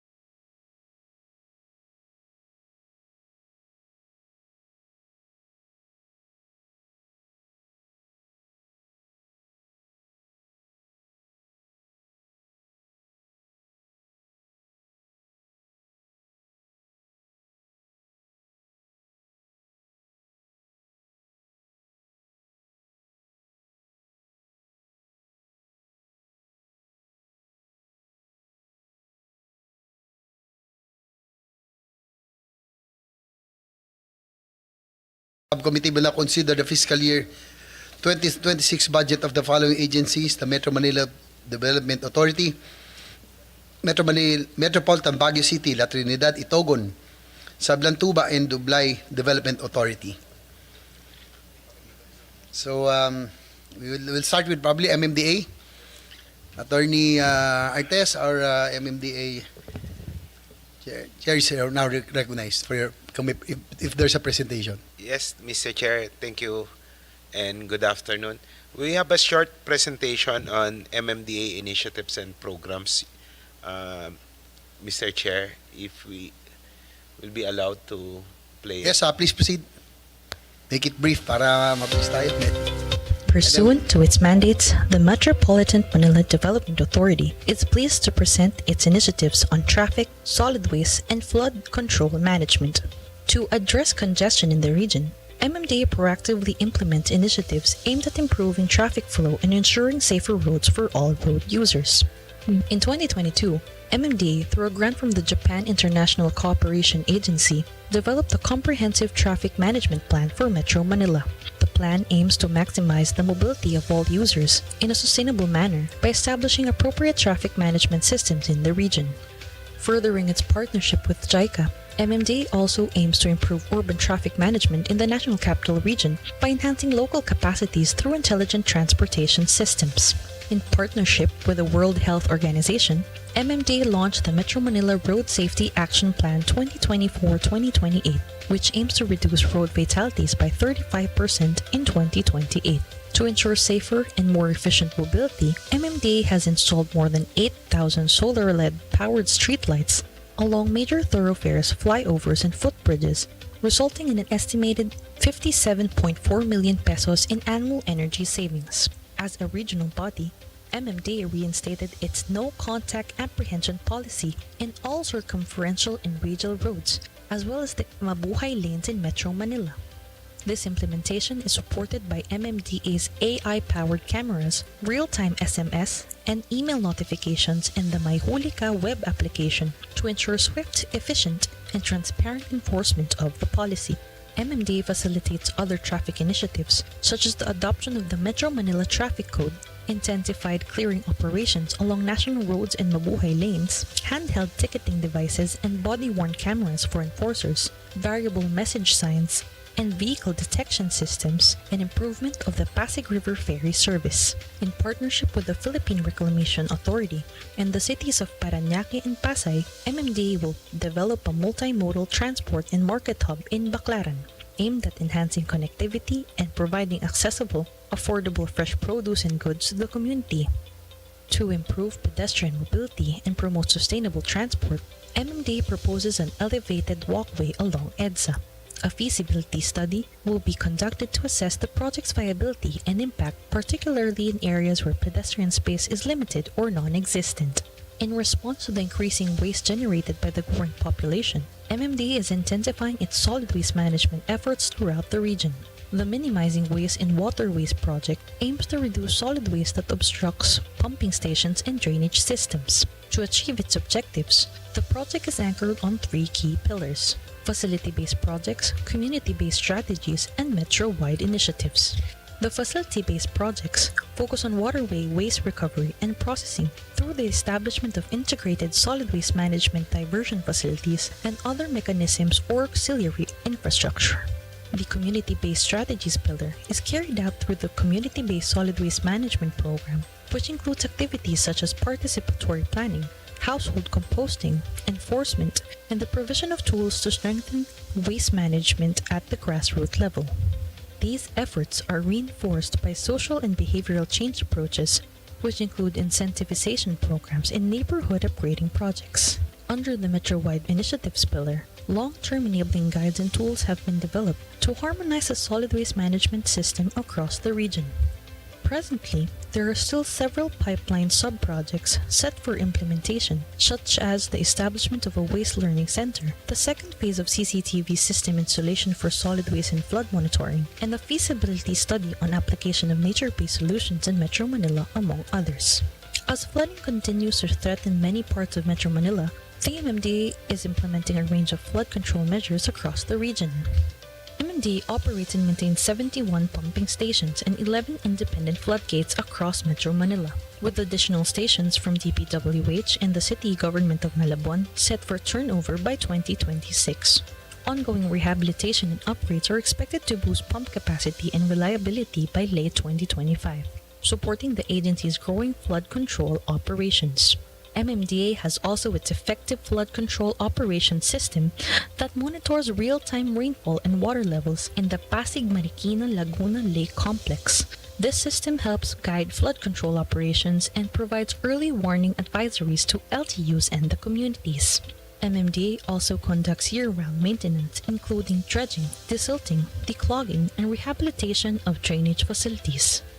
As of August 2025, the agency has completed 72% of dredging targets, 114% of desilting, and 84% of declogging, alongside ongoing repairs of manholes and steel gratings, strengthening flood resilience across the metropolis. To address the most critical and flood-prone waterways in Metro Manila, MMDA launched the Bayanihan sa Estero program, prioritizing 23 heavily silted and waste-clogged esteros out of the 273 identified across the region. At present, 22 sites have been successfully cleared through joint efforts with LGUs, national agencies, and local communities, collecting over 1,880 cubic meters of waste. To address worsening floods driven by climate change, MMDA is pioneering the Metro Manila Sponge City Plus project, which integrates nature-based and structural solutions such as rain gardens, permeable pavements, wetlands, and underground reservoirs to strengthen the region's flood resilience.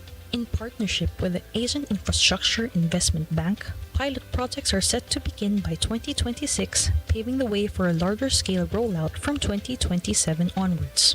One of the pilot projects under the Cloudburst program is the construction of rainwater impounding tanks. These are large, underground facilities designed to temporarily store excess stormwater during heavy rains, preventing drainage overflow. The stored water will then be gradually released or reused for non-potable purposes. MD is currently coordinating with Camp Aguinaldo as the pilot site for the proposed detention tank, with the drafting of a memorandum of agreement already in progress. Through these initiatives, MMD is steadfast in its commitment to building a safer, more livable, and resilient Metro Manila.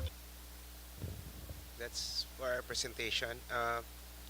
We will present our proposed budget under the National Expenditure Program.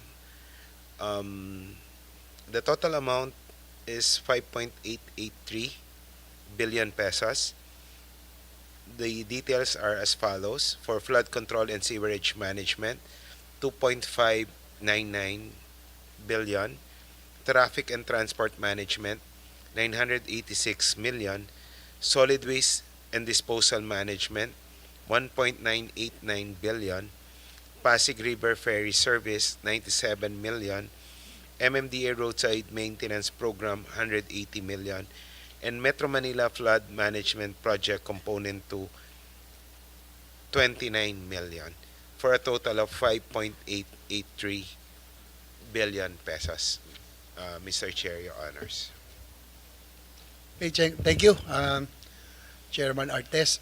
Anyway, MMDA, as we understand, we are both former mayors.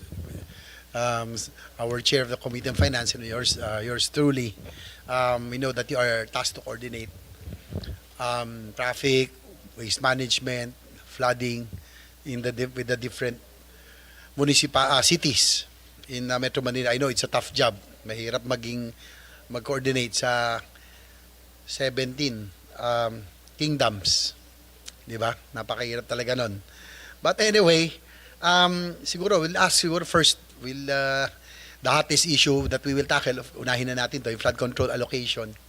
Flood control allocations of MMDA for fiscal year 2026, which amounts to a total of 2.593 billion, is composed of 1.952 billion for flood control projects and 640.9 under the regular flood control program of the agency. Do you have a master plan in Metro Manila which serves as the basis for the various flood control projects of the agency? And what flood-prone areas will be addressed by these projects? Your honors, the flood control and sewerage management budget of MMDA is composed of mainly for the maintenance and operating cost of our pumping stations. We have 71 pumping stations. The rest are clearing of waterways, improvement of small drainage and esteros, which to ensure that the floodwaters will reach our pumping stations in the shortest time possible, Your Honor. And but these are small projects, except for one, which is the silting of Pasig River. I think it's 300 million. But it's more of for our ferry service, as well as to increase the capacity of the Pasig River, which I think if we will base on the experience this year, especially insofar as Marikina is concerned, it's complementary with the JICA project in Marikina, Your Honors, Mr. Chair. I understand, no? You mentioned earlier yung parang yung project that you will undertake in 2026, yung sponge. Siguro kindly enlighten us and this committee briefly kung ano po yung yung idea ng beyond this project, kasi now it's iba na ngayon no? Konting ulan, bumabaha. Even areas that didn't usually have flood ngayon, binabato, Katipunan, Manila. Ano bang cost nito? Is it really the reclamation, yung disamaterial? Kasi Malate, ilang taon daw yan, sabi nga ng friend ko si Kuya Kim, never silang binaha. No? After itong Dolomite, konting ulan, bumabaha na. So what are the factors that really worsen the, is it really the amount of rain, yung pong na hindi kaya ng drainage, or yung hindi coordinated yung mga projects ng flood control. Sabi nga pag flood control, dapat yan may master plan. Kahit Metro Manila, San Juan, hanggang Mandaluyong dapat, dikit-dikit yan. Parang tuloy-tuloy, di ba? So, sige, Chairman, quickly. Yes, ito pong cloudburst project natin ay ginagawa na po sa major cities around the world. In fact, ang Japan, Amsterdam, New York, sa Sweden, ginagawa na po ito. At ang marami po nito ay sa China right now. Ang theory po kasi dito, kaya po tinawag na cloudburst, para po itong mako-compare sa isang balloon na puno ng tubig, na pag tinusok nyo ng isang matulis na bagay, bumubuhos po yung tubig. Ganun po ang nangyayari sa atin ngayon sa climate change. Hindi na po patak ng ulan. The amount of rainfall, iba na rin. Yes po, Yeah. sobra po. So, antiquated na po yung ating mga drainage system, clog pa ng basura. So yung runoff water po talaga nagkakos ng malalim na pagbaha. At yan po ay normally isolated at concentrated sa isang lugar. Nangyari po yan recently sa Manila, sa Quezon City, yung sinasabi nyo po na even Ermita area na hindi dating binabaha, lumalim po ang tubig. Katipunan, hindi naman po binabahayan. Ngayon po, lumalim hanggang Beewang or hanggang dibdib pa. Yan po yung effect ng climate change at yan po yung sinasabi nilang cloudburst. Sa ibang bansa po, ang ginagawa po nila, dahil nga po it will take some time bago madala sa pumping stations natin itong ganitong volume ng tubig, ay kinakapture muna po, ini-store sa ilalim ng lupa. Then, i-release po yan pagkatapos po ng malakas na pag-ulan. Para impounding, water impounding. Parang just water, like what they did in BGC. Yes po. Very successful yung model na yun, sa ilalim. Malalim Yes na po. rin. If I'm not mistaken, that's about 6 stories Yes deep. po. No? Yes. Sige po. So, ganun din po yung concept nito. Exactly the same doon sa BGC. And we already identified several areas. Yun pong sa pumayag na po ang Philippine Sports Commission doon po sa kanilang baseball field. Makakapture po niyan ang baha sa Taft Avenue dito sa May Lasal. At ganoon din po yung kausap namin si Mayor Isko sa Rasolayman, sa Remedios Circle at sa Manila Zoo. Ganon din po kausap po namin ng National Parks. Doon po sa kanilang Children's Park ay nagbibigay po sila ng mahigit 1 hektaryang lupa kung saan pwedeng maglagay nito para po makapture naman yung baha doon sa may Calao Taft area. At marami pa pong nagbo-volunteer. In fact, kausap din po namin ang Aguinaldo. Yan po ang magka-capture naman po nung baha dito po sa may White Plains area. At kagandahan po nito, kausap din namin po ang MWSS, pag-aaralan po nila kung paano magagamit yung tubig secondarily para po, especially pag summer, umuulan na rin po, makuha natin yung tubig at magamit pa po as a supplement po dito po sa atin. So, in fact, Mr. Chair, Your Honors, isa po sana sa hihilingin namin yan na mapondohan sa 2026. At ang maganda po dito, sa amin pong research at sa amin pong pagpaplano, kaya po itong gawin in 1 year.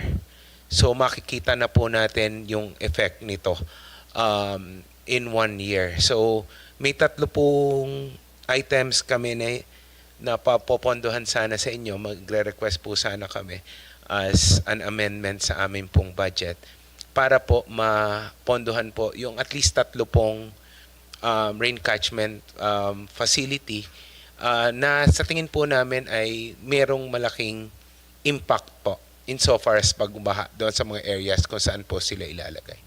This was not part of the proposed, no? Or nasama na, hindi lang na-approvehan? Hindi po na-aprobahan po. It was already included. Nasama niyo po. Yung unang proposal. But before submission to DBM. Ay, hindi pa po. Kasi bago lang po ito. Kasi na dito sa mga, kausap yes. pa lang po rin namin sa AIIB at nag-research pa po kaming mabuti pati yung pagpaplano. In fact, I sent a team sa Singapore kasi po yung kanila po sa Orchard Road, bumabaha din po dyan hanggang dibdib sa kanila.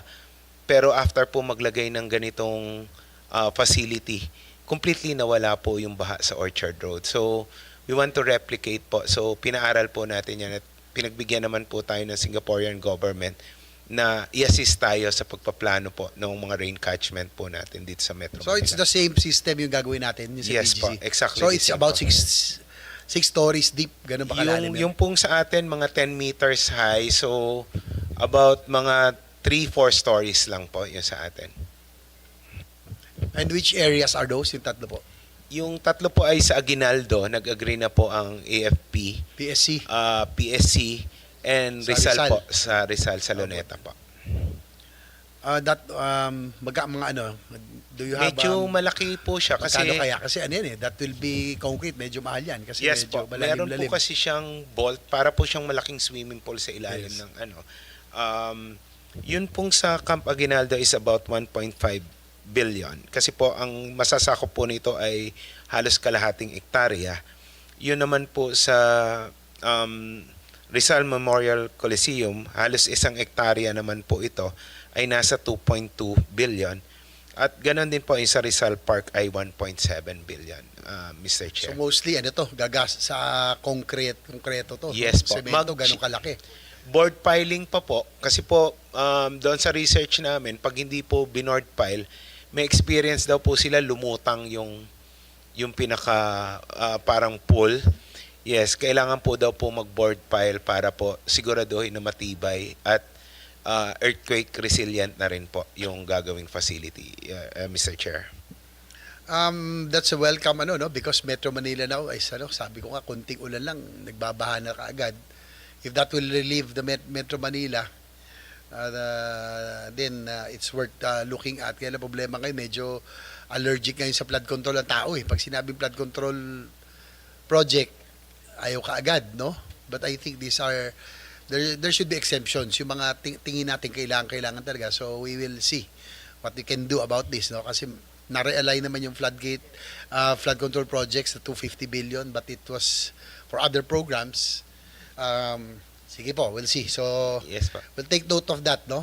Medyo mahal din pa rin. Yes, mahal din kasi nga because of the massive infrastructure, no? Yung concrete steel requirements that is needed to complete these structures. Ito naman po, Mr. Chair, Your Honors, ay pangmatagalan po. And we honestly believe and based on our research and study na ito po ay efficient dahil ito po ay ginagawa na matagal na sa Netherlands and Japan and Singapore for Yung that sa Singapore, no, yung sa pinaka-lake nila kung saan yung layon. Stamford Dan po. yun, no, parang ganun din yun, di ba? Yes po, Water yung impounding din Stamford po na, ang tawag po nila is Stamford Detention Park Yes. po. Okay. The Metro Manila Management Master Plan was approved. Flood Management Master Plan was approved by the government 2012. However, the last funding allocation for this project was provided in 2023 General Appropriations Act. No funding allocations were made in 2024, 2025. For fiscal year 2026, there is an allocation of 29 million to fund the construction of new pumping stations, the upgrade of existing facilities, and related infrastructure. What are the reasons for not funding the project in 2024 and 2025? With due respect, Your Honors, I think that's lodged in DPWH, not It was NMDL. transferred already. Was this the time that the flood control projects were transferred to DP? Di ba? Maybe that's for clarification, Your Honors. Are you pertaining to the Metro Manila Flood Management project funded by World Bank, Your Honors? Yes. It's with DPWH, Your Honors. It's with DPWH. Yes. Okay. We have a component there, component 2, which is minimization of solid waste in waterways, Your Honors. Okay, thank you. According to 2024 COA report, attributable to the delayed implementation of the projects under the PMP, underutilization of loan funds. So DP na to, no? We have meron kayo components, konti, yes. portion. That's because of the pandemic, Your Honors. So do you have a catch-up plan for this? We are already updated, Your Honors, and in Updated fact na. we are in the wrap-up stage, Your Honor. The remaining funds will be used to construct MRFs in 17 LGUs, together with our component projects like brick making from solid waste collected, water hyacinth, pot making, and charcoal briquette maker, and brick making, and then yung palit sa grocery basura program po natin, Mr. Chair.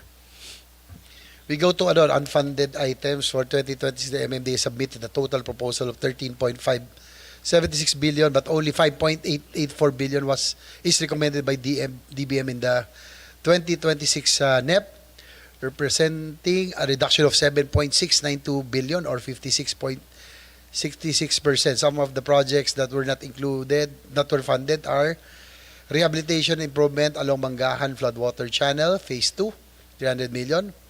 Rehabilitation improvement along Lower Marikina River, Phase 2, another 300 million. What is the reason of DBM for not funding these items?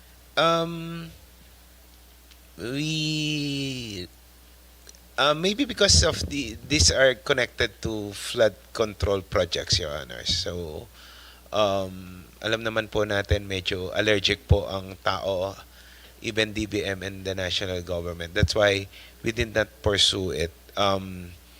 But again, yung pong mga ganyang proyekto po ay malaki ang naitulong, lalong-lalo na po dito sa Marikina, at yung bilis po ng pagwala ng baha sa ating mga lansangan. So, na-experience naman po natin yan kahit anong lakas ng ulan, bagyo. Within 30 minutes to an hour po, nawawala po yung baha sa ating mga karsada, which is partly due to this kind of project po. Yeah, I agree with that. No, we have that experience also. In San Juan, we put up pumping stations. There are about 5.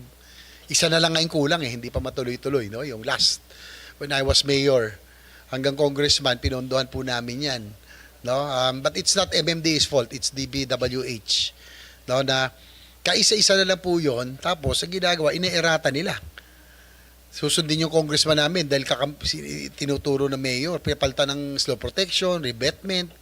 This will not be able to drain water. Di ba? Tapos yung mga contractor pa, nako Diyos ko, yung mga nandun sa mga pinangalanan. 3 years na ako humihingi. Sayang daw. I know the importance and the effectivity of the pumping stations, including sa Nabotas, no, yung bombastic pumping stations na actually yung ginaya namin kay then Mayor Toby Tiangco. So ito pong ano niya talaga, no? Sana maganda. I think if this I is a may, nice Your project, Honor. yung inyong impounding. Yes po. And corollary to that, or complementary to that, we recently piloted a mobile pumps which can drain 1 cubic meter per second na tubig, which is equivalent to 1.5 Olympic-sized swimming pool in 1 hour. So, na-pilot po namin yan sa Manila noong nakaraang bagyo. And very efficient po siya kasi bago po dumating yung bagyo, nag-drain na po kami ng tubig, which cleared up yung pong ating drainage system. So, nai-increase po yung capacity. And habang umuulan po, continuous yung pag-drain, we're planning to purchase at least one each for each LGU in Metro Manila, Your Honors. So it can be deployed kung kailan yes po, kung saan saan kailangan and ano. Particularly po, efficient siya doon sa mga areas lang po na yung mabababa din naiipunan ng tubig na pwede namang pag-pump outan na hindi babalik yung tubig. So, malaking bagay po yan sa mga LGUs na iiwan na po namin sa kanila for easy mobilization kung saan po kailangan. Thank you, Mr. Chairman. Nung mayor kami ni Senator JB, magkasabay kami at kaya alam namin yung operations ng MMDA very well. At that time, ang chairman natin si Bayani Fernando pa at that time. Oo, very tumultuous nun. At that time, maraming hindi sumusunod sa kanya. Pero sabi ko nga, may joke nga ako, kung meron kang kagalit, tapos ayaw mo na bigyan siya ng political career, i-appoint mo sa MMDA. No, siguradong talo yun. No? Dahil napakahirap ng trabaho ng MMDA. Traffic, basura, baha, all of which ang hirap ma-solve right away. Diba?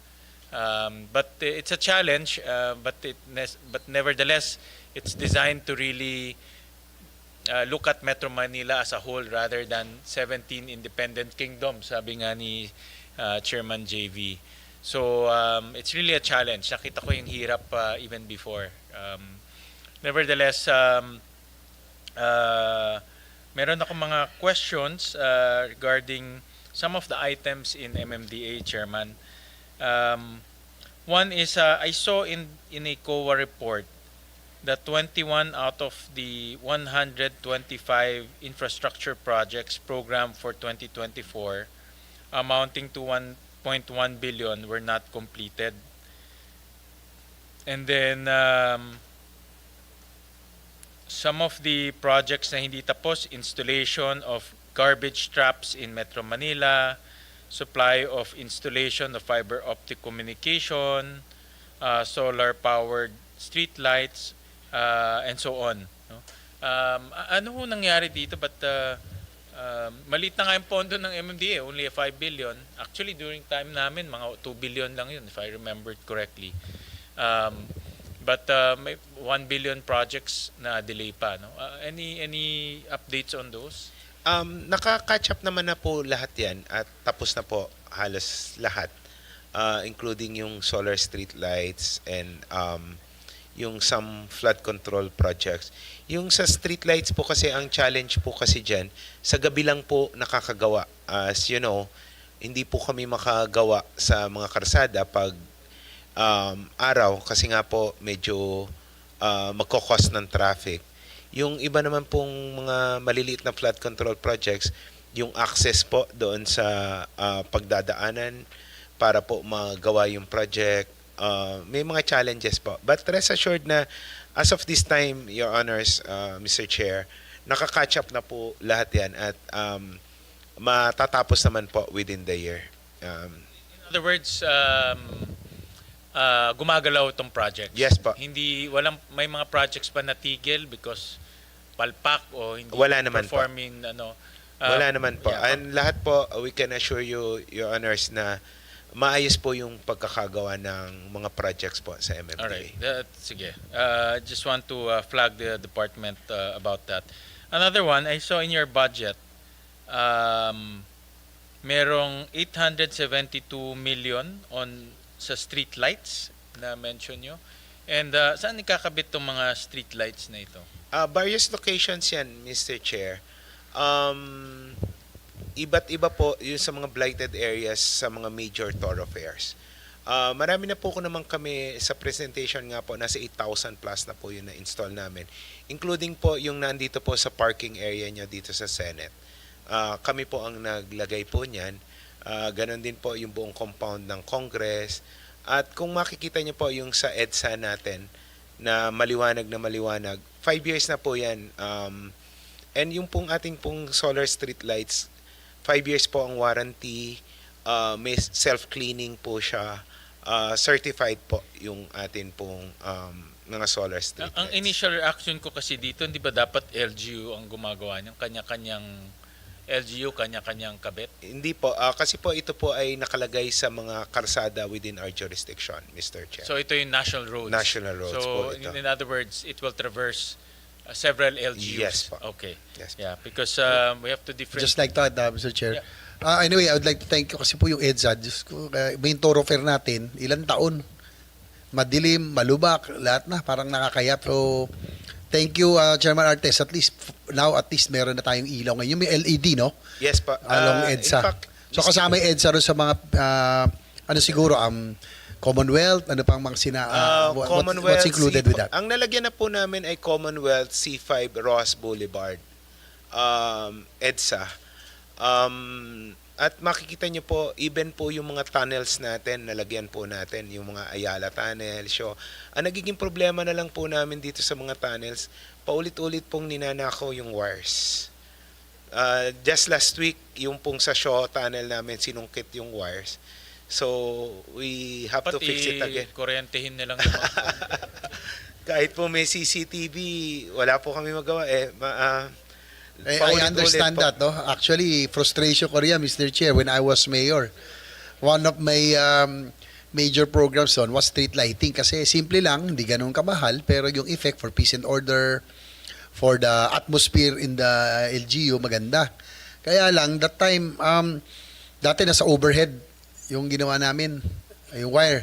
Ginawa namin underground, parang maganda, walang gulo. Naku, binakbak naman, hinihila. Tapos tinutunaw nila, no? So talagang I understand your predicament, pero sana we can do something about that, no? We're planning to secure na po yung mga wires. Talagang ilalagay namin siguro sa tubo, then ibabaon po siguro namin. Yun po yung plano kasi paulit-ulit pong nananakaw eh. Well, I just want to make sure na delineated yung pagkabit ng street lights dahil MMDA talaga jurisdiction niya is national roads. Yes ba? Yeah. Nasa national road naman po lahat po ito. May special request lang ako, Chairman, but I don't know kung national to or local road. Yung papuntang airport, kasi pag dumadating yung mga bisita natin, ang unang, tapos lalabas ng airport, madilim. So, sige pa, we'll include take a look at that. Kasi ako, isa sa mga paniniwala ko, first and last impression eh. Yes, pa. Pagdating ng turista, ang first impression niya masama, yan ang maging last impression na rin. Sige pa, we'll include it in the program. Lang. I'm not sure kung national or local. More likely naman yun, po, national road po yan. Tapos isa pa, Chairman, I saw in your budget, ito matagal na ito, alam ni JV to, ni Senator JV, yung oyster program. No? At time ko pa ito, meron ng oyster program. Nagulat lang ako, tinutuloy pala. No? I know this is for out-of-school youth. Diba? How come tinuloy nyo pa? What's the rationale bakit tinutuloy ito ng MMDA? Well, ito po yung mga katulong natin maglinis sa community. So parang tupad? Hindi naman po. Kasi more on, ang tupad po kasi limited, di ba? Hindi pwede, ito po, continuous 15, po yung pag-hire sa kanila until such time makagraduate sila doon sa programa.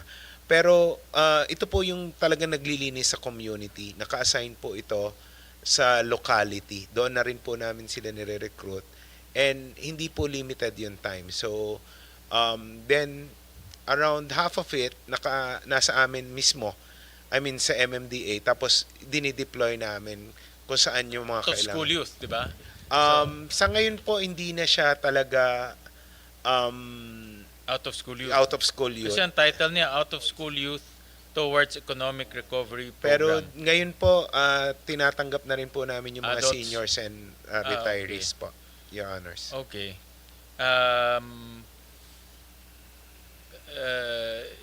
Ilang, kasi malaki yung allocation, no? 180 million.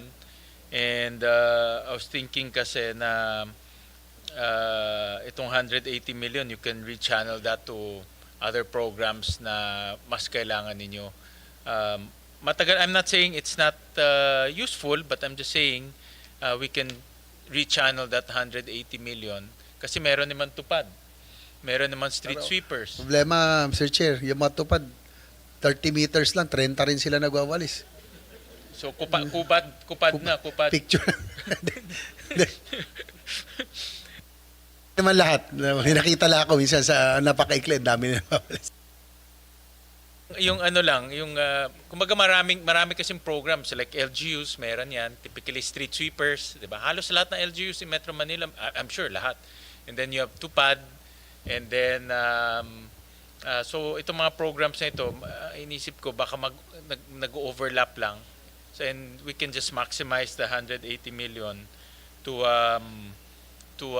other programs na importante. Actually, ang mas pinaggagamitan po namin yan ay yung sa stero clean up po natin at sa mga drainage laterals.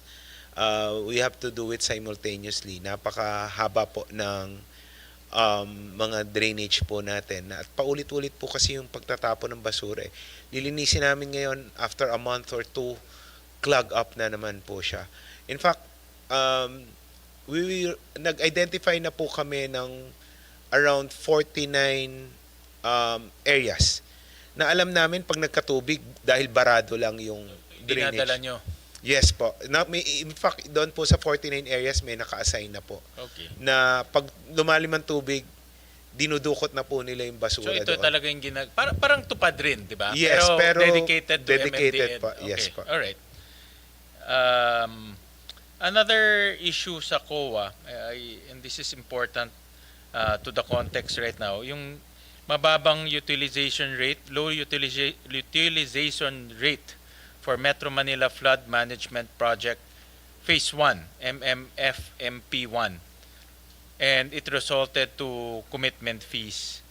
And based on the report, a review of the loan utilization of MMFMP revealed that as of October 15, 2024, only 40% of the total loan component allocated to MMDA has been disbursed, thus resulting to commitment fees of 37 million pesos.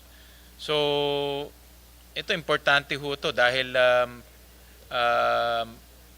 foreign funded to, and at the same time, we need this for flood control purposes. So, what happened? Bakit na-delay ito? Kasi po, marami dyan sa project na yan ay community-based po. And inabot po yan ng pandemic, Your Honors. So, it took us some time to catch up. Pero sa ngayon po, patapos na po yung project and nasa wrap-up period na kami. From moderately unsatisfactory performance, ngayon po nasa satisfactory na tayo. And nakaka-catch up na rin po kami. Yung remaining funds po dyan sa project na yan, again, we will dedicate it po sa establishment ng mga MRFs at yung mga successful projects po natin ay i-replicate po natin sa 17 LGUs po. Before we continue, I'd like to close the presence of Senator Francis Kiko Pangilinan. Yes, please continue. So, nakaka-catch up naman po tayo. In fact, Your Honors, if I may, gusto nga pong after po ng expiration nito or conclusion by November 2026, World Bank is again offering another loan package in the amount of $300 million to MMDA alone for the continuation of this project. But this Your Honor. includes 56 pumping stations. Nasa DPWH po yan, sir. Nagawa ba itong 56 pumping stations? Kasi yan ang pinaka-importanting component, the pumping stations. I agree, Your Honor. But I think DPWH will be in the best position to update you, Your Honors, regarding the status of But the it's the implementation. package, isang package yan lahat, di ba? Isang Yes po, package siya, dalawang including- components. Including the pumping stations. Rehab po ng 32 pumping stations and construction of I think 12. 10. But now I think they revised the target. They will be constructing 4 instead of 10, and nakatapos na po sila ng rehabilitation ng 6. Ongoing po yung 26, Your So, Honors. who's accountable here? Is it MMDA or DPWH? Kanya-kanya po per component. Yung pong infrastructure project, particularly yung rehab and construction ng mga new pumping stations, ay nasa DPWH po, Your Honors. Ang sa amin po ay yung solid waste management component lamang po ng particular funding project po na yan. Okay. So, so itong component na ito is under DPWH. Yes po, Your Honor. Sige, we'll raise this with them kasi sayang yung pondo eh. Una-una, nag-incur na tayo ng commitment fees, 37 million, and then at the same time, delay. So, even though tapos na yung component ninyo, pero hindi pa DPWH, delay pa rin tayo. So, hindi rin tayo makaka-catch up. Hindi ba kayo nag-uusap? Nag-uusap po kami, Your Honors. In fact, we're coordinating kasi especially po yung mga nire-rehab nilang pumping stations. Yan po ay nasa amin na, meaning we're operating it. Why not? Kayo na lang ang magpa-rehab, kayo na lang magpagawa ng pumping station. Why do we have to go? Ba't dalawa pa kausap ng funders? Yan po kasi was decided during the previous administration. And yung DOF po at that time and NEDA decided na DPWH po ang magpagawa or mag-implement ng component po na yan rather than MMDA po. Sige, I'll just submit to us a updated report. We will, Your Honors.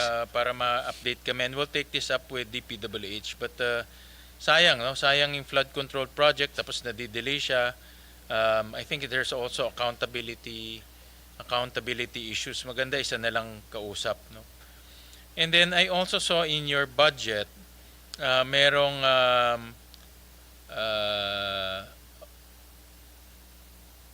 cost allocation for flood control project. And this is flood control projects per city. No, may allocation per city about 1 billion. Tama ba? Tama po, Your Honors. And the cost per project is 32 million. About that amount, Your Honors. How come it's nakita ko per city 32 million? Yes po, kasi po ano po yan eh, allocated per congressional district, Your Honors. But anong accountability nila dito sa flood control project? Again, the context now is what's happening with flood control. Let's say mag-allocate 32 million. Ako okay yon, but I'm just saying anong accountability meron ba itong It's solely within MMDA po. Yung determination ng project. Meron ba siyang feasibility study? Meron ba siyang epekto to sa community? You have to remember yung flood control ng DPWH tinanggal lahat, ha. Ang MMDA ngayon meron kayong 1 billion plus for flood control projects.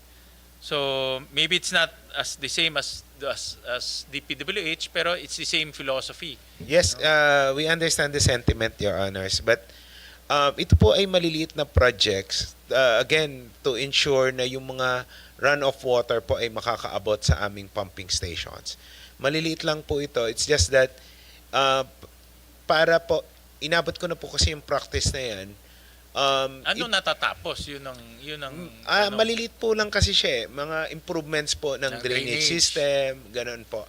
Kalimitan po, ganun po yung project. Again, it's designed to make sure na mabilis pong makakaabot sa pumping stations natin. Who designs it and who decides?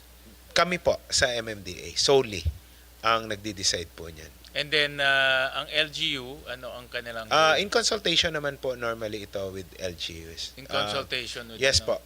Sumusulat po kami sa kanila, nag-uusap naman po kami. Your Oo. Honors. And then ang meron tong end goal, kumbaga, let's say in Valenzuela, hindi ko alam kung saan honestly, I have no idea. May masosolve siyang problematic area in that case. Yes po. Ano po 'yan? Kung hindi man completely mawala, at least po mabilis po yung pagbaba ng Nakakatulong. tubig. Yes po, Okay, definitely. It's efficient. Sige, In fact, bigyan nyo nilang kami ng dokumento regarding yes po. that. In fact, na subject po 'yan sa citizen some of it randomly ay na subject po sa citizens participatory audit at based doon po sa results noong audit na 'yon, nasabi naman po na efficient po yung project na 'yan. In fact, kausap ko rin po si Mayor Joy Belmonte ng Quezon City noong nagpa-town hall meeting po siya. Lahat po ng communities and barangays na naikutan niya ay nagsasabi po na yung mga ginagawa po namin na ganyan, despite na maliliit, ay efficient naman po at nakakatulong po talaga. I don't know sa Valenzuela, no? But my point of the matter here lang is we're trying to avoid here in the Senate na naglalagay ng flood control na wala namang outcome. Yes pa, I understand. But rest assured again that ito pong mga projects na to ay efficient at may effect po. Hindi po ginawa lang para ilagay lang po Sige, dyan. just give us the feasibility study at least for 2024. Sige po, we'll 2024, provide para po. ma-test lang namin.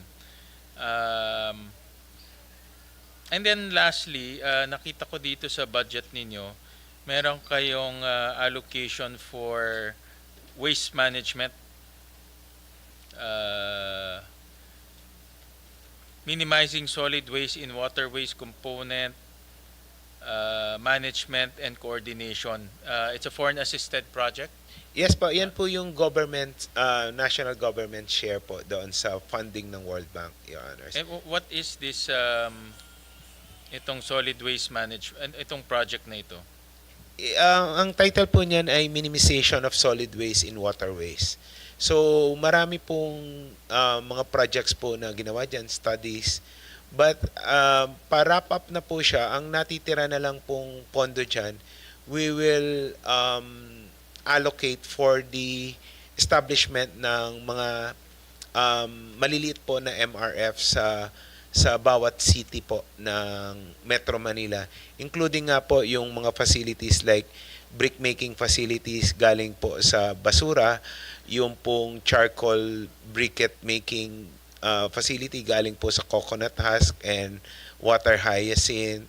Meron na ba tayong chairman for waste to energy next year? Meron na po kaming na-receive na unsolicited proposal, but it's under study po. Medyo yung malaki po kasing issue doon ay yung pong government subsidy. Yes. Sa buong mundo yung naman tipping po, fee, no? yes po, mababa po kasi ang tipping fee natin. And even po sa abroad, wala po kasing self-sufficient niyan eh. Talagang nag-government So subsidy. wala pa siya sa budget itong WT? Wala po. Kasi PPP proposal naman po yung ating natanggap. And nagkaroon po kami ng recent meeting with DOA Secretary Garin. Meron po silang inaayos na programa regarding WTE po. The direction of national government and si President, he also wants the direction of the President and national government, he wants WTE. Yes po. In fact, yung in meeting Metro po Manila. yung meeting po na yon ay ipinag-utos po ng ating Pangulo dahil gusto niya po talagang i-pursue yung programa ng WTE, which is again sa mga modern countries Actually, yan na po yung lumang technology na ito. Yes. In fact, yung nothing extraordinary. extraordinary. In fact, yung pong kamiting namin mga taga Singapore, dinidemobilize na po nila yung mga old nila kasi yung mga bagong technologies po ngayon ay mas malinis, mas efficient po mag-burn ng basura at mas malaki pong ang napoproduce na energy as compared before. So, Again, sa kautusan po ng ating Pangulo, yan na po yung direction na tatahakin both ng MMDA and DOE. Combined po. Thank you. Thank you, Mr. Chairman. Thank you. And just a few more questions so we can already pass the project. I will already refer the budget of the MMDA. So just for the record, for 2026, the amount of 1.99 billion is allocated for solid waste management program of Metro Manila. This amount will be used to pay the disposal fees of garbage collected Metro Manila, which will be disposed at the sanitary landfills in Navotas and San Mateo, Rizal. Isa pa rin itong problema natin kung bakit patuloy nagbabaha. Are there any specific actions or efforts that the MMDA and the Metro Manila LGUs are doing to solve the serious problem of Metro Manila waste? Well, una-una po yung I can say with confidence na yung collection system naman po ng mga local governments or local government units ay maayos. Ang mas nagiging problema natin po is yung illegal disposal ng mga waste, particularly sa waterways natin, na kung saan yung ilan po natin mga kababayan ay instead na ilabas po ng tamang oras sa tamang lugar yung mga basura, ay mas pinipili na ihagis na lang sa ilog, sa creeks. Na-experience namin yan when I was mayor, Chairman Bayani Fernando back then, di ba? And then si Engineer Melgar, nag-ano kami dyan nag-river cruise along San Juan River. So tinignan namin yung mga problema kasi may informal settlers families living along the bank. Kami na nga po yun, munti kami tamaan ng isang plastic bag ng basura, galtagal si Bayani. Muntik na kami Yun yung problema I think San Juan portion of the San Juan River is just 2 kilometers while the mga 9 kilometers I think is Quezon City, downstream na kami. So yung mga siguro yung education of the people around living at the banks probably kasi nakikita ko yung Pansalon Euro sa San Juan River sa bridge nandun, ang dami pa rin. Yung aming trash trap, yes po. Yes, ang dami pa rin. Every week po nililinis namin yan and truckloads po ang nakukuha namin. Again, so ibig sabihin, Chairman, yun talagang tinatapon na diretso. Yes po, kasi makikita nyo po yung basura, hindi siya yung nakasabog So hindi siya yung individual na tapon lang ng isang plastic or isang bote. Nakabalot po siya sa plastic. So ganun din yun, yung munti kami tamaan. Yes Same. po, galing po sa bahay, naipon, tas ibubuhol nila, then itatapon po sa ilog. So Ganun really po lack yung of education, nakakot namin Siguro, if you can ask Quezon City, San Juan, Mandaluyong, yes po. LGUs along the, yes po. Dapat po talaga mabantayan, family. particularly ng mga barangays.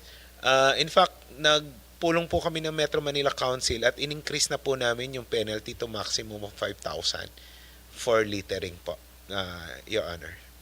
I think we really have to do that para magtanda kasi walang natatakot dito kahit saan. Yes po, wala po tayong so far na nabalitaan na nakasuhan and na prosecute po talaga dapat siguro sampulan. Yung certainty of punishment will solve a lot of problems From corruption now, yan siguro yung may violation na simple littering and all, di ba?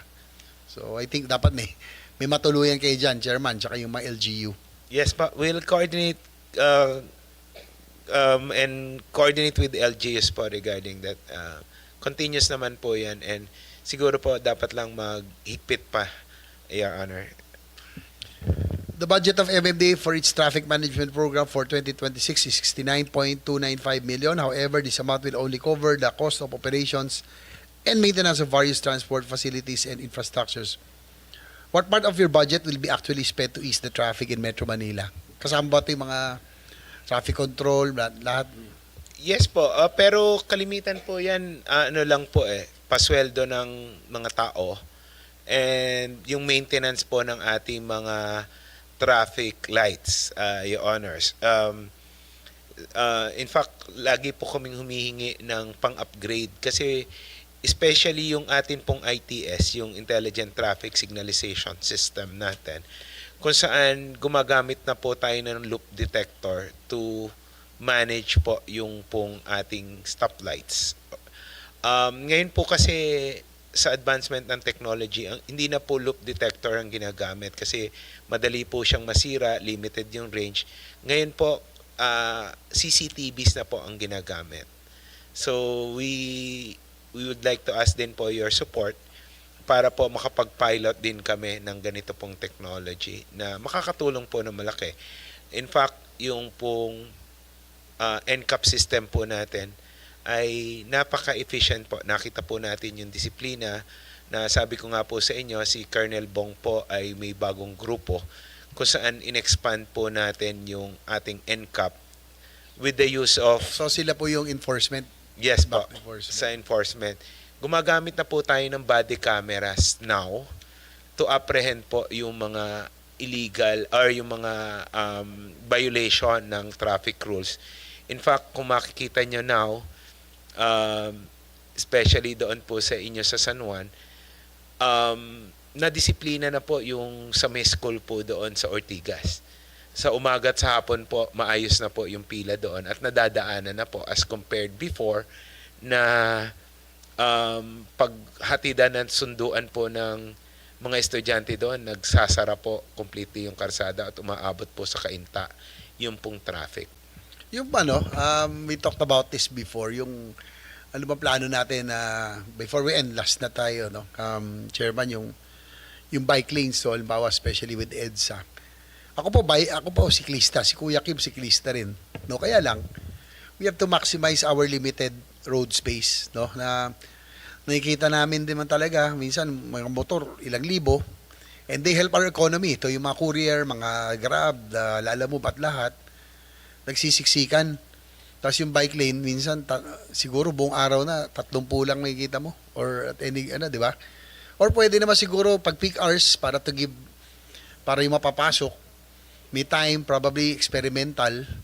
Kasi ako nagbabike ako pero I don't pass EDSA kasi mausok una-una tsaka may mga secondary roads naman no? Alam ko yung ibang mga purists magagalit. Pero anong plano po natin dito? Is there a plan for sharing yung siguro yung may time, may oras siguro? Sige, Chairman. Ang bike lane program po kasi is with the OTR, Your Honor. Yan po ay project nila which we supported.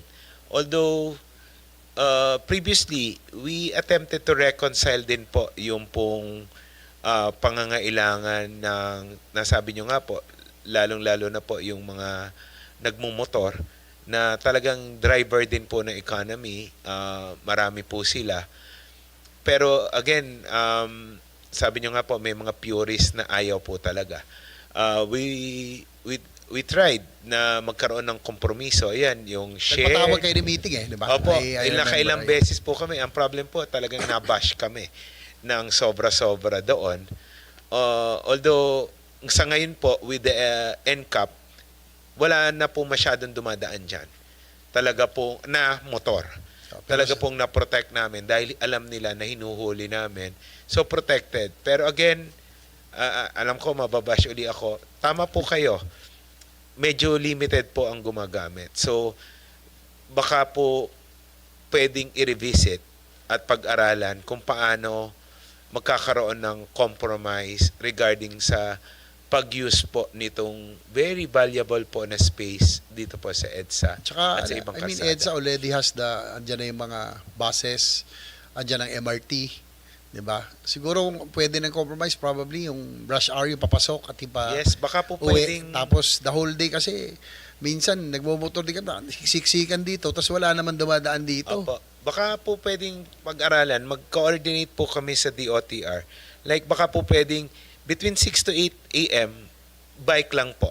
Then 4 to 6 or 4 to 7 p.m. ng gabi para pasok exclusive uli sa bike para papasok at I think that's more practical and sensible because the whole day talagang halos siguro masaya na kung may 100 Di ba? Sa Yung amin not pong- excluding the rush hour Opo, sa amin pong count nasa I think 1,700. 1,700 a day. About 1,700 a day. Opo, sa 14 Total na yun. hours. Total Opo, na. balikan na po. A day ang gumagamit po ng bike lane. As compared sa halos 200,000 nagmumotor na po tayo a day. Sa EDSA lang po yan. Yeah, I'm both a biker, cyclist and a motorcycle rider. So hati din ako eh. Kaya lang, you just have to be practical on what is, we have to maximize our very limited road space, no? Ika nga, no? I'm hoping that they would, ako tingin na maganda na ho yun, yung 4 to, 6 to 8. To 8 and then another 4 to 7 or po. 4 to 7 or 5 to 7 5 siguro. to 7, yes po. Para papasok at pa-uwi, exclusive. Para the whole day na wala namang gumagamit, magamit din ng mga nagmumotor. And they are, again, they help our economy. Di ba? Ito mga courier na ito. Ano kami ni Kuya Kim, we talked about this. Pareho kaming siklista, pareho rin kaming nagmumotor. So, we both agree no, na kailangan may maximize. And sana may compromise. Sige po, baka po pwede with your help na mapaliwanagan po, particularly yung mga biker and mobility group. Kasi po, every time na mag-a-attempt kami to reconcile po yung dalawang grupo, even sa Commonwealth, nag-try po kami.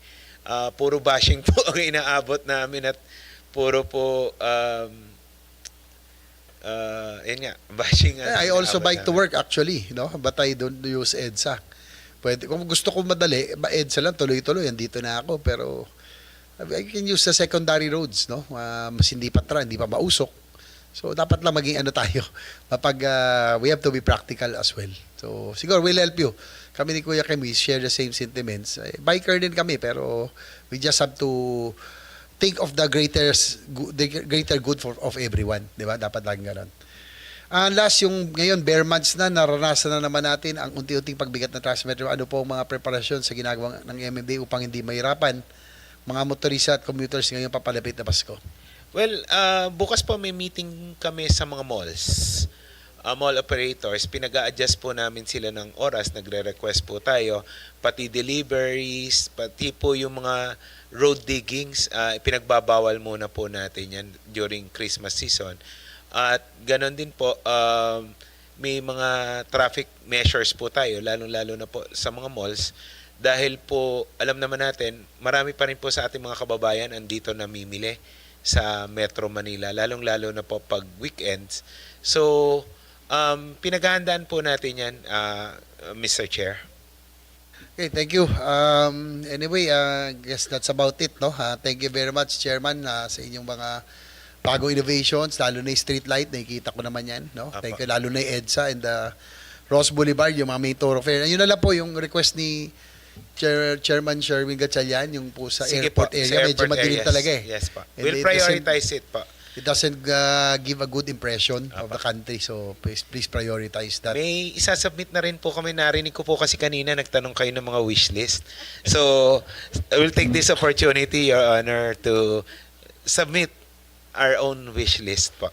Sige, actually, sige, that's the reason why we have this committee hearings para po yung mga programa that were not included or approved by the DFBM to the National Expenditure Program. At least kung talagang kailangan, then we can justify and we will get the budget from somewhere, no? Kasi zero-sum dito, hindi ka pwede magdagdag lang. So, babawasan namin yung iba siguro and they will add.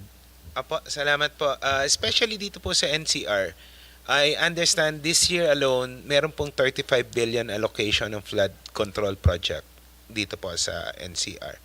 And meron lang po kami mga request, particularly yung rain catchment.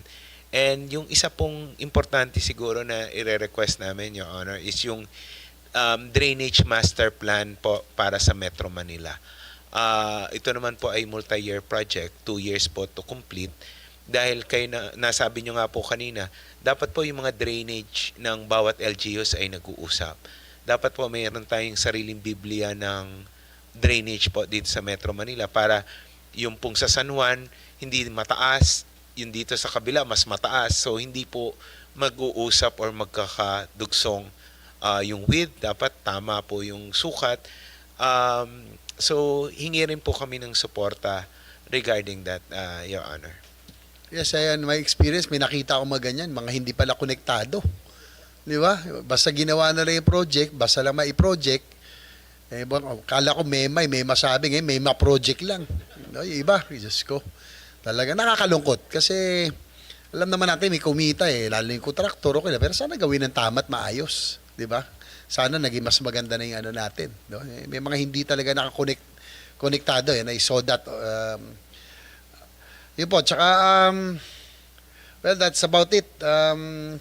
So since there are no more questions from myself and my colleagues, the subcommittee hereby recommends the fiscal year 2026 budget of the Metro Manila Development Authority. So, congratulations. Thank you po. MMDA family. Thank you. So now we move to the last but not the least, Metropolitan Baguio City, La Trinidad, Itogon, Sablan, Tuba, and Tublay Development Authority. Napakahaba ng pangalan. Ma'am, sige po, if there are any, if you have a presentation, ASEC Dr. Maria Monica Costales. We have a short presentation, Your Honor. Yes, sayang MMDA people are now excused.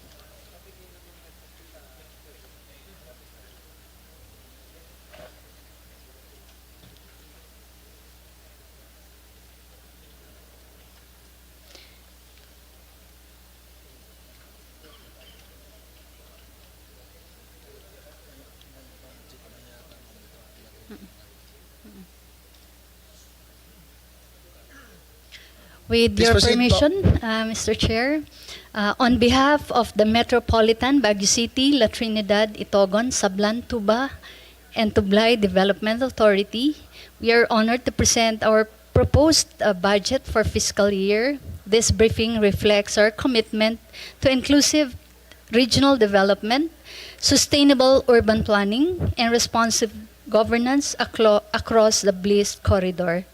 We look forward to your guidance and support as we work together to uplift the lives of our constituents and strengthen the economic and environmental resilience of our community. On 30 July 2022, the Emblista became an agency through Republic Act number 11932. This development authority is set to serve as a unified management unit of the blessed areas, aiming to accelerate the social, economic, and political development, and improve the service delivery. We have a very long name, but we are called as Blessed. So the Metropolitan and the Development Authority, I guess, was patterned to MMDA, while the Blessed is the acronym of the 5 municipality and 1 city of the Blessed area. So for the appreciation of the chairman, this is the first time that Emblista will be able to propose the budget in the General Appropriations Act. Since the creation of the law in 2022, the first financial resource received was in December 2024. So 10 months pa lang po, in the form of contingent fund from the Office of the President, and we are now using it as an operational budget. So similarly, with yung nauna po, the agency is tasked with the functions related to planning, monitoring, and coordination across the blessed area, while preserving their autonomy for purely local matters. So as we can see in the slide, we serve its purpose as responsible in formulating plans, policies, activities, and projects. So we have 9 development areas, from urban planning until investment programming. We may also note that Emblista cannot fulfill these diverse services. Thus, the law allows us to have linkages with appropriate agency. So currently, Mr. Chair, we have 21 car agencies that is linked with us. So to take advantage of these institutional linkages, we have created standing committees for each of our service and function. And these committees will be chaired by the local chief executives of the blessed LGU and their partner agencies. Since Emblista was just created in 2022, 2024 is one of the milestones of Emblista, because from an interim secretariat, which was handled by NEDACAR, or now DepDevCar, they have maintained the Emblista Council for since I think early 2000. DepDev initiated the approval of the PREX, or the Program Expenditure Classification in the Philippines, and they also established the Unified Account Code structure for Emblista. 2024 is also a notable milestone because we were granted the 36 plantilla positions that would organize the agency. Meanwhile, council meetings are regularly conducted wherein the mayors of these LGUs talk together about their common problems. In 2024, they were able to publish and select the Emblista Administrator, or the Chief Executive Officer of the Emblista, to which I am the current, or the first number one employee, which is the Administrator. In 2025, using the contingency fund, we were able to do these activities. So for the institutionalization, we have personnel. So we have already endorsed the 3 senior managers to the Office of the President, which would head the 3 offices of the organization. We also have set up selection boards. Also, all 36 plantilla positions are now being floated for hiring. On June 2025, 4 months ago, we have procured our office space, which serve as our headquarters. And of course, for us to be institutionalized, we also have to set up our financial pass-throughs like BIR, GSIS, and so forth. So in terms of council and governance, we were able to re-elect to compose the Emblista Council from the newly elected mayors last May. Then we are up to date in terms of council meetings that we are conducting. And we have also written operation manuals for the council. And right now we have already written 11 council resolutions that is applied to the blessed area. So in terms of operations, despite that we have a very limited number of people, we have already participated in the disaster response and monitoring in the blessed area, and we were able to conduct a research on the effect of the prolonged closure of Cannon Road, one of the more famous road in the north. As shown in the organizational chart, we have a very simple organizational chart in which we are organized into 4 offices. The Office of Administrator, the Finance and Admin, the Operations Office, and the Planning Office. So these are the highlights of our major items in the FY 2026 budget. So of course, number 1 is we have to lay down the development of the master development plan of the area, so that we are going to lay down the foundation of where we would like to go. So this would serve as a guide towards socio-economic progress in the blessed area. So for this, we have related activities, which includes planning preparation, baseline of data, workshop, consultations with the LGU, and coordinative meetings. For the appreciation of the chairman, we also have listed 90 priority projects, which would range from midterm, you have also short and long term, in which it focuses on economic, environmental, social, tourism development plan, transport, and water supply and sanitation. As you will know, for the 6 LGU, they're now considered as 2 areas that is affected by traffic. So in the line of transport and traffic management in the Bliss area, the DepDev has earlier identified the need to conduct the multimodal public transport study because of the growing population in Baguio City and La Trinidad. So the output of the study sets the groundwork for efficient, affordable, and reliable public transport system that eases congestion and improves accessibility across the BLIS. For the capital outlay, the contingent fund did not allow us to purchase vehicles for capital outlay. So this is the first time that we would be proposing for a 2.1 million for 2 vehicles. And lastly, we have the investment fora. So for the investment fora, the project aims as a strategic platform to attract investors, promote regional development opportunities, and foster collaboration among stakeholders for the sustainable growth of the area.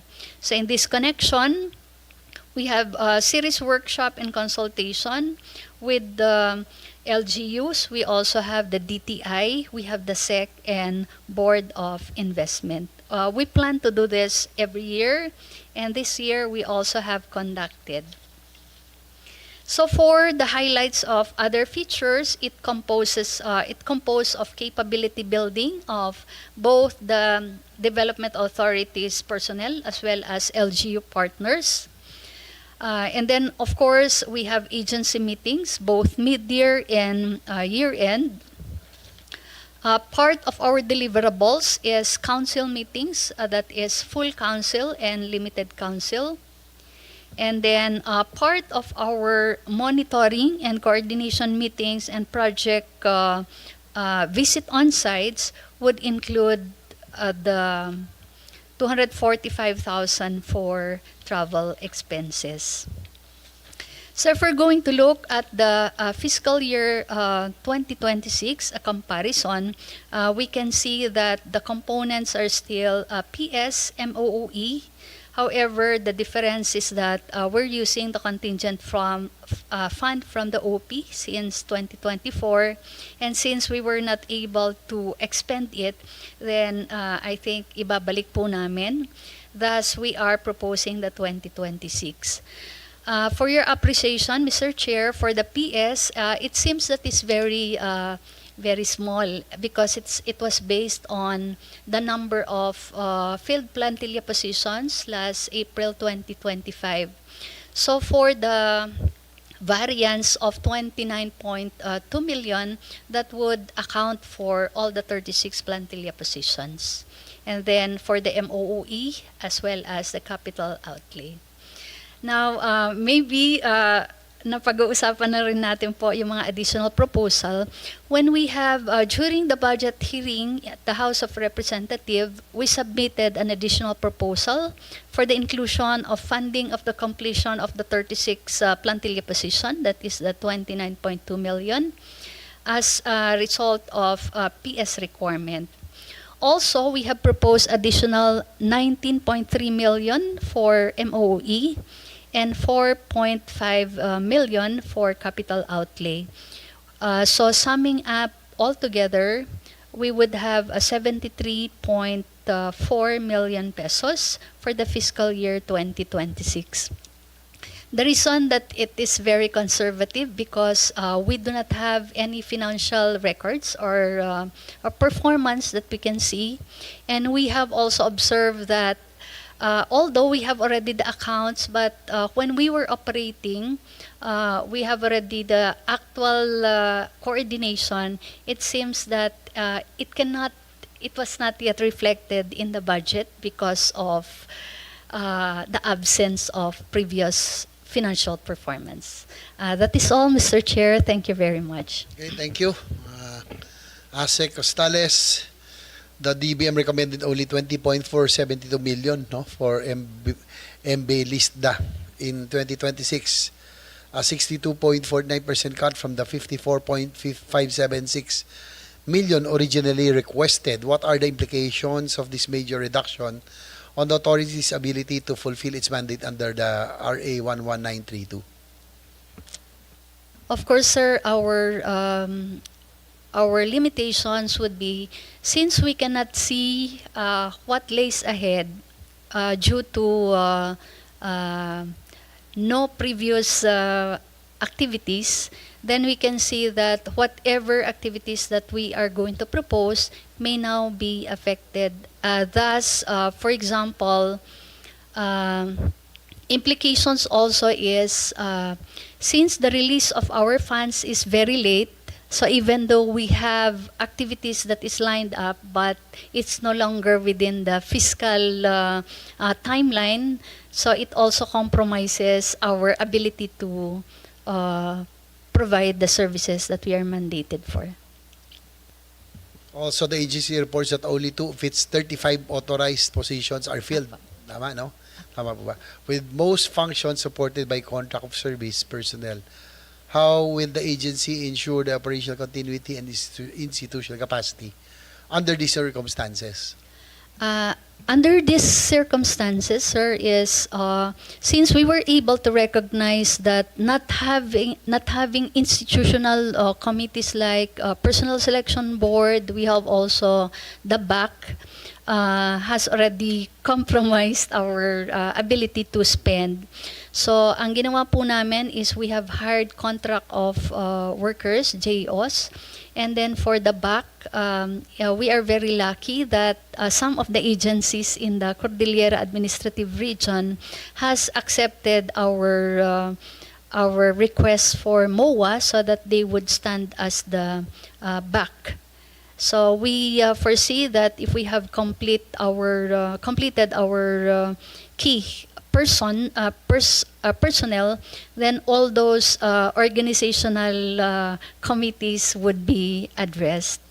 So we are predicting, sir, that since all our plantilla positions are moving at this point, then the full organizational complement is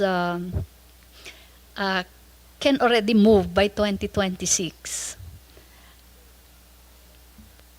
Okay, with 3.765 million allocated for operations, mainly for policy formulation, transport, and land use planning, what are the concrete deliverables expected by the end of 2026? For 3.7? yes. Baba. For 2026 po, our immediate deliverables are the master plan. Then we have also the feasibility studies for multimodal system. And then, ang nakikita ko po, sir, is since hindi pa nabuo yung comprehensive plan with 36 strength of the organization, we can already start with the identified feasibility studies as well as the researches that is already in line for both short, medium, and long term. Can the authority provide updates sa development of the MBLIS Master Development Plan? Kasi parang ito and the multimodal public transport study, both key components of your 2026 operations. Tama po ba? Itong dalawa are ito yung main components. Just provide us, no? Send the committee. Considering its wide mandate on urban renewal, solid waste management, transport, would you support the creation of a special development fund for MBLISDA to enable sustainable financing similar to other metropolitan authorities? Would you yung support the creation of special development fund? As of now, Mr. Chair, we cannot identify due to lack of benchmark. However, since we are in close coordination with the MMDA, since our inception, since early first quarter, we are already having an idea. However, with the lack of the planning officer, we could not execute such benchmark because of such.